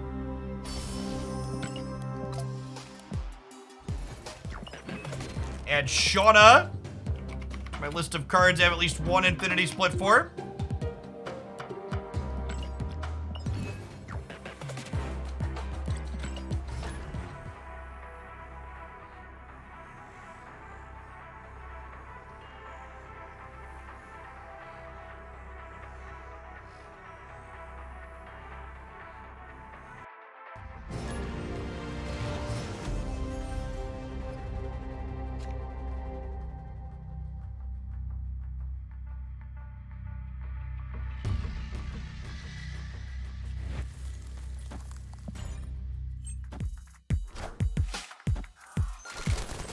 Ooh, got us.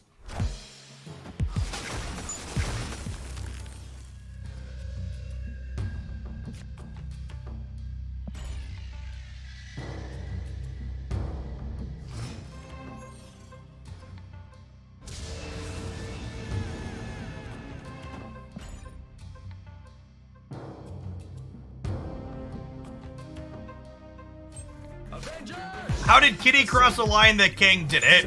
Kitty is locking people out of the game to the point where they can't log in for extended periods of time. Kang was just causing an actual game to crash, and you could hit reconnect and get right back in. So it's fairly different.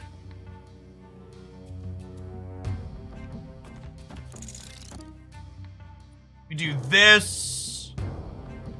And then blue marble fills, and this fills, and maybe we get something else over here. It could be right to double Zabu here, just to be more likely to fill everything.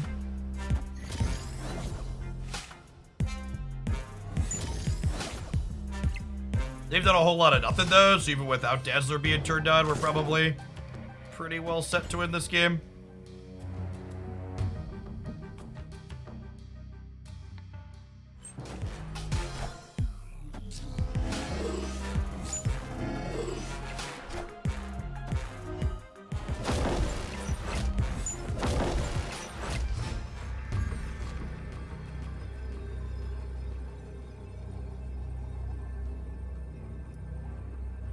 That fills, right? We do this.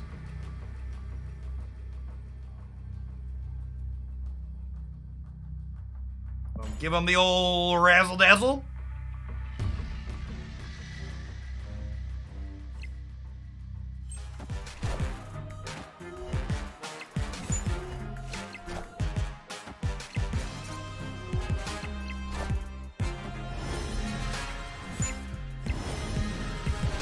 Got him?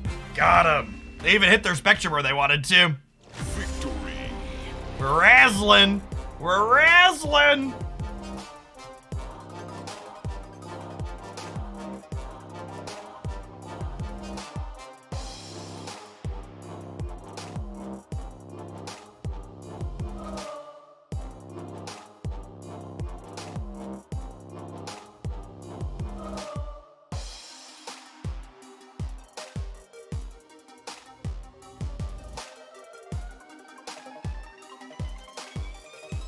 That one down.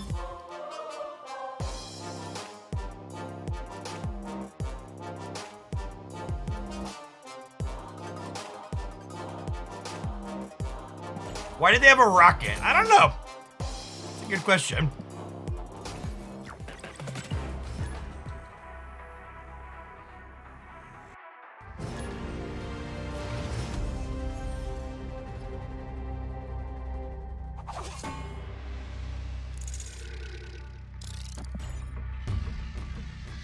Oh, Chad, I've already got 2 games written down. We're 100% playing this game long enough to get a highlight with it. People have been asking for the Dazzler content, okay? We're here to give the people what they want.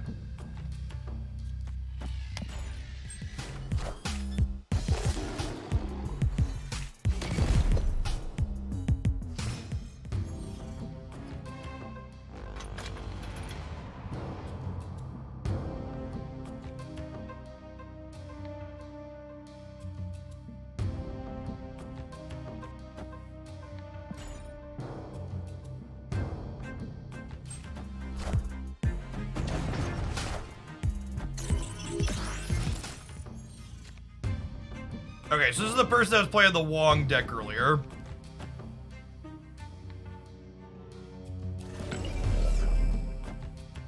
I guess we'll wait to play into the Vibranium Mines. I wouldn't mind peeling a Blue Marvel here.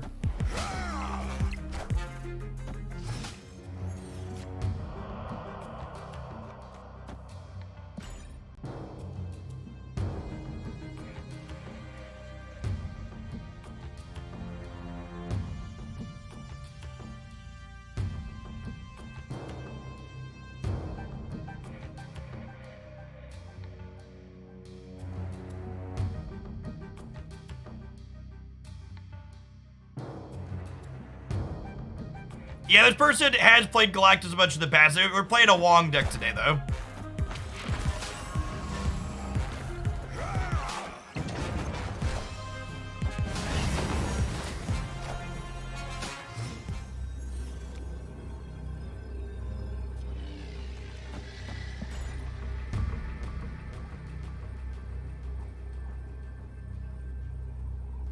We lose to Odin Yellow Jacket, right?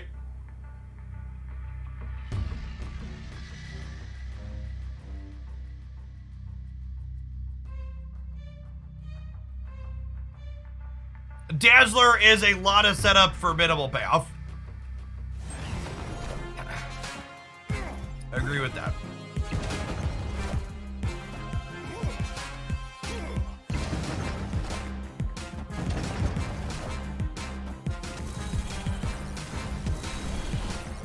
Got him. Victory. I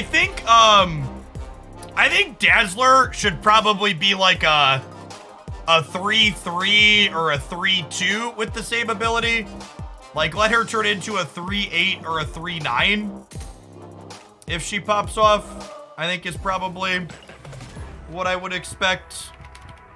Really, they've hinted a few times that a balanced pass with a bunch of buffs is going to be coming, so hopefully that's the case.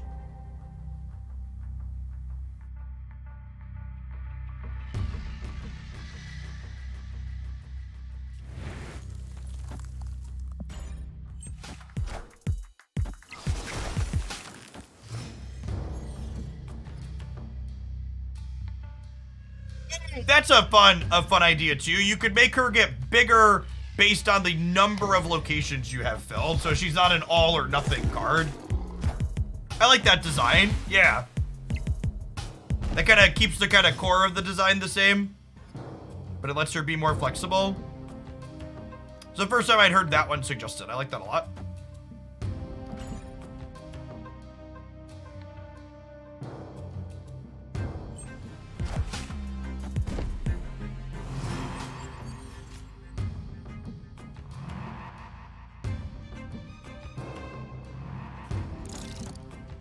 We need to play these in the middle so we can Shauna to spread out later, right? We're just gonna have to miss Asgard here, unfortunately.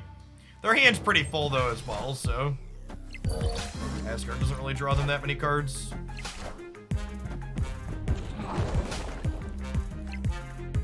Oof.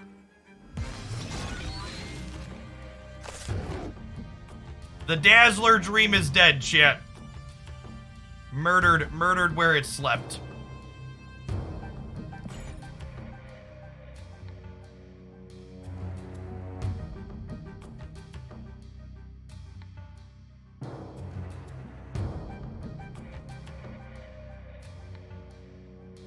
Opponent snapped. I assume we're dead here. Escaped. Ooh, that's an interesting thought. Is Nightcrawler a card we should be playing for flexible situations like this? Yeah, I like that idea a lot. I'll replace Iceman. Get into some hard to reach places.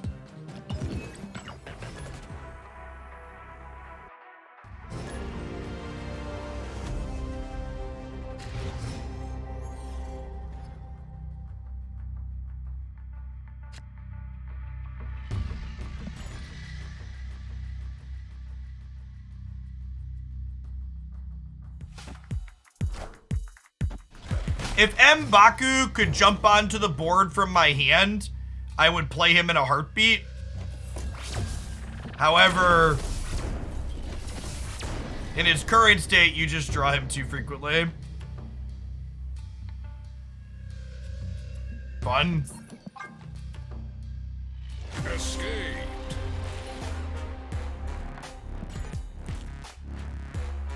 Galactus really sucked the joy out of World Ship. Because, like, post-Galactus, when I get World Shipped, it's just like, yay! I got Galactus in a non-Galactus game. Dazzler does work if there's only one location and you fill it.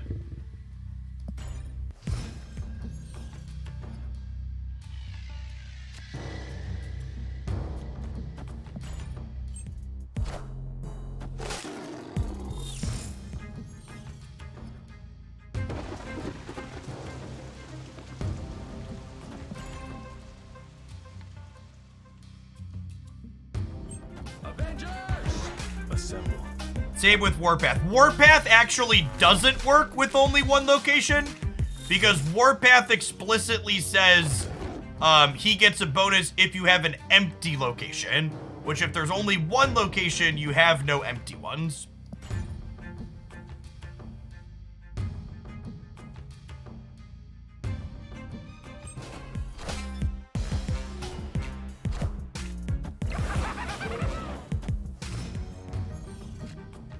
Unfortunately, we have died to Galactus. Feels bad, man.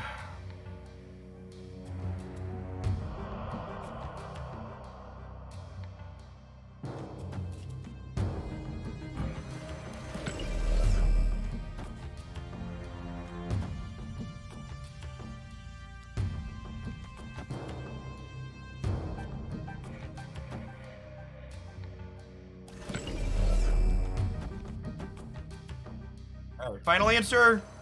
Final answer.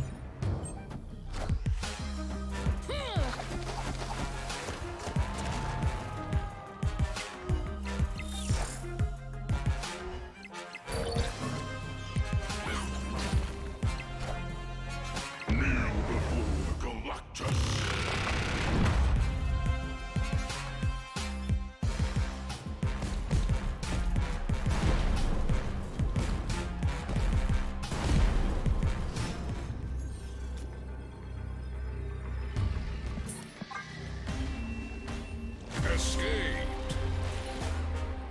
Killmonger and Galactus are a big part of why these decks like I'm playing aren't really able to be metagame decks. You can play them and certainly get some wins with them, like we've been getting some wins today. But overall, they just have too many, like, polarized matchups not in their favor.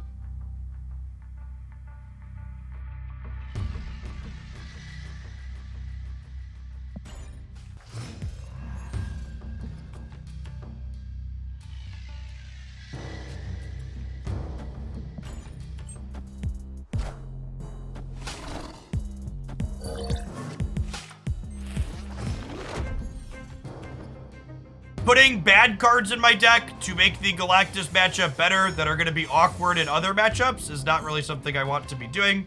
So I'm going to decline putting the bad cards in my deck that people are asking me why we're not playing to have a better Galactus matchup. Especially when you're playing a B tier deck, having bad matchups is fine. Yeah, Juggernaut's not a bad card, but like it's not a good card in our deck, right?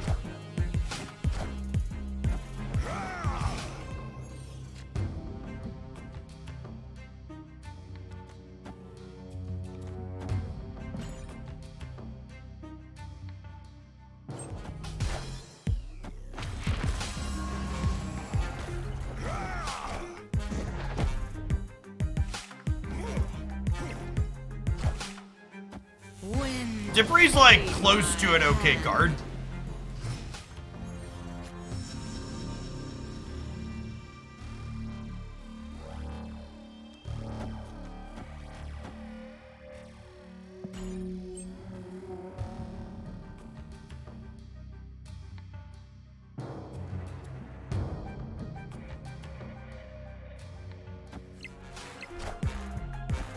The best kitty deck I've played so far is the Moon Girl deck that was up on my YouTube channel yesterday.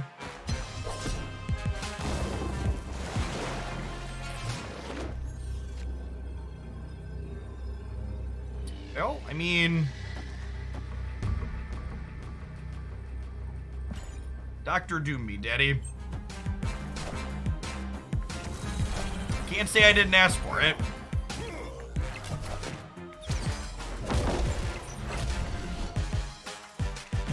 Only lost by 4.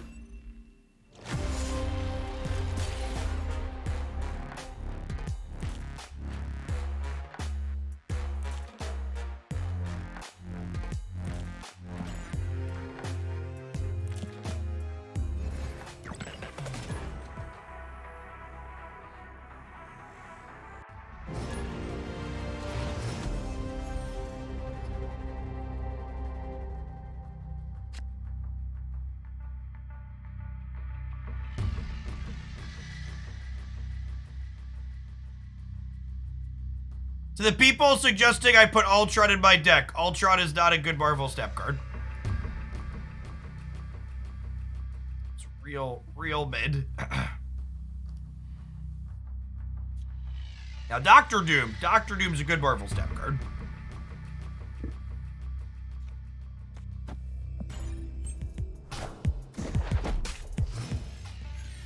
Ultron's up there with Storm for having some of the best variants in Marvel Snap.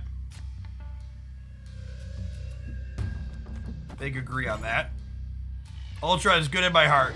In many hearts, the Carp. Thank you for the 46 months.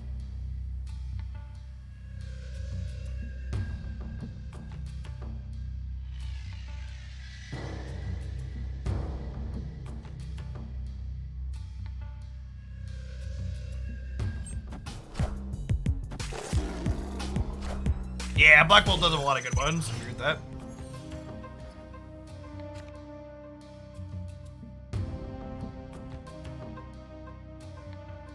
Alright, chat. It's about time for an Admiral, and I don't think we're unfortunately gonna get a Dazzler shot of highlight. This deck's real bad.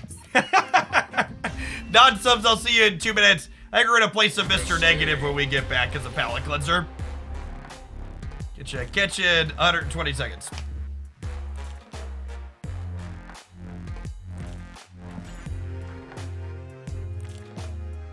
Hey, Chili TF2, thanks for the Prime. TF2, that's a game I haven't thought about in a long time.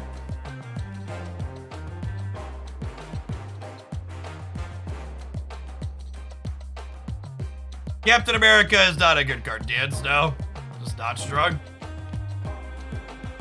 TF2 stream when? One of my friend's kids, their 13-year-old, was playing that game, and I was like, that game is much older than you are.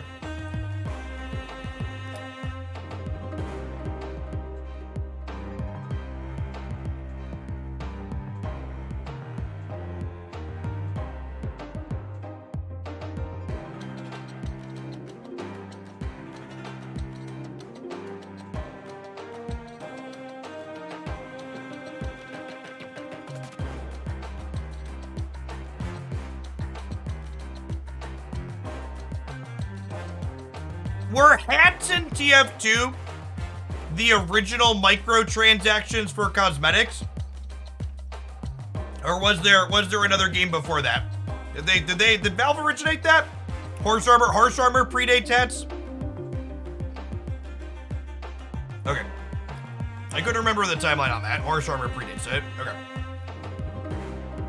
They were the first loot boxes though. Okay. Okay, so they pioneered something.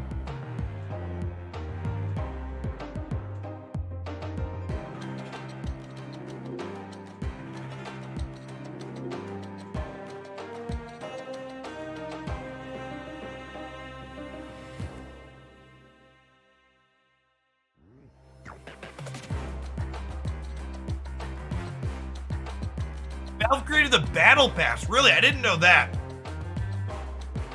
Was that also a TF2 thing?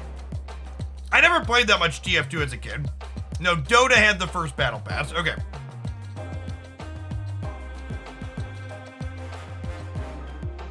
Dota is also Valve though, right?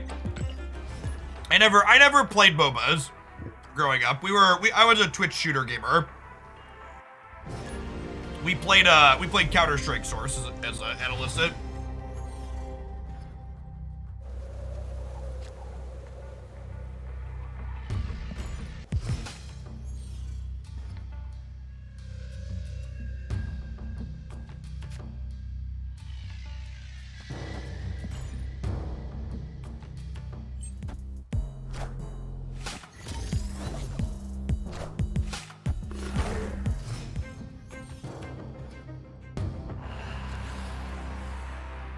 Hey, Dennis, thank you for the third of a year. Appreciate that.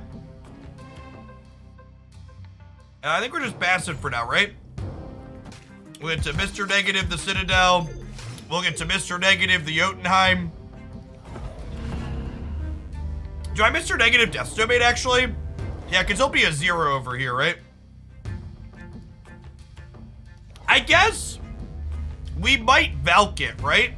And the body is good with Blue Marvel. I'm gonna negative the Jotunheim. That guy in the corner, thanks for upping your prime this way. Appreciate it. Welcome, welcome, welcome back. We're magicking Death Domain for sure.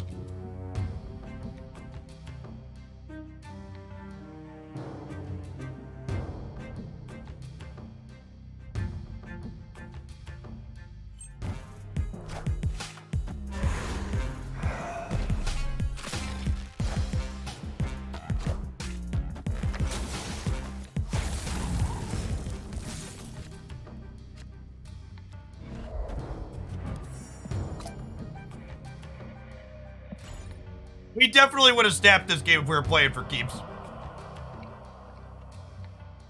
Do hotfixes have a long certification process through app stores? It depends.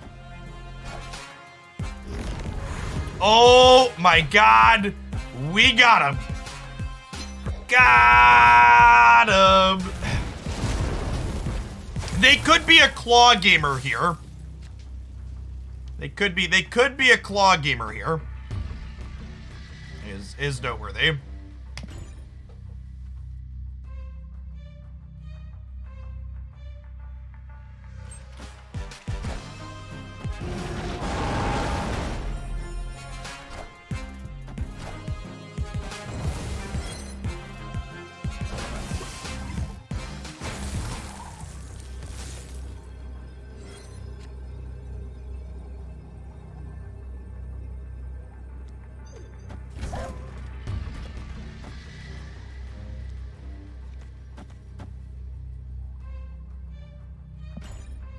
Put him in the ground, chat.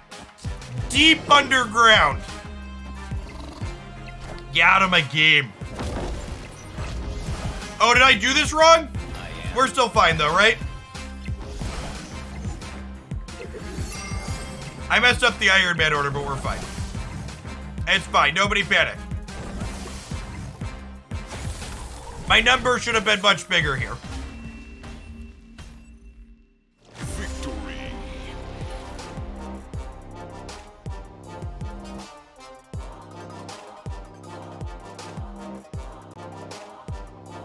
I'm here for my first new card in over a month got banned support group. Oof. Oof.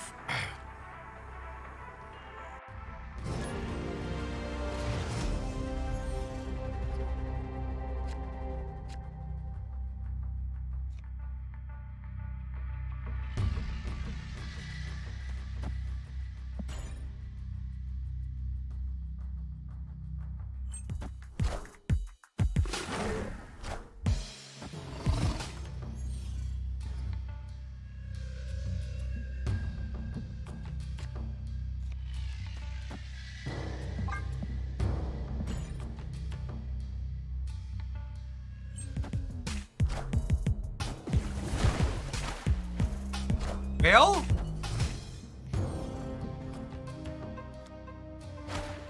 Opponent snapped. This is a Galactus snap, I think. Could win this. We could win this. I believe. There's an Iron Man in my deck right now, and a Valkyrie. Oh, they're just sandmanning. Sure.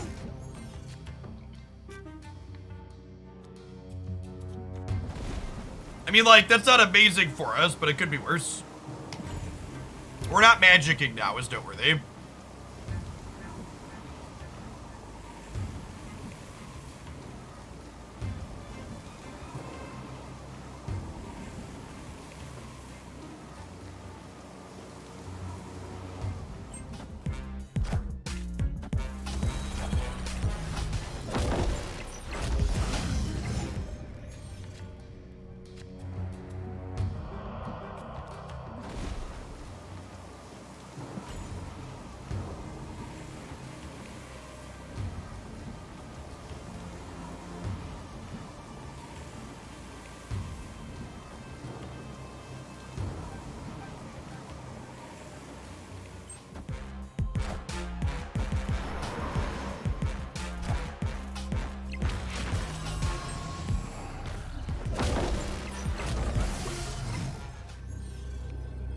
What if we Iron Man mid and Mystique the Iron Man? Maybe? Maybe that's better than trying to double up the Blue Marvel. I could see that. I will say, Escape. I am really not looking forward to a bunch of people playing Sandman when Hitmonkey releases. It is gonna be really boring.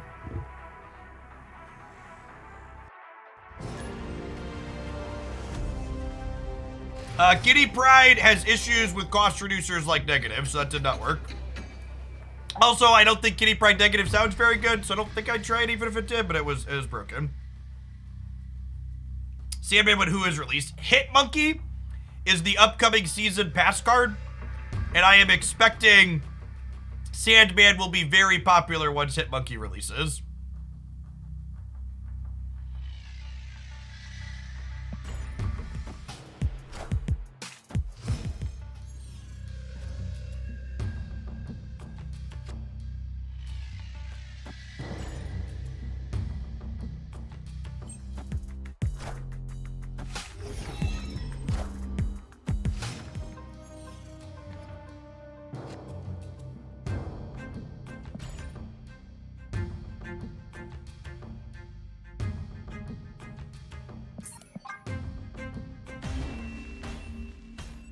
Escaped. Our hand doesn't do anything here.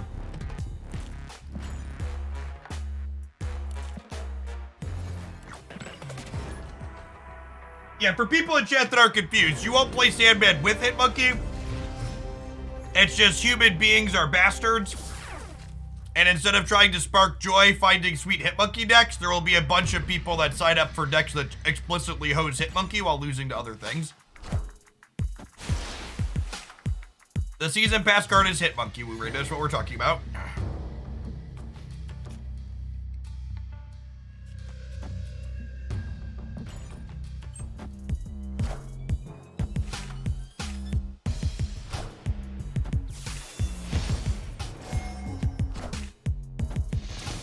That's sad. Let's see what's so good for us.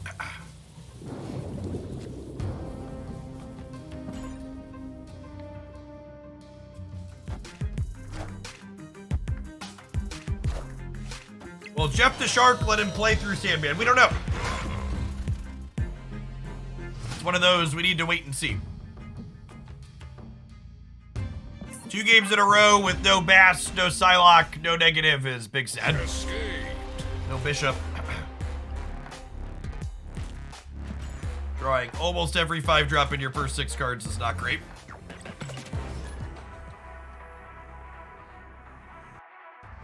You plan on trying to find the deck that beats Hitmonkey and Sandman at the same time. Yeah, that deck's called Shuri. She's very good.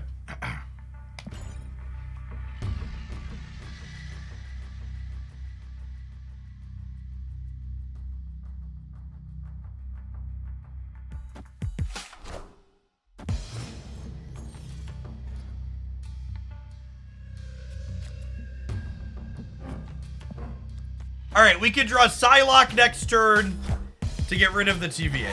Or to magic the TVA.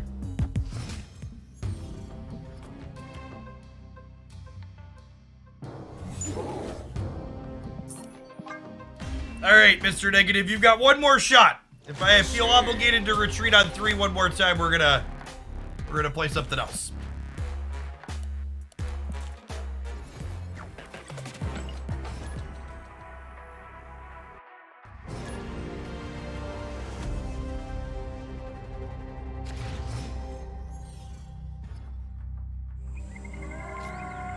Pretty sure I've opened every playable Series 3 card except for Shuri. Well, Shuri Series 4.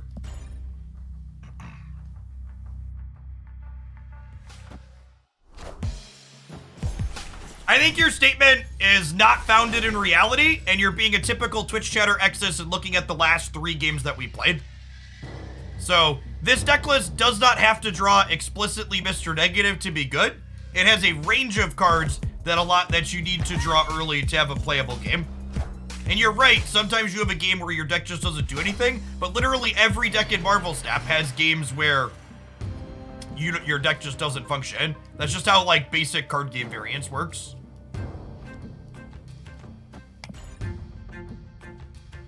You have your own personal experience. Do you think you've played it more than me? Because I've played a lot of this fucking deck.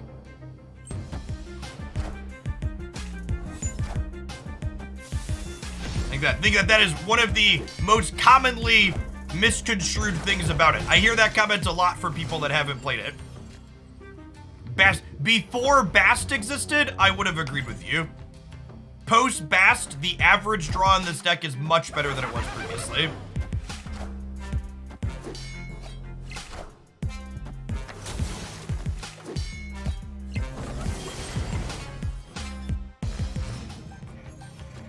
You are technically not Tarzan. That's true, you know.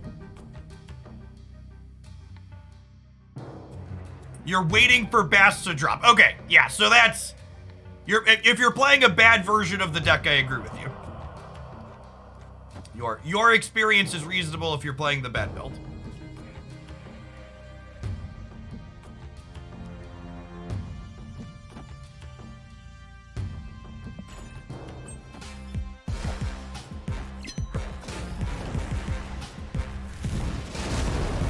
Oh my god, they gave the Mr. Negative deck a copy of Magic?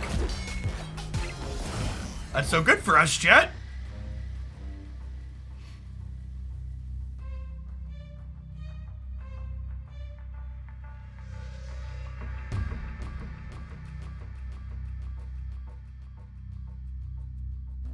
Do I copy Do I copy the blue Marvel?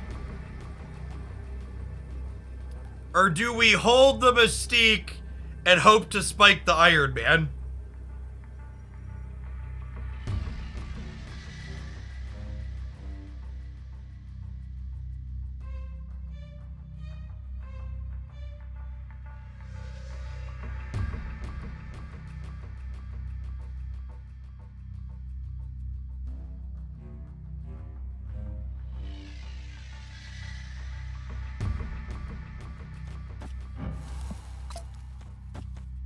This is probably optimal. I think we win if we draw the Iron Man regardless. I'm gonna go ahead and do this.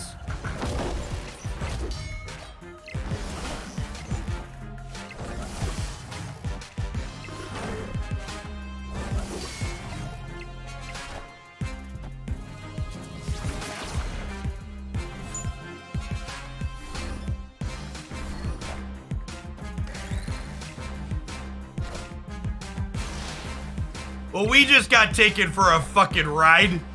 Holy shit. They're playing a full magic bait deck, chat. They're playing Thanos, so they have Reality Stone too. They're just baiting extra cubes by snapping and then destroying Limbo after they make it. That's so fucking rude. Yeah, they're a pixel enjoyer too. Just what a total sicko. Jester, thank you for the brand new Prime. Gregorio, thank you for the 11 months.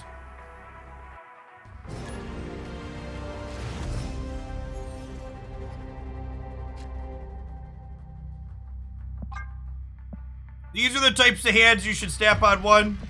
Sure, let's go ahead and do it. Get the cubes in the bank. This is why I often call out you should snap on one, but don't often do it post-infinite. Because a lot of people leave. And then I don't get to play my sweet Mr. Negative hand.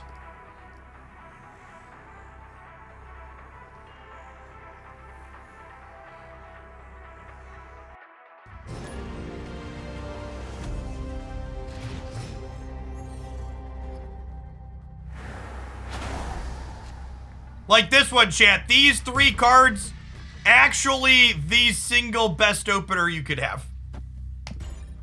Bass Psylocke Negative. This would also be a snap. I'm not snapping. I'm playing my hand out. When is Darkhawk downgrading? Not till May. It's gonna be a little bit. My icon is from a battle pass in the closed beta. Oof.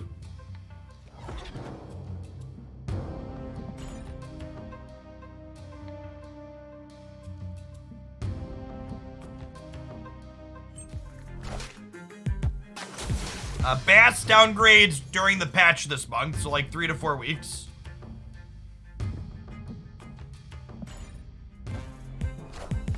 Oh yeah, I should probably put negative in the island. That's a good call. You don't have Valk? Is Kang a reasonable swap? No, you want to play Shang-Chi if you're missing Valk.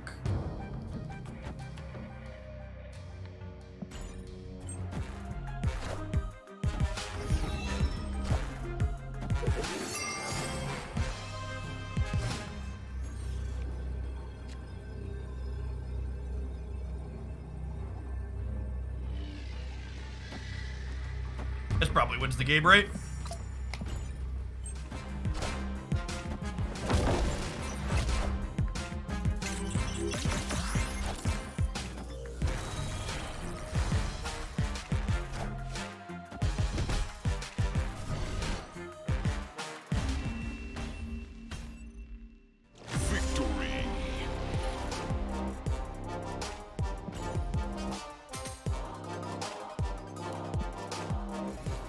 Oh, that's close.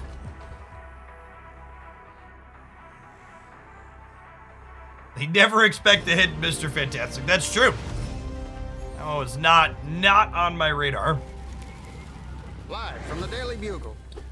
Live from the Daily Bugle.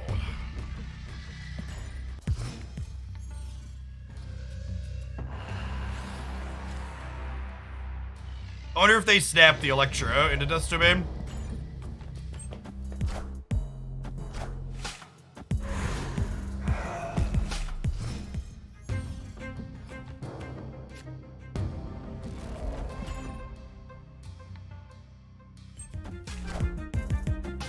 That was your Fantastic Four theme deck. That's awesome. Well played. Fantastic Four theme deck. Things you love to hear. It.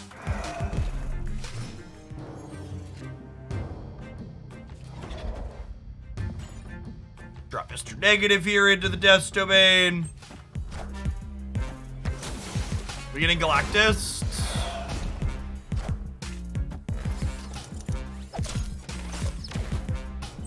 Yes, but also not yet.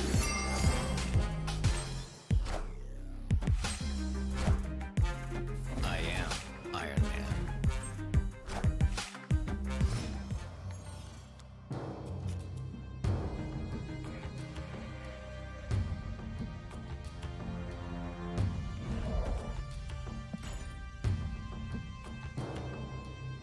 We draw Blue Marvel, we can Mystique that. There's only a total of 13 power on the right, so their nulls isn't even that big. So if they Galactus us left and we draw Blue Marvel, we can easily win this game.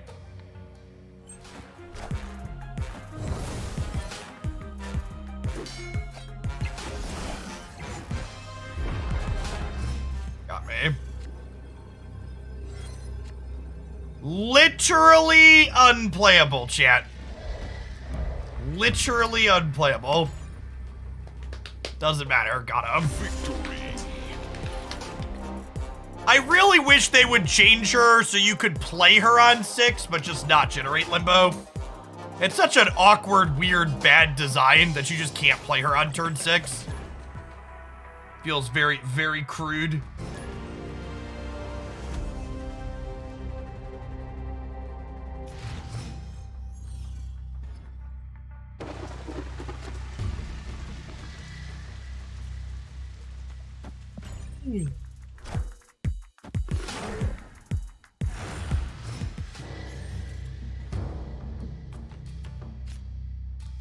Oh, baby. Oh, baby.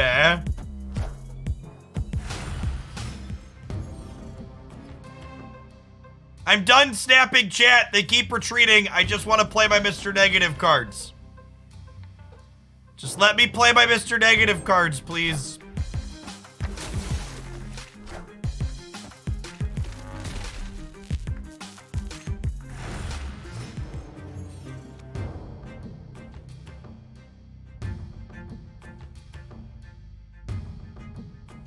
Hey, look.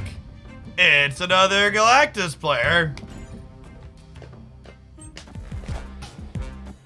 I am Iron Man. Or is it? Excuse me?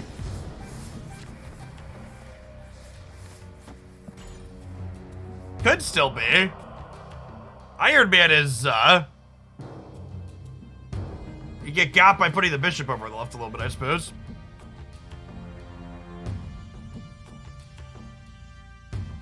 Are they like Spectrum Destroyer that's like playing Wolverine?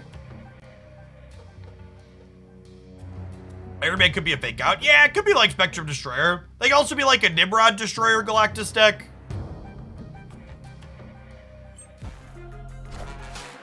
Ooh, yeah, maybe their negative Galactus is a good take.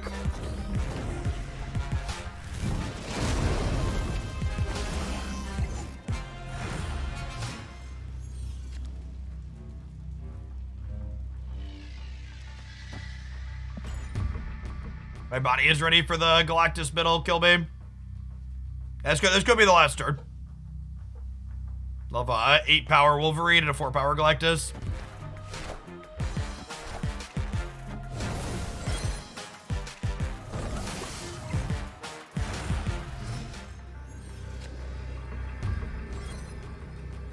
Opponent snapped.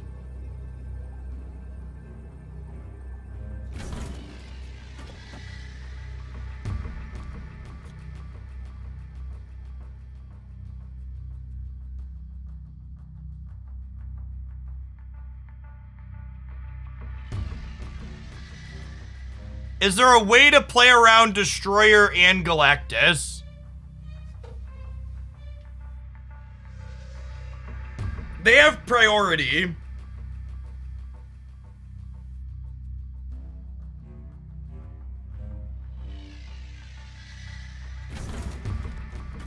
I think this is the play. This puts me to 20 here, and it puts me to a bunch here.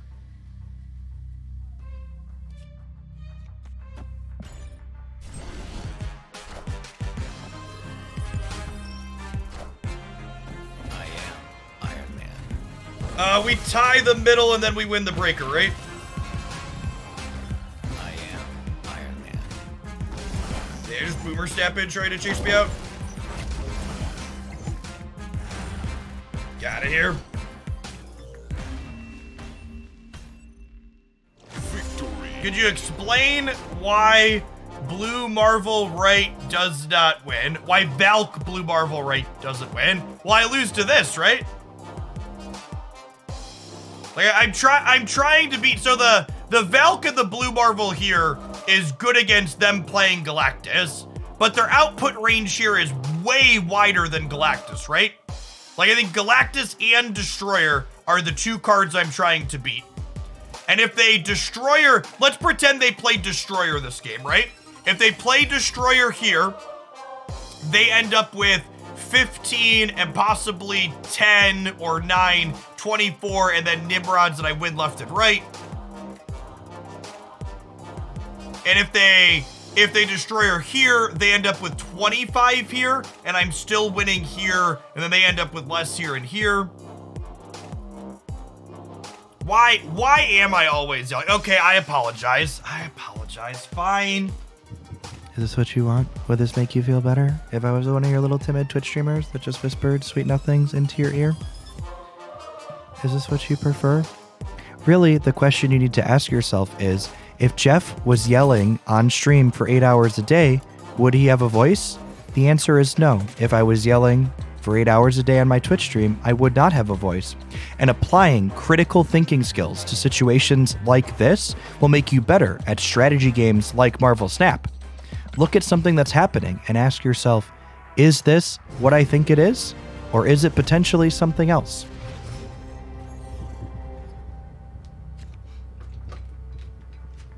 Am I yelling for 8 hours a day? No, I'm just not a mouse, chat.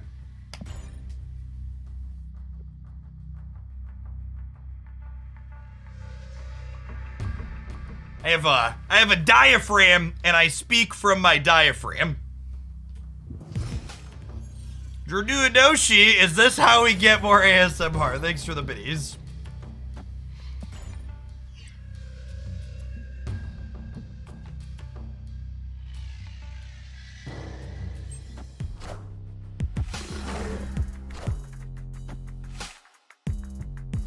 Spoken like someone who did community theater. That's true. Many of you will be shocked to know that I was a theater kid growing up, I'm sure. And we, typically speaking, did not have microphones for our smaller performances. So my voice had to fill a small auditorium with a couple hundred people in it. And it had acoustics to make that possible. But you also had to speak with a strong voice from your diaphragm.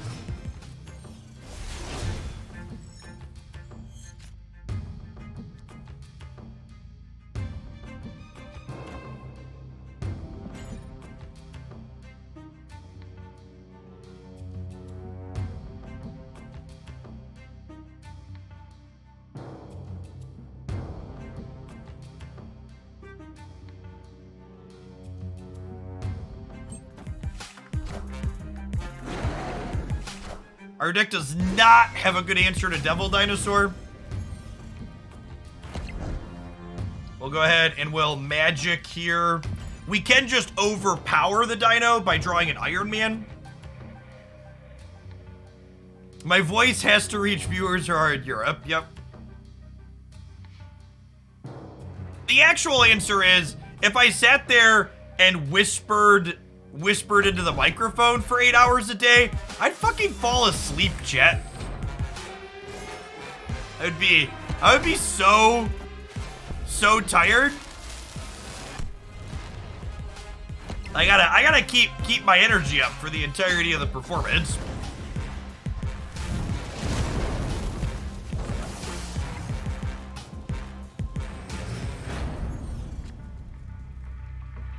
Okay, that's a Valk. So we have 7 energy next turn. If I play Sarah here, and then we draw Iron Man will be 4 and Mystique will be 3. And maybe we win the game. This game is over, they can't play. No, the vault reopens here. The vault is not like Kiln that closes on 1 turn. It reopens the turn after. Unfortunately, I don't think Blue Marvel Mystique does it.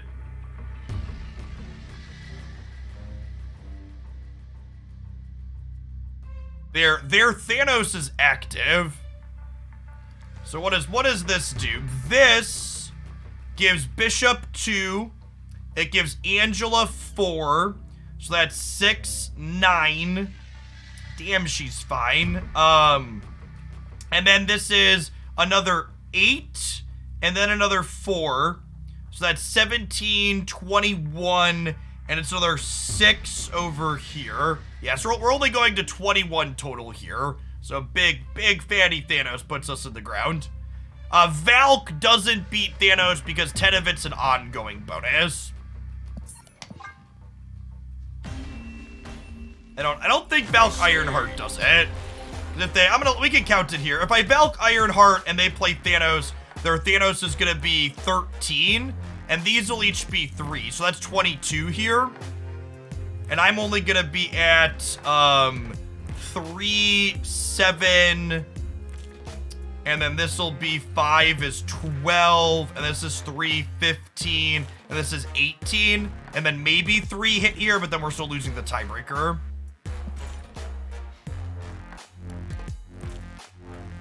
You find your inspiration for your deck highlights yourself. I'd say it's probably about 50-50. There's just like always things I want to work on to be trying.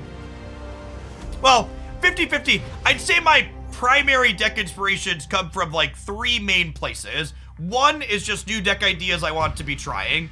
2 is looking through data on Untapped Now that has lots of data sources and decks to look through. And 3, I periodically just go back and look at decks that I've highlighted in the past months, like 2 and 3 months back, and be like, okay, can we update some of these or revisit them as is and see if they're reasonable? And then those 2 things combined with the drip of new card releases and other things make it not too difficult to keep up with new daily things. I try to not repeat a deck list if I've already featured it in the last 2 weeks. I try to put at least a 2-week gap in between like decks that are like 9 to 10 cards similar.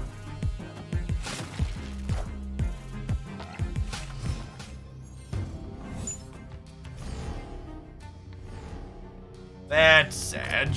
Literally unplayable. I think we're dead.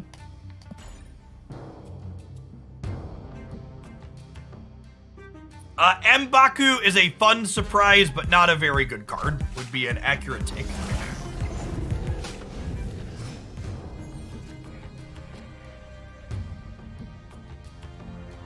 Our deck really doesn't like the Dream Dimension, believe it or not. Old 5 1-drops deck.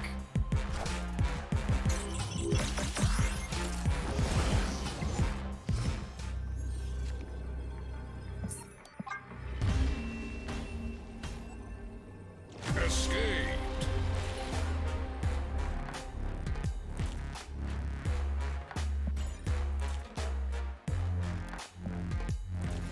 We make a women with swords deck. We do have a few ladies with swords, huh?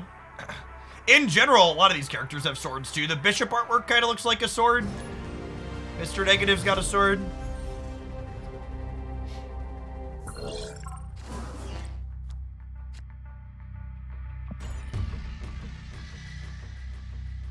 Dream Dimension is the worst location in the game, changed my mind. I think locations like Dream Dimension and Mindscape and Karakoa, ones that you can fix simply by playing cards in your deck that mitigate locations, are fine. The most rancid locations are the ones like the Peak or Lamentis or other ones where like you can't respond or react to what they're doing. Yeah, like Plunder Castle you can't get into, World Ship. Ones that have bigger swings that you can't undo by playing like Storm or Scarlet Witch. And like, obviously, lots of locations feel bad to play into on occasion. Card games have variants and stuff, but it's hard for me to find ones that I could be playing around through deck building decisions to be too offensive. Aid my hand.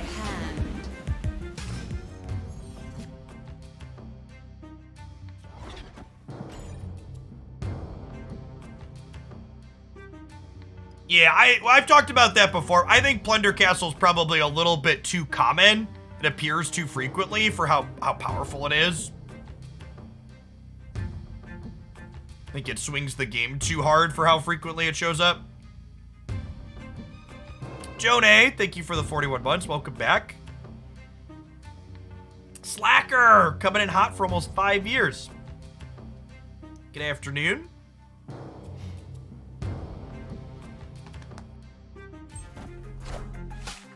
Plunder Castle is Sanctum Sanctorum in a trench coat. Yeah, it's a pretty reasonable take.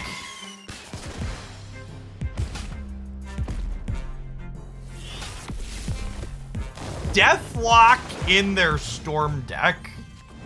I'm listening.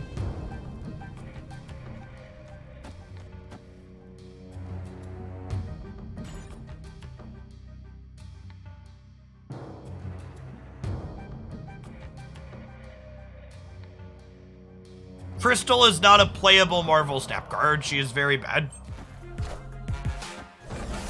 Yeah, maybe some kind of fair Nimrod pile. You can see that.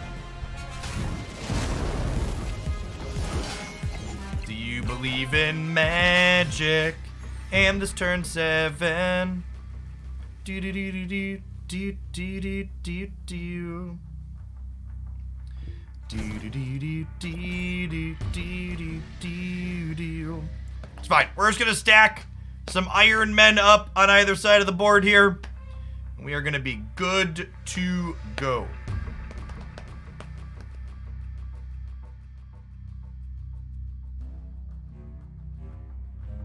This is the first time in Marvel Snap's history with Kitty Pryde that a card has been disabled.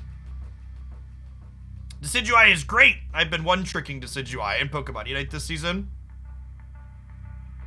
Shooty Arrowbird is a fun design.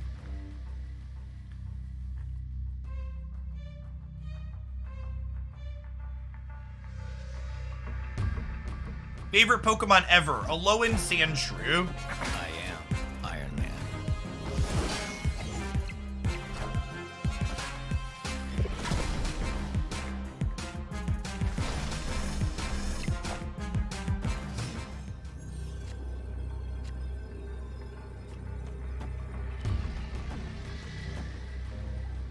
I think I want to put the most stats over here.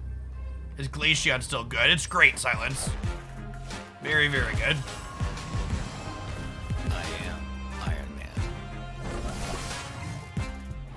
This is a Destroyer here, I assume. It could be a Arnim Zola too. I think we're good either way, right?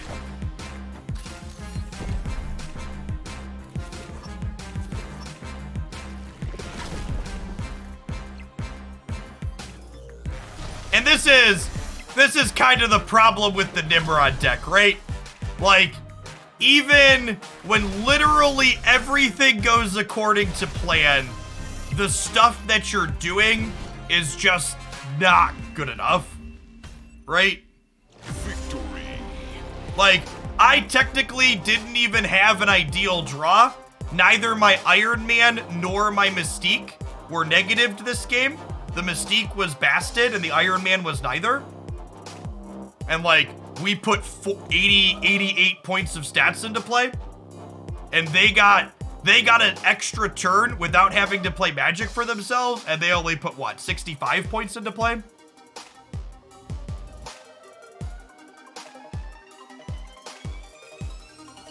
Yeah, it has some similarities to Ultron's a good point. Ultron's a little bit easier to pull off, but I agree, kind of same end result. Like, you do this thing, but the thing that you're doing ultimately isn't that impressive. 20 to 25 points in every location is pretty good, I say. I mean, is it? Look at what the Shuri deck does. The Shuri deck puts those points out without working nearly as hard. And that's kind of the thing, right? Like, if you're working that hard to be the same size as Shuri, you're doing too much work. And this deck is at least working hard, but it's bigger than the Shuri deck. Like, our deck makes bigger numbers than Shuri does consistently. Just part of its appeal. This deck was bad into Thanos, but Thanos has been less popular. This deck has a solid Shuri matchup. I agree that Venom and Nimrod are incredibly fun cards. I will co-sign the Venom and Nimrod are fun cards. There's Valkyrie in this deck. You could replace Valkyrie with Shang-Chi. It's worse, but it's not unplayable. Bast is really important for this deck. Bast is one where if you're missing Bast, I would probably play something else. Look at this sick Wasp, chat. Ready to get some stuff done here.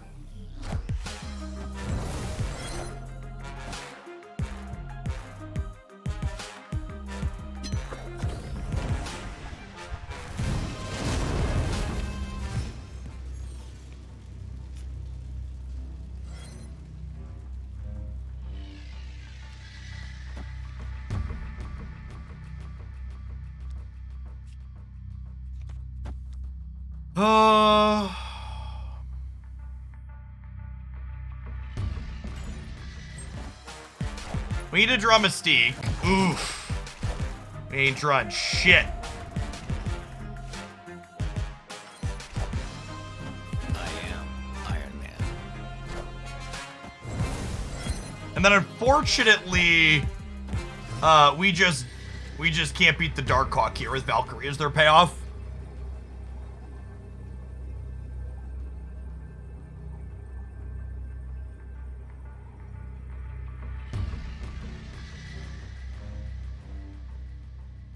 I mean, to be fair, we only had like, yeah, I guess like 2 or 3 of our draws were good. I think we're dead here. I guess 5 cards in it. We can do this, but it's pretty unlikely, right? This is gonna go up to 6, which puts us to 12, which puts us only to 24. And then just need any amount of stats to beat us. Escaped.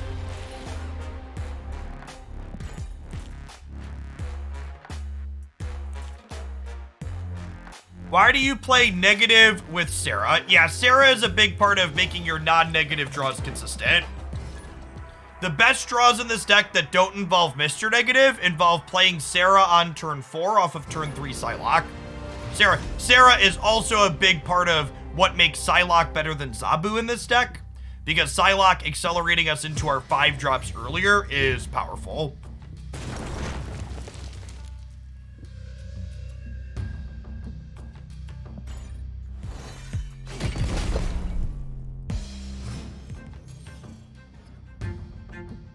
I think Rogue is a fine tech card to play in this deck. Under different circumstances, I've also played Rogue and been happy with it in this archetype.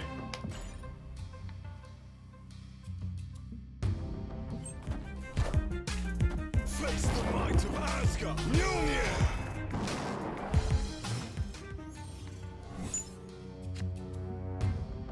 Dodge drawing Iron Man there, which is great.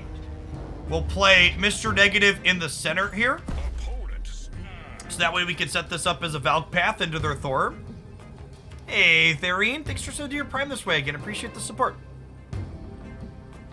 If Dino Hawk Thanos became meta, Rogue is better than Valk. I mean, if Thanos becomes meta, this deck's unplayable into Leech, so you have bigger problems. But I agree. If you expect a lot of Dino and Hawk, Rogue is fine. One of the other things to consider, though, is this deck typically doesn't have a hard time going over the top of those things.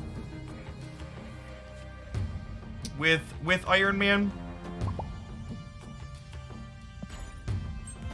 Gaming Mule, thanks for the Prime. Okay, so speaking of, we need to draw our Iron Man here.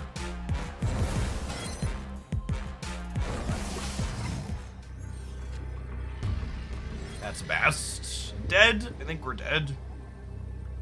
Anything useful to copy with the Mystique here?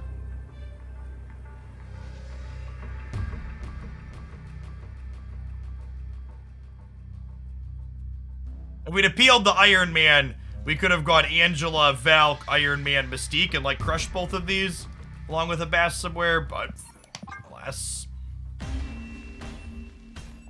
Escape. No magic, no Iron Man. No bueno.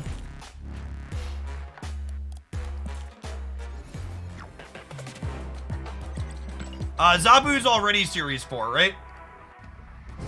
When does it drop to S3? Not for a while. Zabu downgraded to Series 4 in the last set of drops.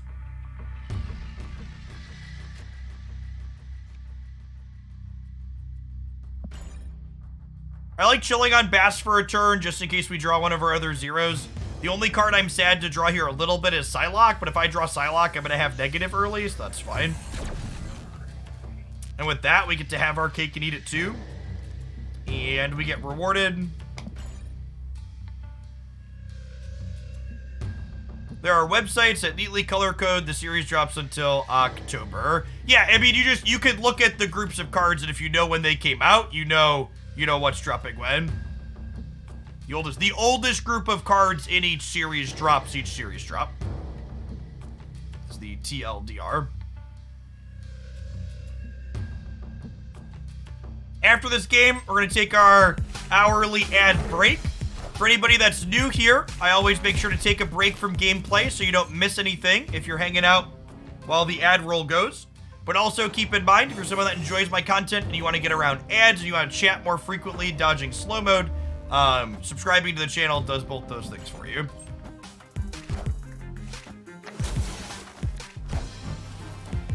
Electro negative, so they're the Galactus negative deck then?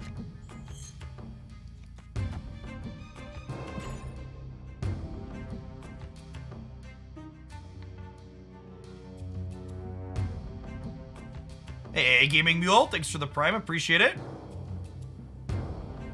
You can't post a link, but what's the site? Actually, links are enabled in my chat.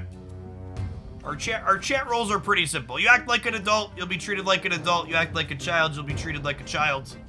So, appropriate, relevant links are always welcome.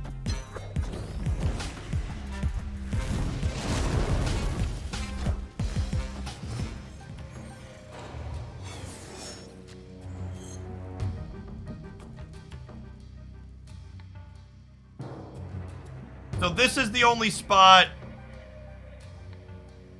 This is the only spot they can Galactus.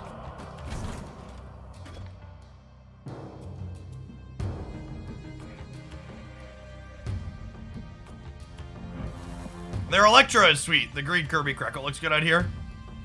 They have white Kirby Crackle, the negative too. I've played these cards a lot.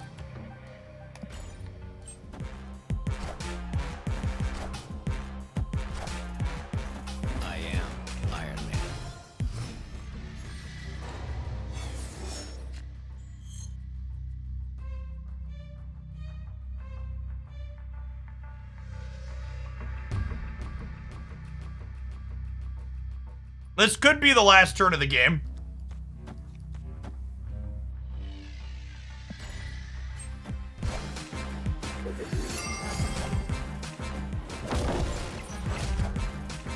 Wakanda forever!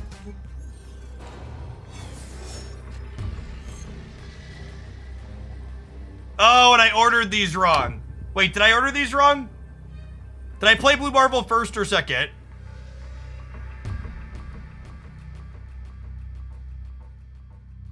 Second. I don't think it matters though, right? I think I'm still dead. Opponent snapped. And this is... It's why Galactus is such a frustrating card in my opinion. Because I did everything I could do to play around to Galactus this game.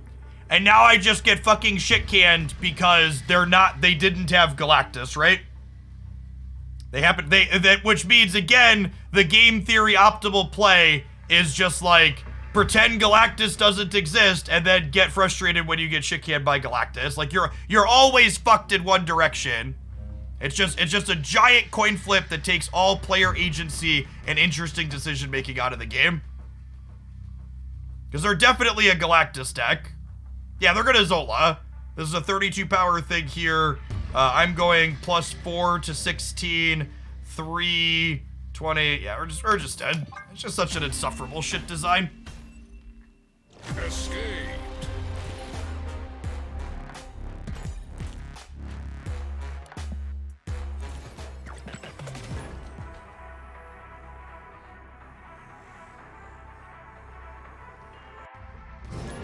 I'm leaving because we lose to Arnim, Zola, chat. For people that aren't keeping up with why we lost. We're dead to Arnim, Zola. I'll take Galactus over Leech any day. I, too, would rather touch a hot stove than slam my hand in a car door, but it doesn't mean I find either particularly enjoyable. I think the move deck will make a movement with the release of Ghost Spider. Maybe, Ray. Ray, if you missed it, we did a move deck with Leech and Shang-Chi. Was a highlight up on the YouTube channel, or just can't win TVA. Was a highlight on the YouTube channel earlier this week. It's very reasonable. Would you rather eat dirt or mud? Neither, please.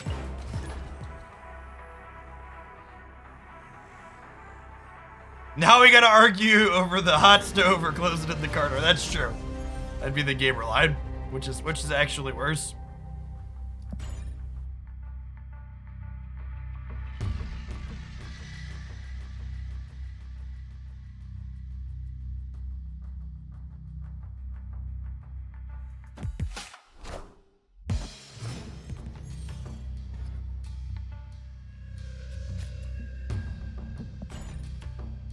I believe mystery variants are exclusively 700 gold variants.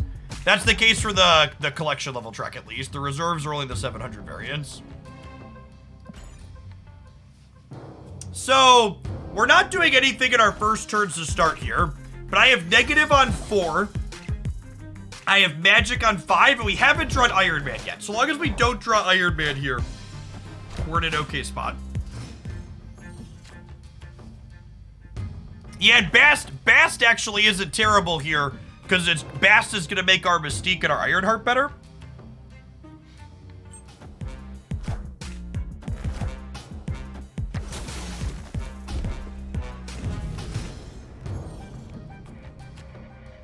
I'm going to Magic Fisk Tower, just in case they're an Arrow deck. Would you rather the big bad cards were build around role players or something else? I would rather they were fun, not incredibly toxic things to play with. Like, I think Thanos is an incredibly good design.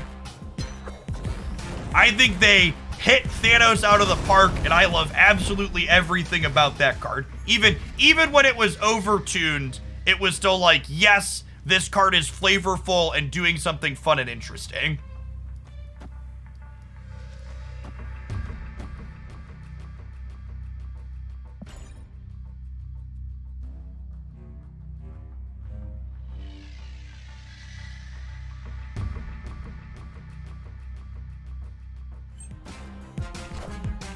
Kang's an incredibly flavorful design that is kind of tedious. And then Galactus is just so polarizing. I am Iron Man.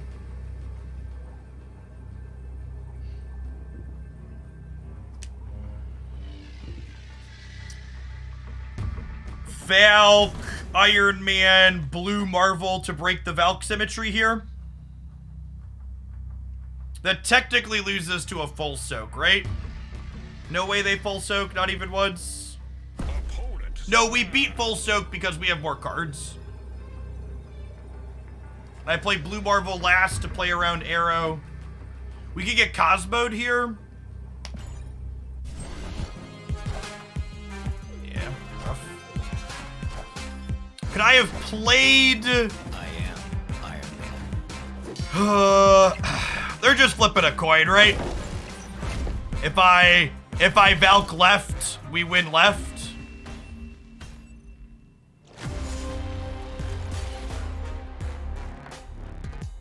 Lost a coin flip. Put it with the big bold on the snapping the coin flip.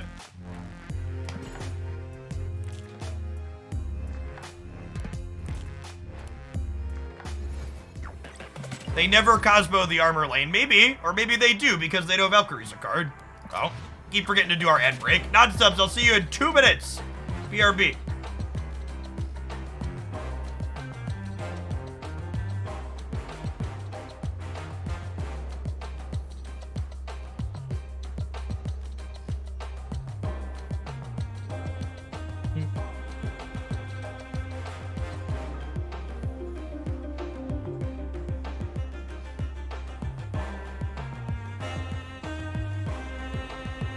Hope your recovery is swift, Zorian.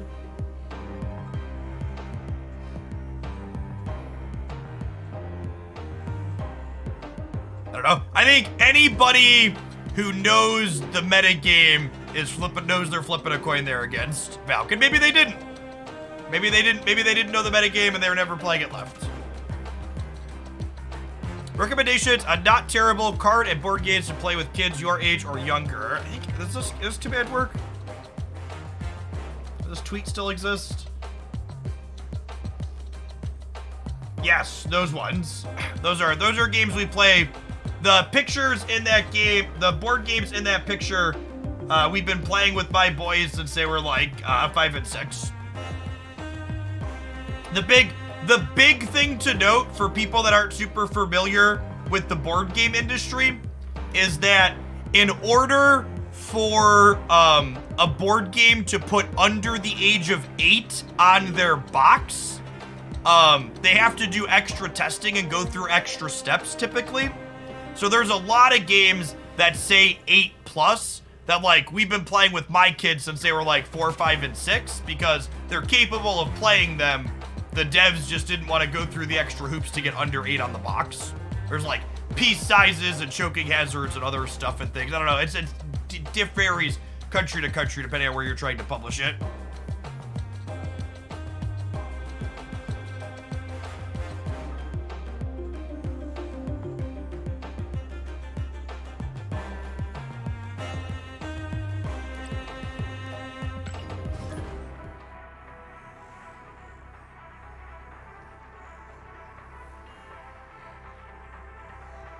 You're hoping that card downgrades will happen when the free Series 3 card refreshes. So that won't be the case.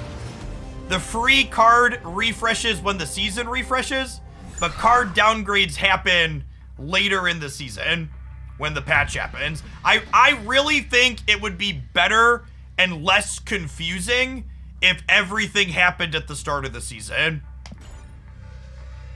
I think would probably make communication and player understanding increase significantly. Every single season, we have season rollover, and there's a ton of people in here asking what cards downgraded.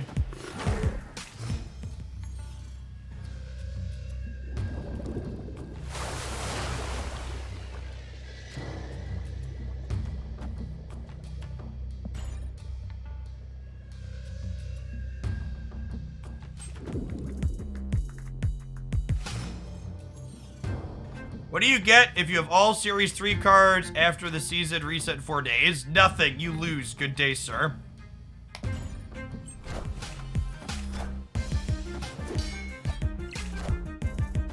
I feel like they could make Mr. Negative a base 4-3 without breaking anything. Fun fact. Mr. Negative used to be a 4-4.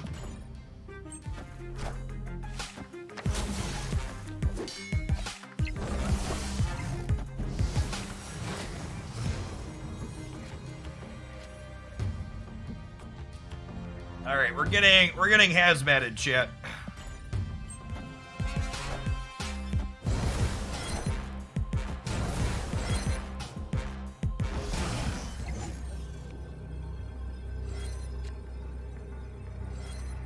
Ooh. And with no priority, The Valk resets the left, right?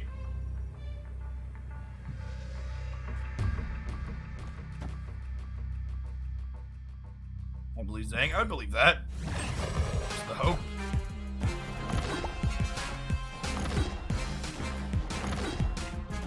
Yeah, I just didn't play for this side. Well, I'm really glad we didn't play for that side.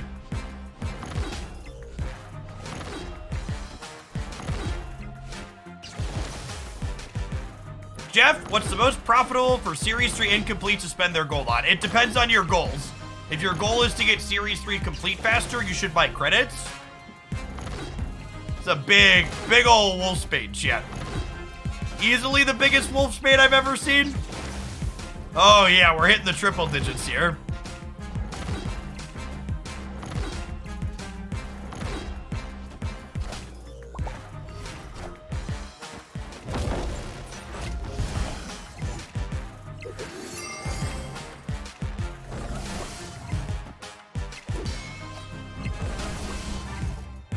$121 power Wolfsbane.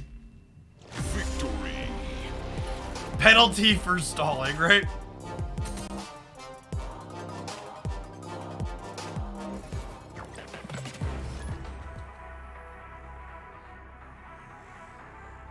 It's funny too, because Odin Wong things is actually the reason they added the fast forward feature in the first place. So it's really strange that it doesn't work with that.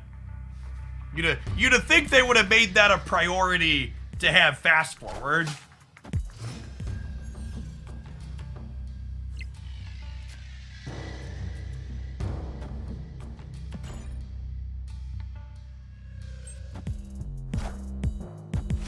It's a hub ban, right?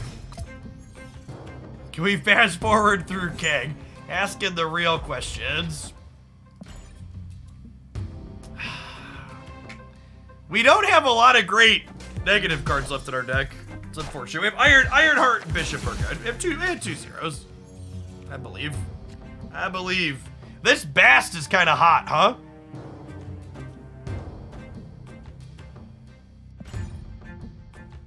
To make our Iron Man and Mystique better. It's clobbering time. Clobbering time. All right, do we believe in magic? I think so. I wanna draw my cards. I think I believe in magic in the middle.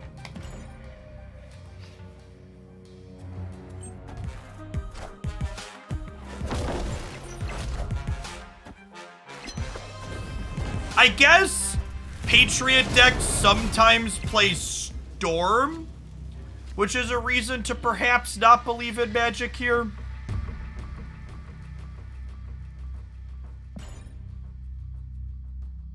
Opponent snapped. Yeah, this feels like I'm about to get stormed out of my cubes. I should have just played Sarah. Come and get him.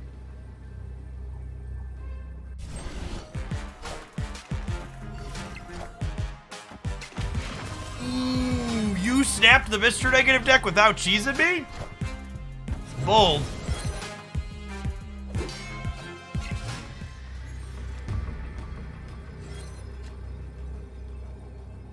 I guess, do we have enough to win here? The Valk's not good enough, is it?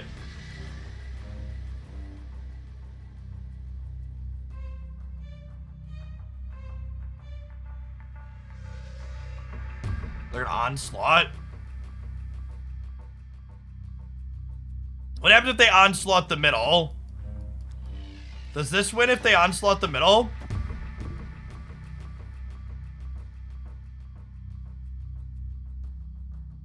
Let's find out.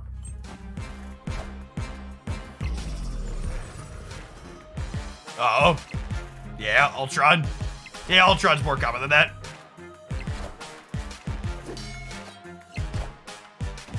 Someone in chat mentioned Onslaught, and that's where my brain went. Not good enough. Yeah, we need our Iron Man or our Mystique to be free.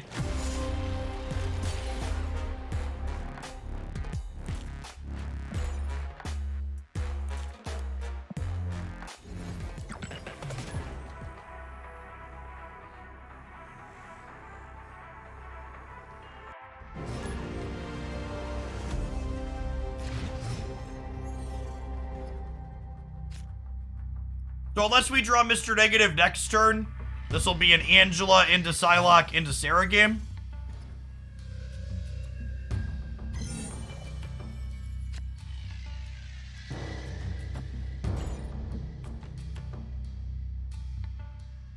I mean, Patriot Ultron's been an established C-list deck in SNAP for a long time.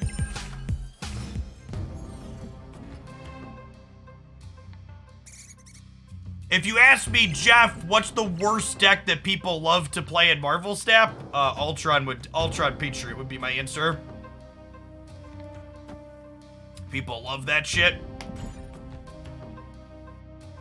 Well, I guess we could be getting Central Park again next turn.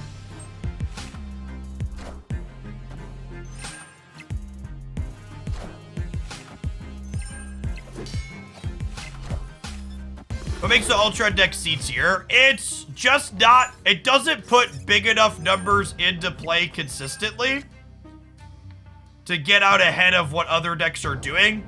And its game plan is super straightforward, meaning good players basically never stay in.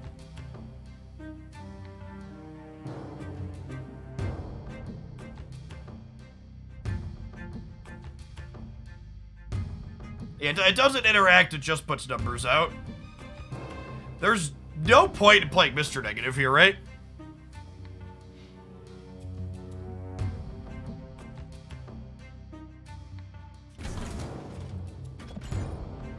You just do this and then hope to draw Blue Marvel and Mystique.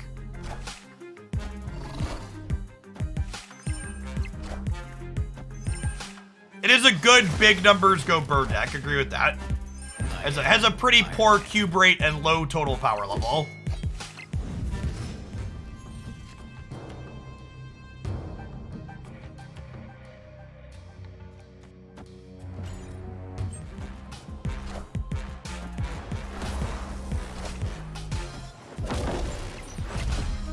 Yeah, this looks like the Agatha deck. So I assume they're leaving. Or they're punting cubes for the memes. We got this, says Local Man about to be Enchantress. Was in fact the Agatha deck. I got Infinite the first 2 seasons with Ultron Patriot. This is just, again, so I always have to give this because people are so personal about their decks. Me telling you that I don't think a deck is good, or it's not optimal, or it's not one of the best decks in the format, doesn't mean you can't play it and have fun and even have success with it. I don't think I've ever climbed to Infinite with a deck that I would say is one of the best decks in the format. I personally don't enjoy playing mirror matches, meaning the same deck against the same deck in card games, so I essentially am never playing the deck that's established as the best deck.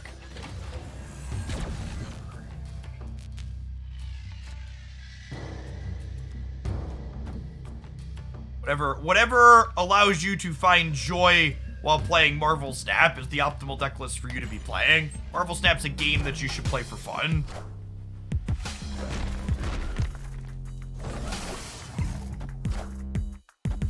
Yeah, that's honestly a good way to think about it. If I tell you the deck that you played to Infinite isn't good, you should take that as a compliment because it means that you were good enough at the game to make the underpowered deck be successful.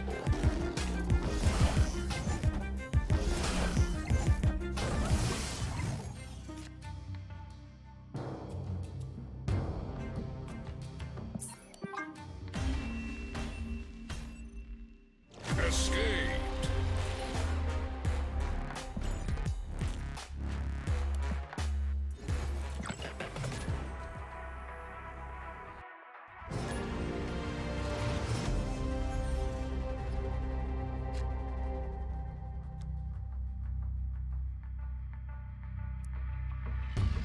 A vibe on the Bass for a turn.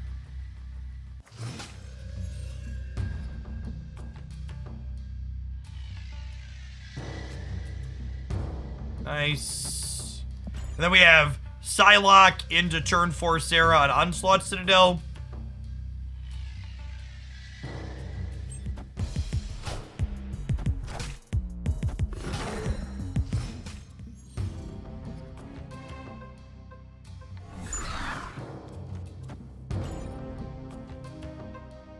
How we like Silver Surfer yesterday? It felt reasonable. I think if you like the archetype, it's fine. It's not amazing into Shuri, but there's some amount of variety on the ladder.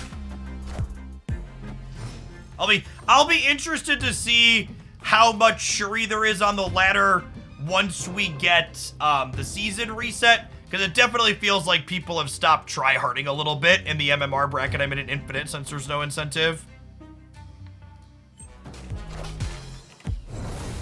I would wager ranks 70 through 100 have a lot more Shuri than what I experience where I'm at.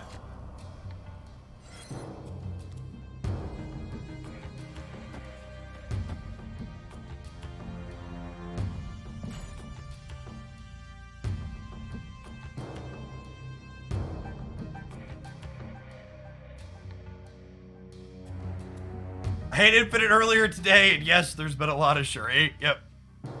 The 70s is all Shuri and Thanos. Yeah. Whew, I hope for the sake of the game that their metrics make it look like they need to do another patch, because it definitely sounds like we need another one.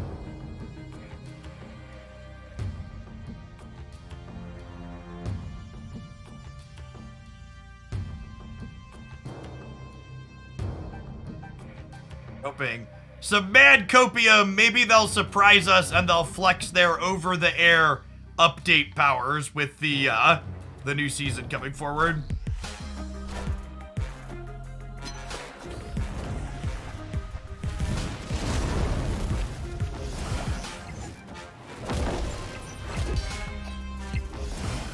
This is a mirror, right? Looks like it.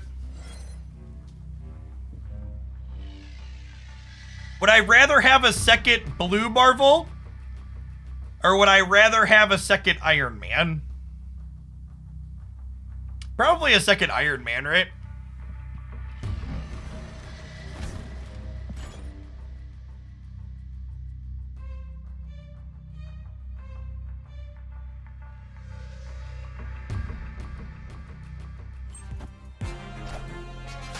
I am Iron Man.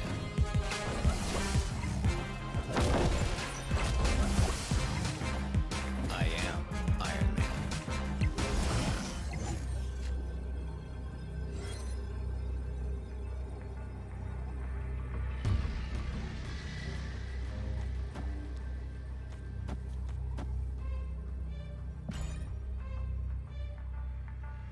Yeah, they could also have a second Iron Man. They didn't bast theirs though. So we should be winning the right here.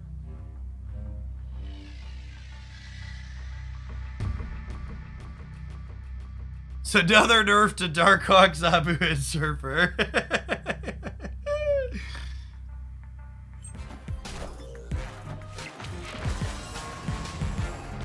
I am Iron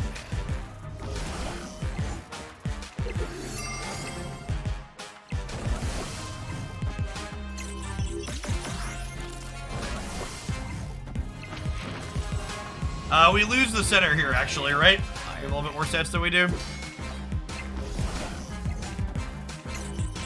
we go.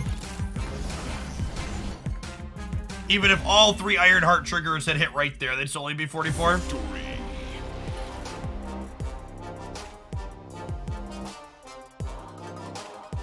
Yeah, that's true, Benedict. I'm 77, but I've played more Infinite players than Thanos decks. So, the important thing to remember is that the way Marvel Snap's MMR-based matchmaking works is that not everybody has the same experience. Not everyone, not all rank 70s are equal, or all rank 80s are equal.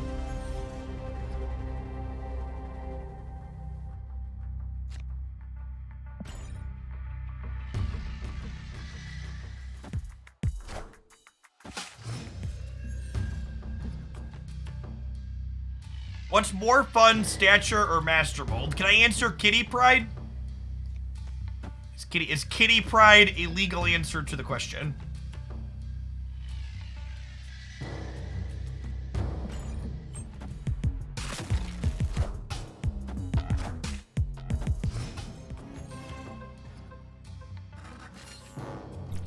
No, Kitty Pryde is banned. They're right, you know. Kitty Pryde is in fact banned.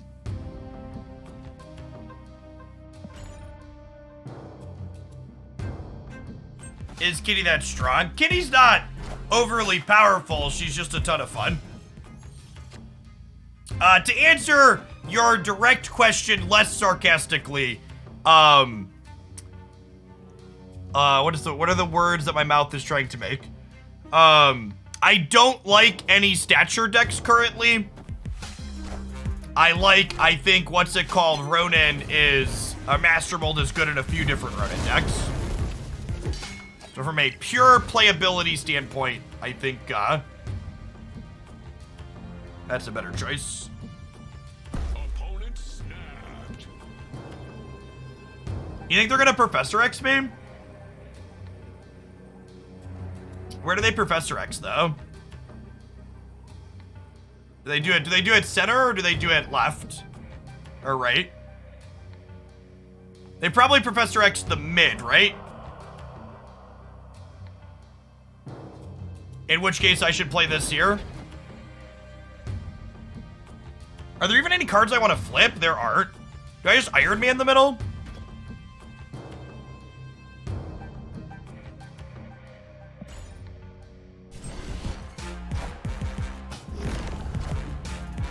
I am Iron Man.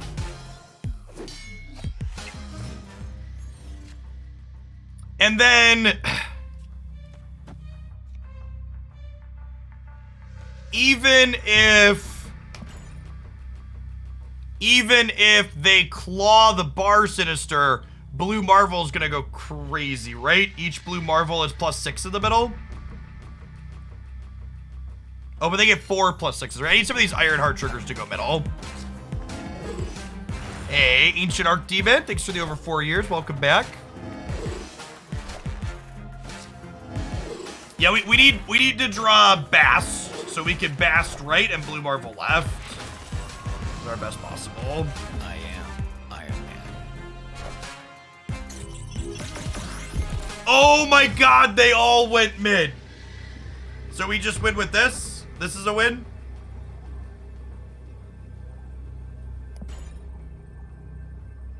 This is +18 to the middle. Sorry, +24 to the middle. Yahtzee.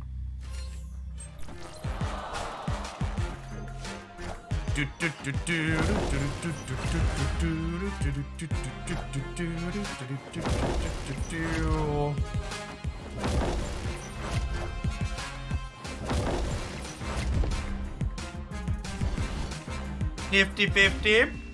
Oh, were we winning even without the Ironheart triggers? The Ironheart triggers only added 12 here, right? So even if no Ironheart triggers went here, we were gonna be 38. Yeah, we were winning regardless. Someone asked for my optimal Thanos deck. In my developing metagame video from last week, earlier this week on the YouTube channel, there's a Thanos deck list in there.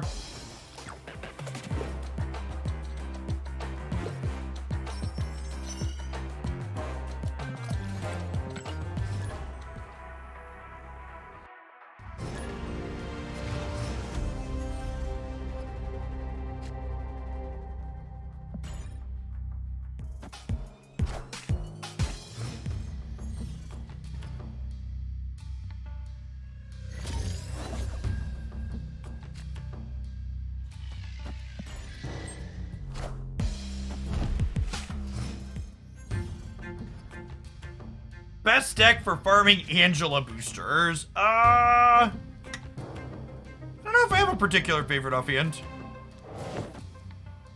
Just gonna play the Doctor Strange here for tempo purposes. Get it out of my hand just in case this is another can't play high over here.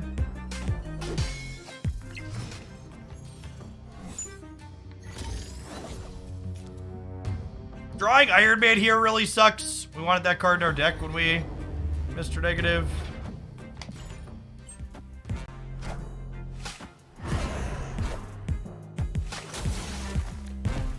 Magic's our best draw this turn. Yeah, something with Kitty Pryde is the best, what's it called? Angela deck.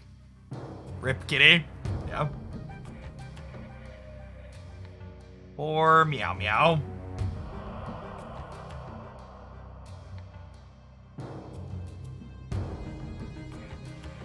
We don't have any zeros to draw. The fact that we had Iron Man, Mystique, and Ironheart all in our hand sucks.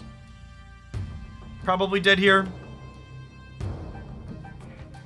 Do I buy the large bundles? Yes. I buy every bundle that contains card progress and Marvel Snap. So I skip the bundles that are just artwork focused, but anything that has potentially card progress I keep or I purchase.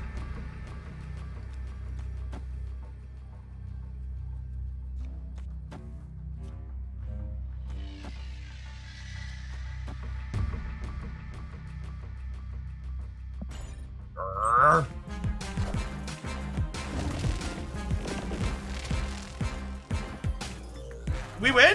I think we win left and center, right? We're gonna be a little bit short in the middle. Oh, we're gonna lose the breaker, aren't we? No, by one? Whoo! Close game. Close game. Victory. So to get more of your money to bed, bro, they need to put 1 credit, 1 booster in each art pack. I don't buy the art packs that have very small amounts of credits. I buy everything in the shop that has collector's tokens, and I buy everything in the shop that has a higher credit to dollar ratio than buying gold to buy credits directly. How much do I think I spend in a month? So that number varies depending on bundle deals, and it's much less now that I am Series 5 complete. So loosely, the cost of staying Series 5 complete as every card releases is about $200 a month once I'm already there. And if you didn't know that number, that was a number I talked about in my bundle breakdown this month that goes over how the economy works with the bundles. So that's a good one to check out.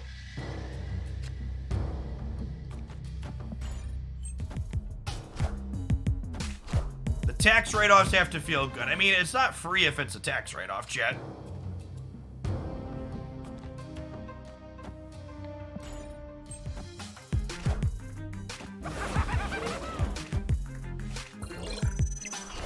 Yes, any bundle that has any amount of tokens in it is a better pickup than buying credit gold to buy credits to get tokens. People don't understand how taxes work. As someone who grew up with people who frequently said the words, I don't necessarily want that raise because it would put me into a higher tax bracket, you are correct in that, yes, most people don't understand how taxes work.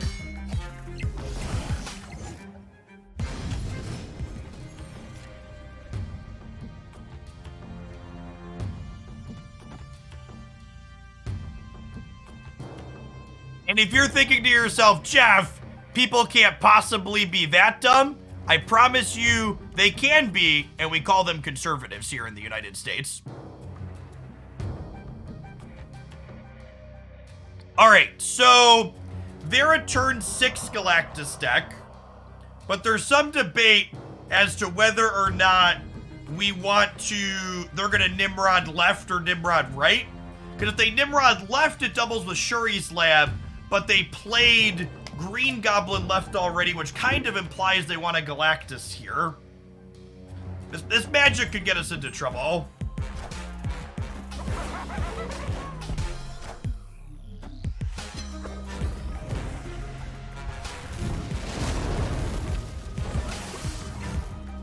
All systems go.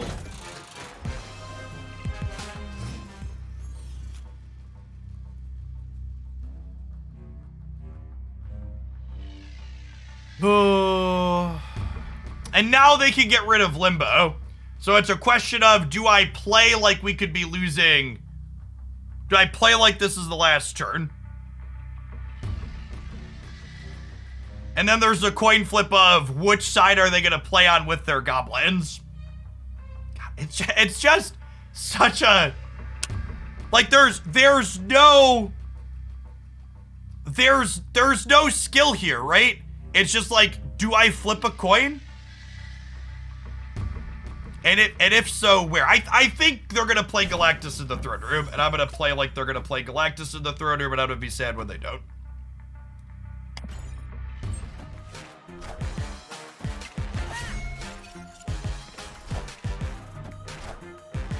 I am Iron Man.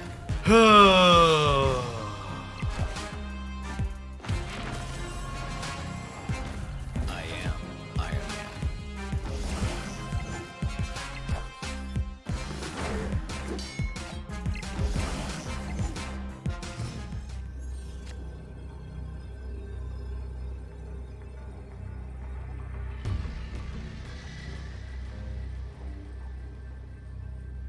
Do we die to Galactus left?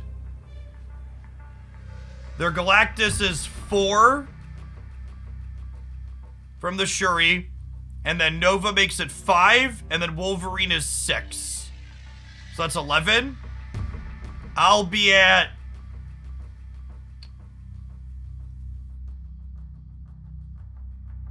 Yeah, I'd also die to anything large.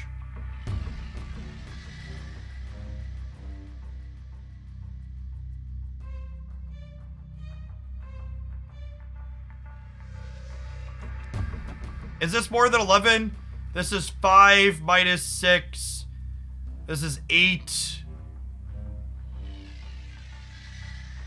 Yeah, the play to win line is they don't have Galactus and then Ironheart wins the middle.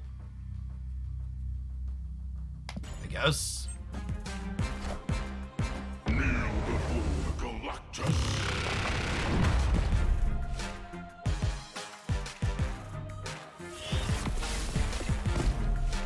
Enough said, bub. If there was an option to just automatically lose a cube and get a different match when I queued into someone playing Galactus, I would check that box.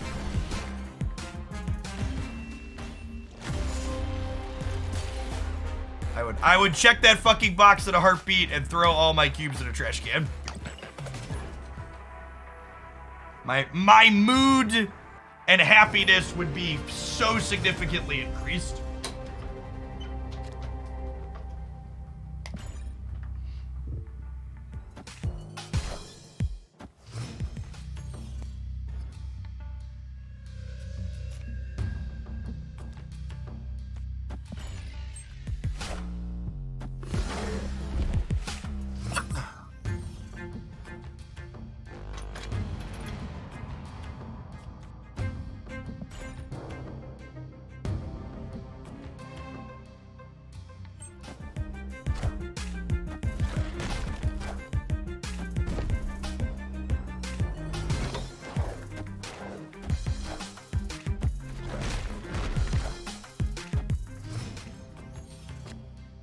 An option to avoid one card of your choice. That would be great, because then the Galactus and the Leech players would largely play against each other, because those would probably be the two most ignored cards.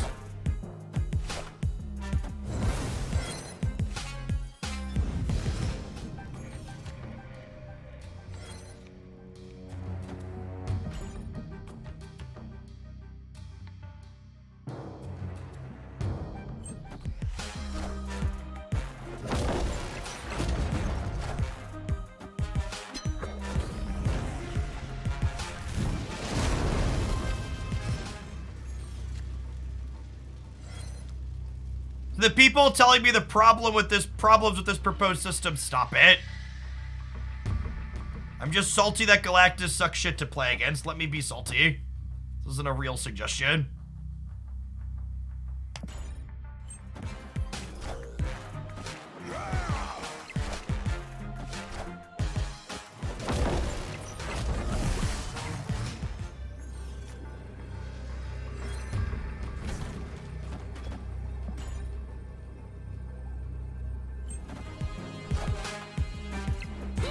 The razzle dazzle, chat.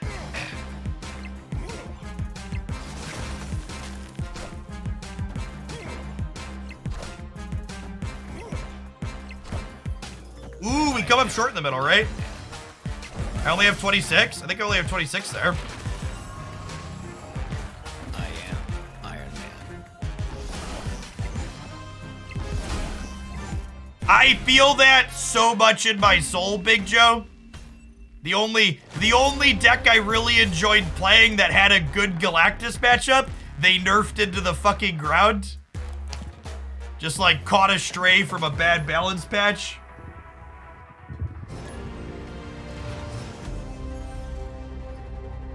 The Series 3 She-Hulk double up deck that I used to climb to Infinite this season. The Goose Viper Juggernaut. Yeah, deck just doesn't play post Quinjet.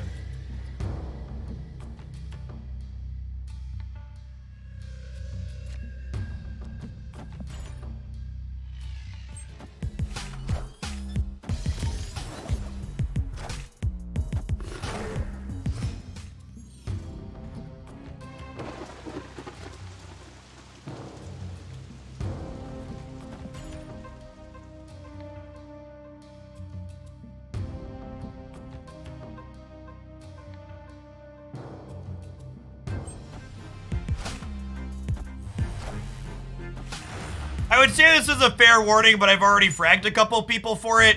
Chat, you really don't need to come in here and tell me that my subjective opinions are different than yours or wrong when I talk about my dislike of a game experience. I understand that what I'm saying is subjective, and I don't need you being a shitter in my chat just letting me know you disagree for the sake of disagreeing. Please, just don't. I don't know, like, why you think that's an appropriate or reasonable thing to do.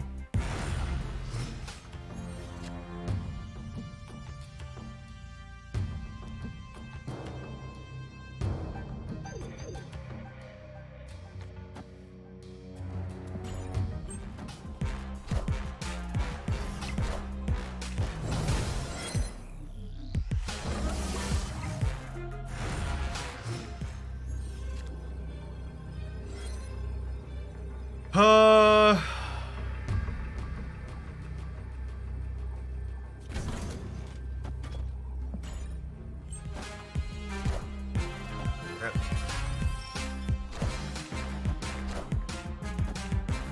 am Iron Man.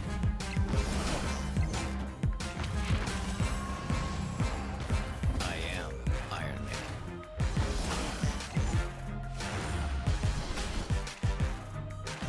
If I'd have played Mystique on the left, would we have won the breaker? If I play Mystique, I should have played Ironheart left, actually, right? That's what I should have done. If I play Ironheart left, we'd have been up by at least 4 more here, and we'd have been 48 to this, and we'd have been like 8 to 22 here. Yeah, that's on me. A little annoyed not playing well.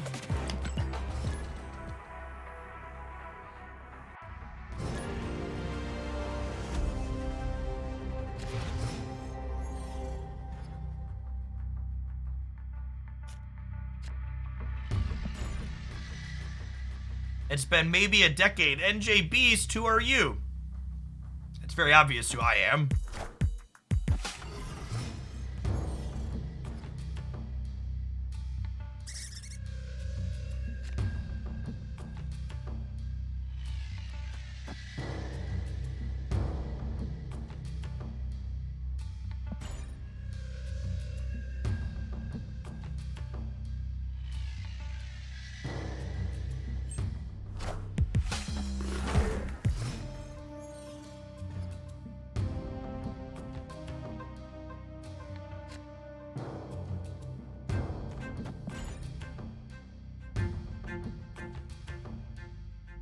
Second dinner should do weekly downgrades every week, get a 5, 4, and 3 card. Yeah, that's their, they've stated that that's their long-term goal, but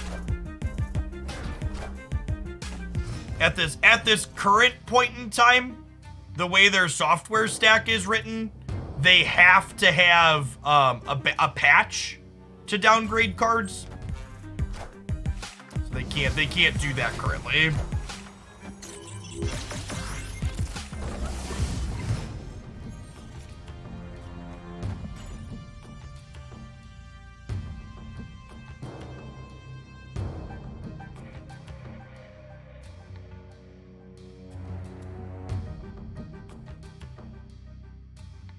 Magic away New York here.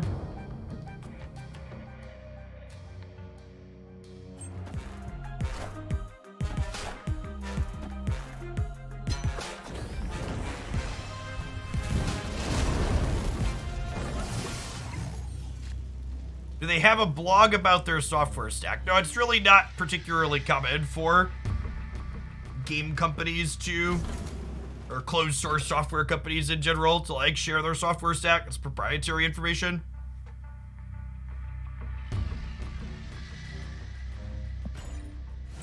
Yeah, probably some kind of Spectrum deck here. Hopefully double Iron Man gets us across the finish line.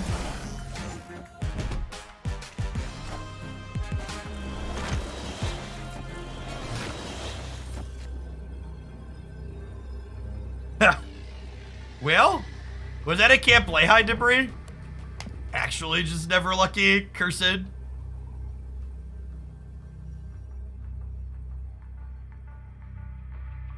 Hill House, hey, what's going on, Brain? It's been a hot second.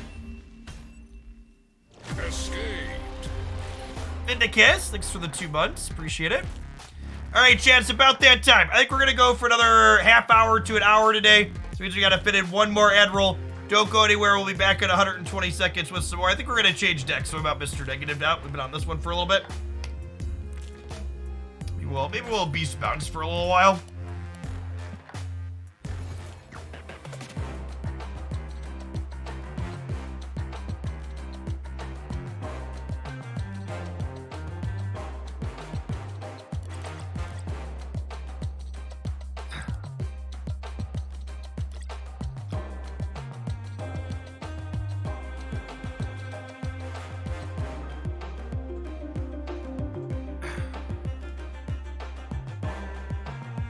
Ooh, chat.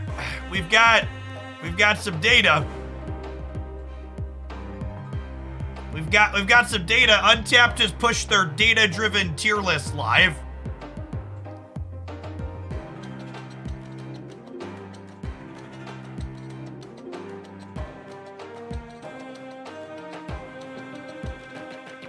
You know what the first thing I noticed here was? Okay, so I'm looking at.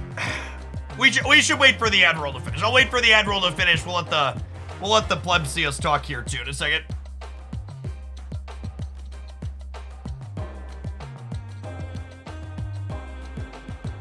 Give it a moment.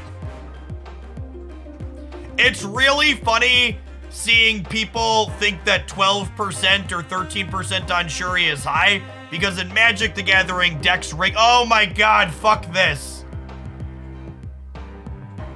Fuck this with a rusty spoon, chat. 9.5%. It's not in my head. It's actually incredibly popular. All right, hold on. We got 20 seconds on the ad roll, then we'll take a look-ski poo here.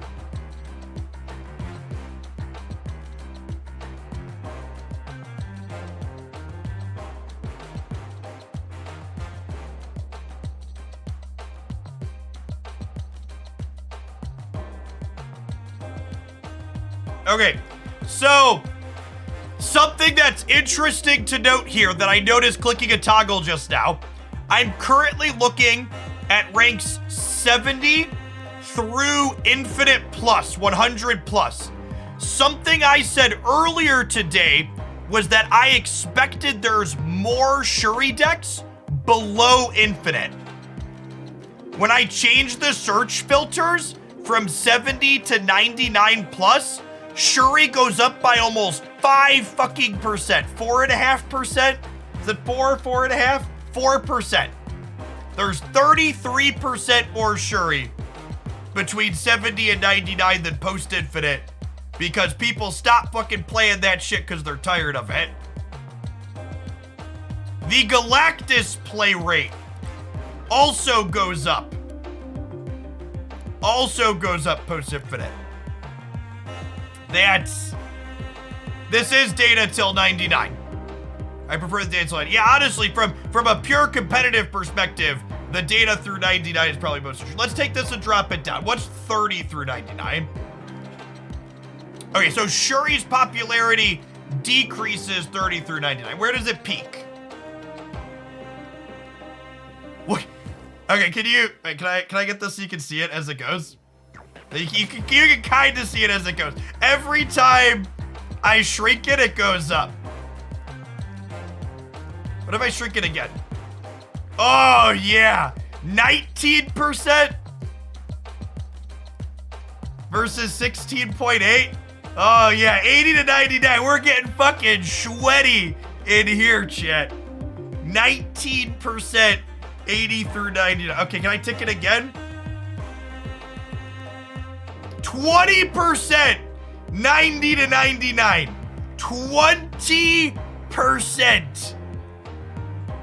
11% Galactus. This, and honestly, this is why Untapped is just fucking unmatched in their data presentation compared to every other community site.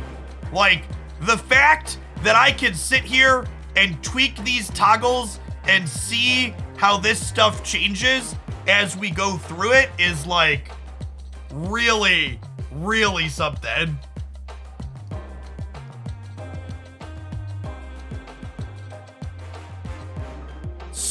%, post-infinite.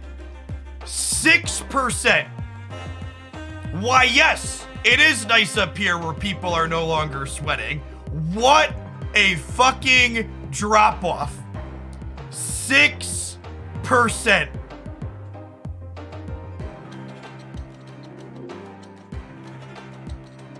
6%.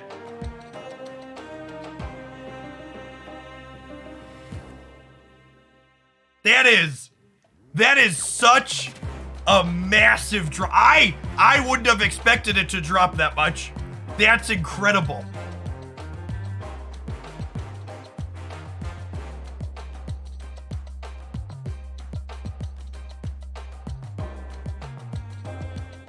We show the Sarah control list. 150 decks. What happens when I click on, can I click on this to blow it out? Oh, I can click on this to blow it out.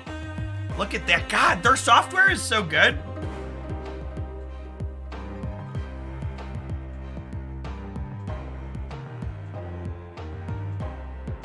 It's such a good, clean visualization. I don't know what is accessible for free. Hold on. Open it in incognito. So the tier list. It's $4 a month for all the data, chat. It's $4 a month for all the data. That's all I'm saying. Thank you, Untapped, for hooking me up. You can click in here and you can see popularity. But if you wanna play with all the fancy filters, you can see some deck lists. But you do need to give them, for the price of 1 coffee a month, you could have all of the numbers to play with at home.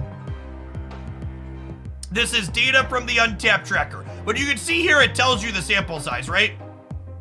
So they have 240,000 games at Infinite Plus.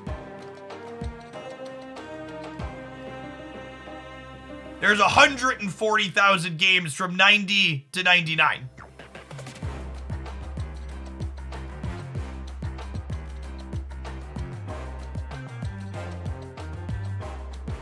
Sorry, what's our sample size? This is half a million games. And this is just the latest patch too, by the way.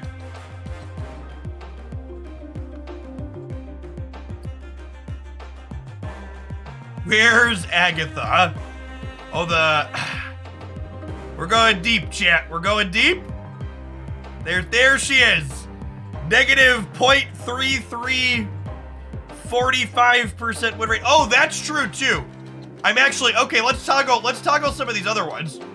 What happens if so Shuri's 20% here. What if I filter for this? Oh, that's interesting. So if I'm looking at where does Shuri peak? It peaks at the top. That doesn't surprise me. It peaks at the top. Unsurprisingly, Thanos is still very good. It's like the top of our B tier here. It is, chat. This is another thing too. These stats, Tiago, are you here? These stats don't remove mirror matches, right? These include mirror matches? They don't. So that's even more offensive because this is a 57% win rate without mirror matches removed. And it's this cube rate. And again, for people that don't understand the stats on this, if you're not removing mirror matches, it pulls the win rate. Yeah, correct. They're not removing mirror matches. So mirror matches included, like this data has, means the win rate gets pulled down towards 50%. And the cube rate gets pulled down. What do you think is a good percent for a meta deck to be at? Obviously, 20% is insane and should have actually been nerfed in the last patch. That's a hard question. That's a hard question. Why is Sarah Control's win rate so low, but it's ranked high? That's a good question. Win rate doesn't fucking matter in Marvel Snap. Cube rate matters. Sarah Control has a really high cube rate because Shang-Chi and Killmonger are fucked up Marvel Snap cards. More specifically, Killmonger, Enchantress, Shang-Chi, these cards steal a lot of cubes. They create a big swing on the last turn of the game, meaning they win a lot of 8 and 4 cube games. For people that aren't familiar with my background, by the way, I have a graduate degree and an undergraduate degree in mathematics. I spent time doing data analysis, visualization, and process automation for a Fortune 50 company before I started doing what I do now here on Twitch.tv. So numbers are very much my wheelhouse, and I have a huge junkie for stuff like this.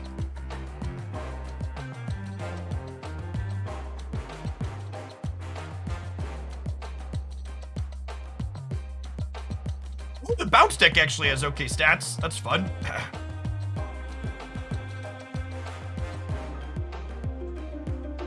What affects your MMR more, win rate or cube game? We don't know that. MMR is an internal number that's not shared. Speaking of fellow data analyzers, Dara in chat, another great Twitch.tv streamer to follow for Marvel Snap data-y stuff and games. I watch them quite frequently in the evenings. So I was asking about the Surfer deck. It's doing all right. I played some Sarah Surfer the other day on stream. This is pure Sarah Control. Oh, this is the Darkhawk one. I'm pretty sure these stats include non-Darkhawk decks as well.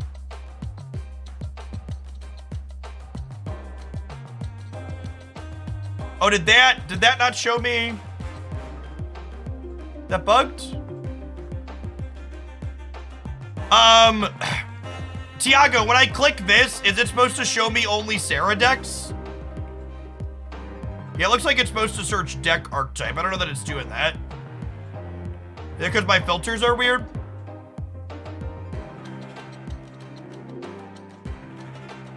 Okay, cool. This is new stuff for them.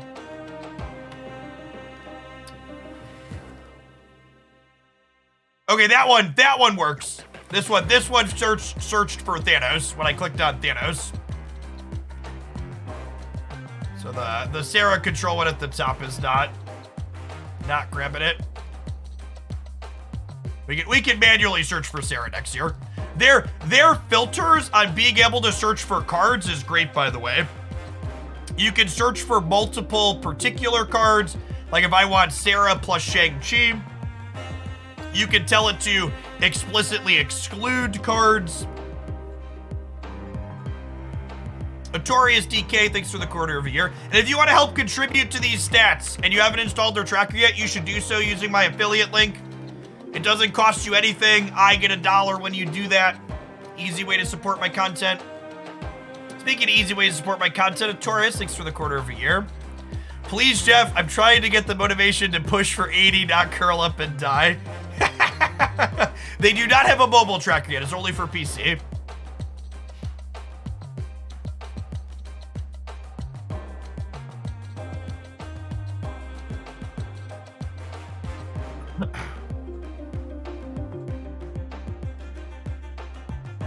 Anything else surprise? I don't know if there's any surprises in here. Why should you use this one and not snap.fan? I mean, are you seeing this data visualization? My understanding is that there may eventually be a mobile client. Nothing confirmed yet, though. Your deck of the day highlights got me up to 75. Thanks, local. Congrats. Appreciate the third of a year. Take a look at the last 30 days. Whoa! That's a fun one. That's a fun toggle. So we can see Thanos goes from 15% to 5%, 4%. And Shuri stays exactly fucking the same. She goes up 0.5%. She goes up 0.5%, chat. Please, bro, my family is dying. Patch the Shuri deck. Oh, man. Yeah, it's worth noting here that Thanos' cube rate is still very reasonable. I think the Thanos changes were good.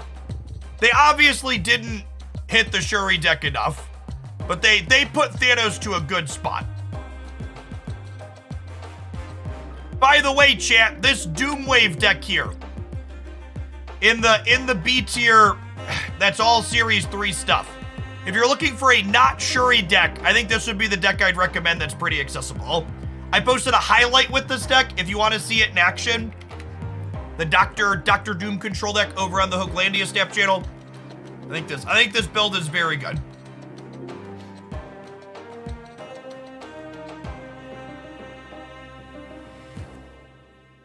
Cube rate matters more for MMR than win rate. That would make sense. Hey, what's going on, Beetle? Thanks for the biddies. Sorry, what's our discard variation?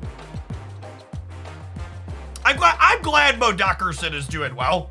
I think this card was like a perfect power level season pass release, and I'm glad to see it in here putting up some numbers.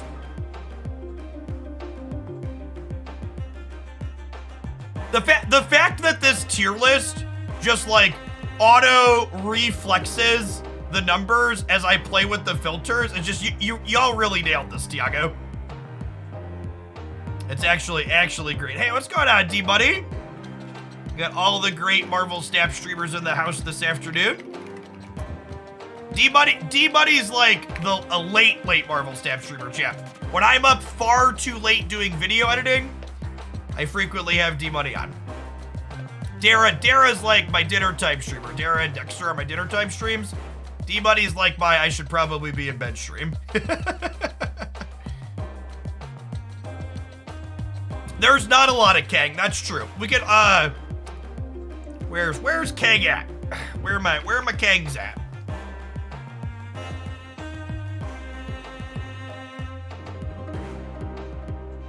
Kang inside of Shuri. It's pretty solid. Do you have any larger sample size kids? If we throw it to 200. Shuri one goes down with a larger sample size. Also, another thing I love about Untapped, you see how when I put it below 200, it tells you low game volume? People are always like, yeah. Like, what's my sample size is like 10. Is that supposed to be good? It's like, no. Patriot.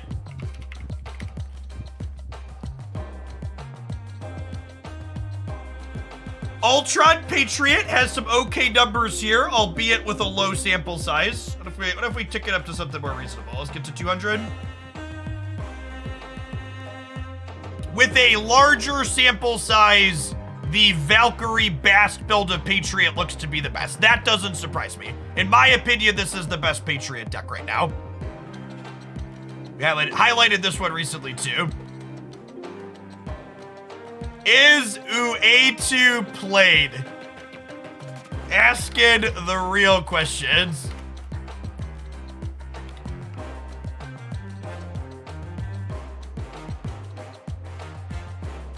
There's one deck, chat. One person has been plugging away and they've played 75 games.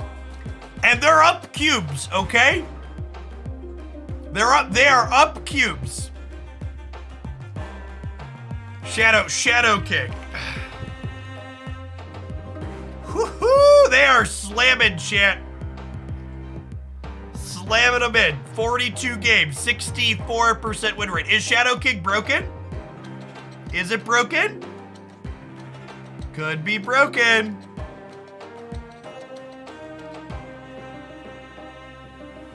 Oh my god, what? Okay, so this is a fun stat. 41%, but a one cube win rate. Super small sample here. Super small sample.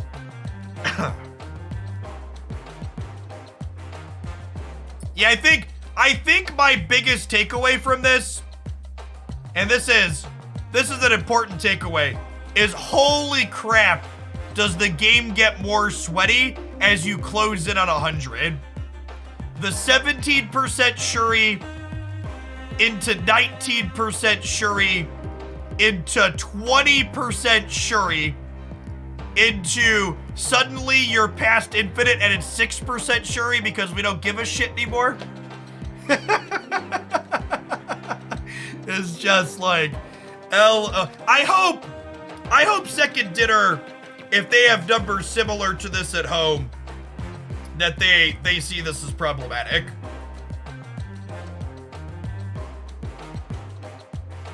That's so miserable. Do we have numbers on Kitty? Oh, that's a good thought.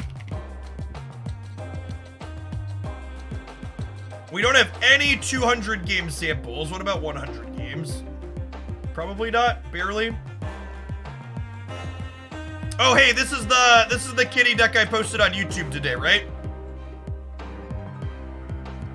The Kitty Lockjaw Thanos deck appears to be mediocre. Our Kitty deck from YouTube looks to be performing okay. Low game volume, but yeah, this is the best Kitty deck I've played.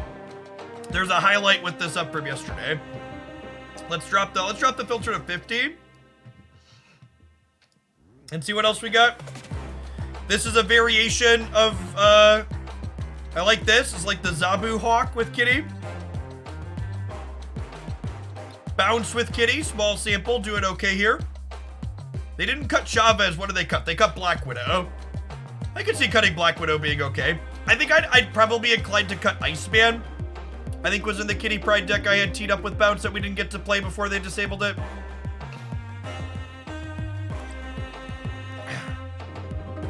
Yeah, this is with Iceman cut. A little bit lower stats, but also bigger sample.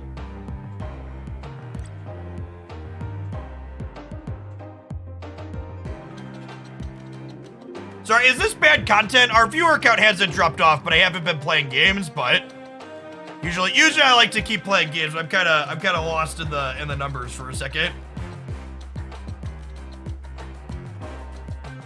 Master Mold. That's not true. Do we have any big samples for Master Mold? 200. Any 200 Master Mold gamers? This is, This is some deck building here. So they're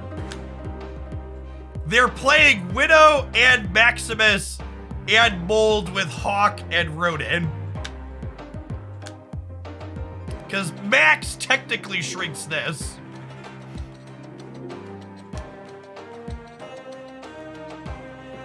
Are there any Shauna or Dazzler decks? All right, we'll look at some more sad stats. Dazzler. Nothing with a meaningful sample. Dazzler just doesn't get played.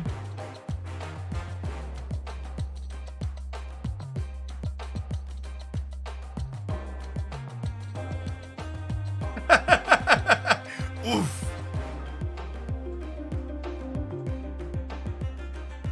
What's the most popular deck posted? But I believe it's still Shuri. No, it's actually fucking Galactus. Oh god, it's my nightmare, chat. Oh, it's like this fucking hellscape that never stops. Oh, god damn it.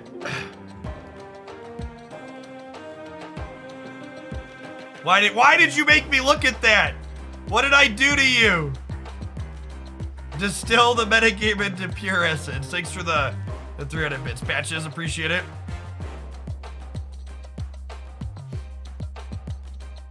Do you think they lose numbers due to the lack of mobile players? I mean, definitely. That being said, it's not like we're looking at a small sample here, though, right? Like, if I look at only collection level 3,000 plus, we have 250,000 games since the 21st. So they've done they have 250,000 infinite games in 9 days. That's what, like 30,000 games a day almost? And if I look at everybody in Series 3, it's 360,000. This is an amusing note.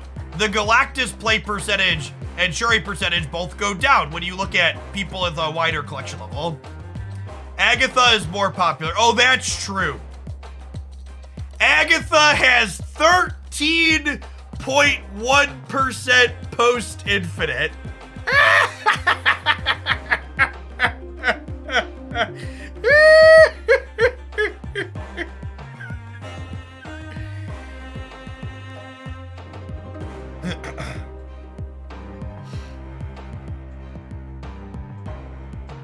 So, something else to note in here when we click into these. So, like, this deck has a crap win rate, but it's also worth noting these are the percentages these cards are played in different decks. So, this control grouping is a pretty wide net, right? Also, yeah, can we appreciate that Cerebro 3 is trash? And that Cerebro 2 is kind of okay? Also not good, but better than the alternative. Also not good, but better than the alternative. Actually, I think Cerebro 2 had okay stats. Yeah, Cerebro 2's actually cube positive. Cerebro 2 is cube positive if you don't look at the infinite players. Which it's do all the cube rates go down when I look here? Most of the cube rates go down, right? Because just like people in infinite don't, yeah, just it's actually that's a funny observation too. All of the average cubes go down. All of the average cube rates go down in infinite, which is not surprising because how often do I talk about that not mattering? What does Teenage Warhead look like?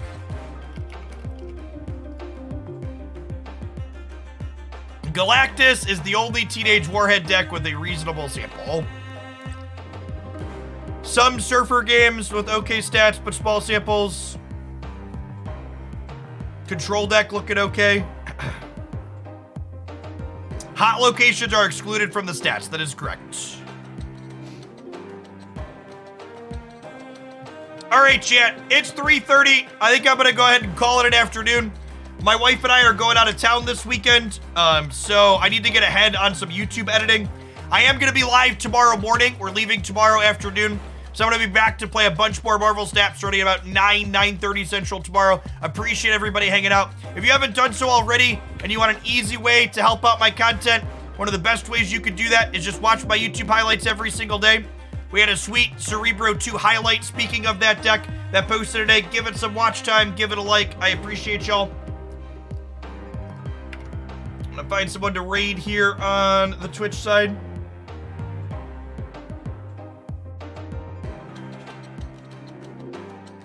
We shouted out Dara a second ago. It looks like they just went live. I'm gonna go ahead and raid you over their way now.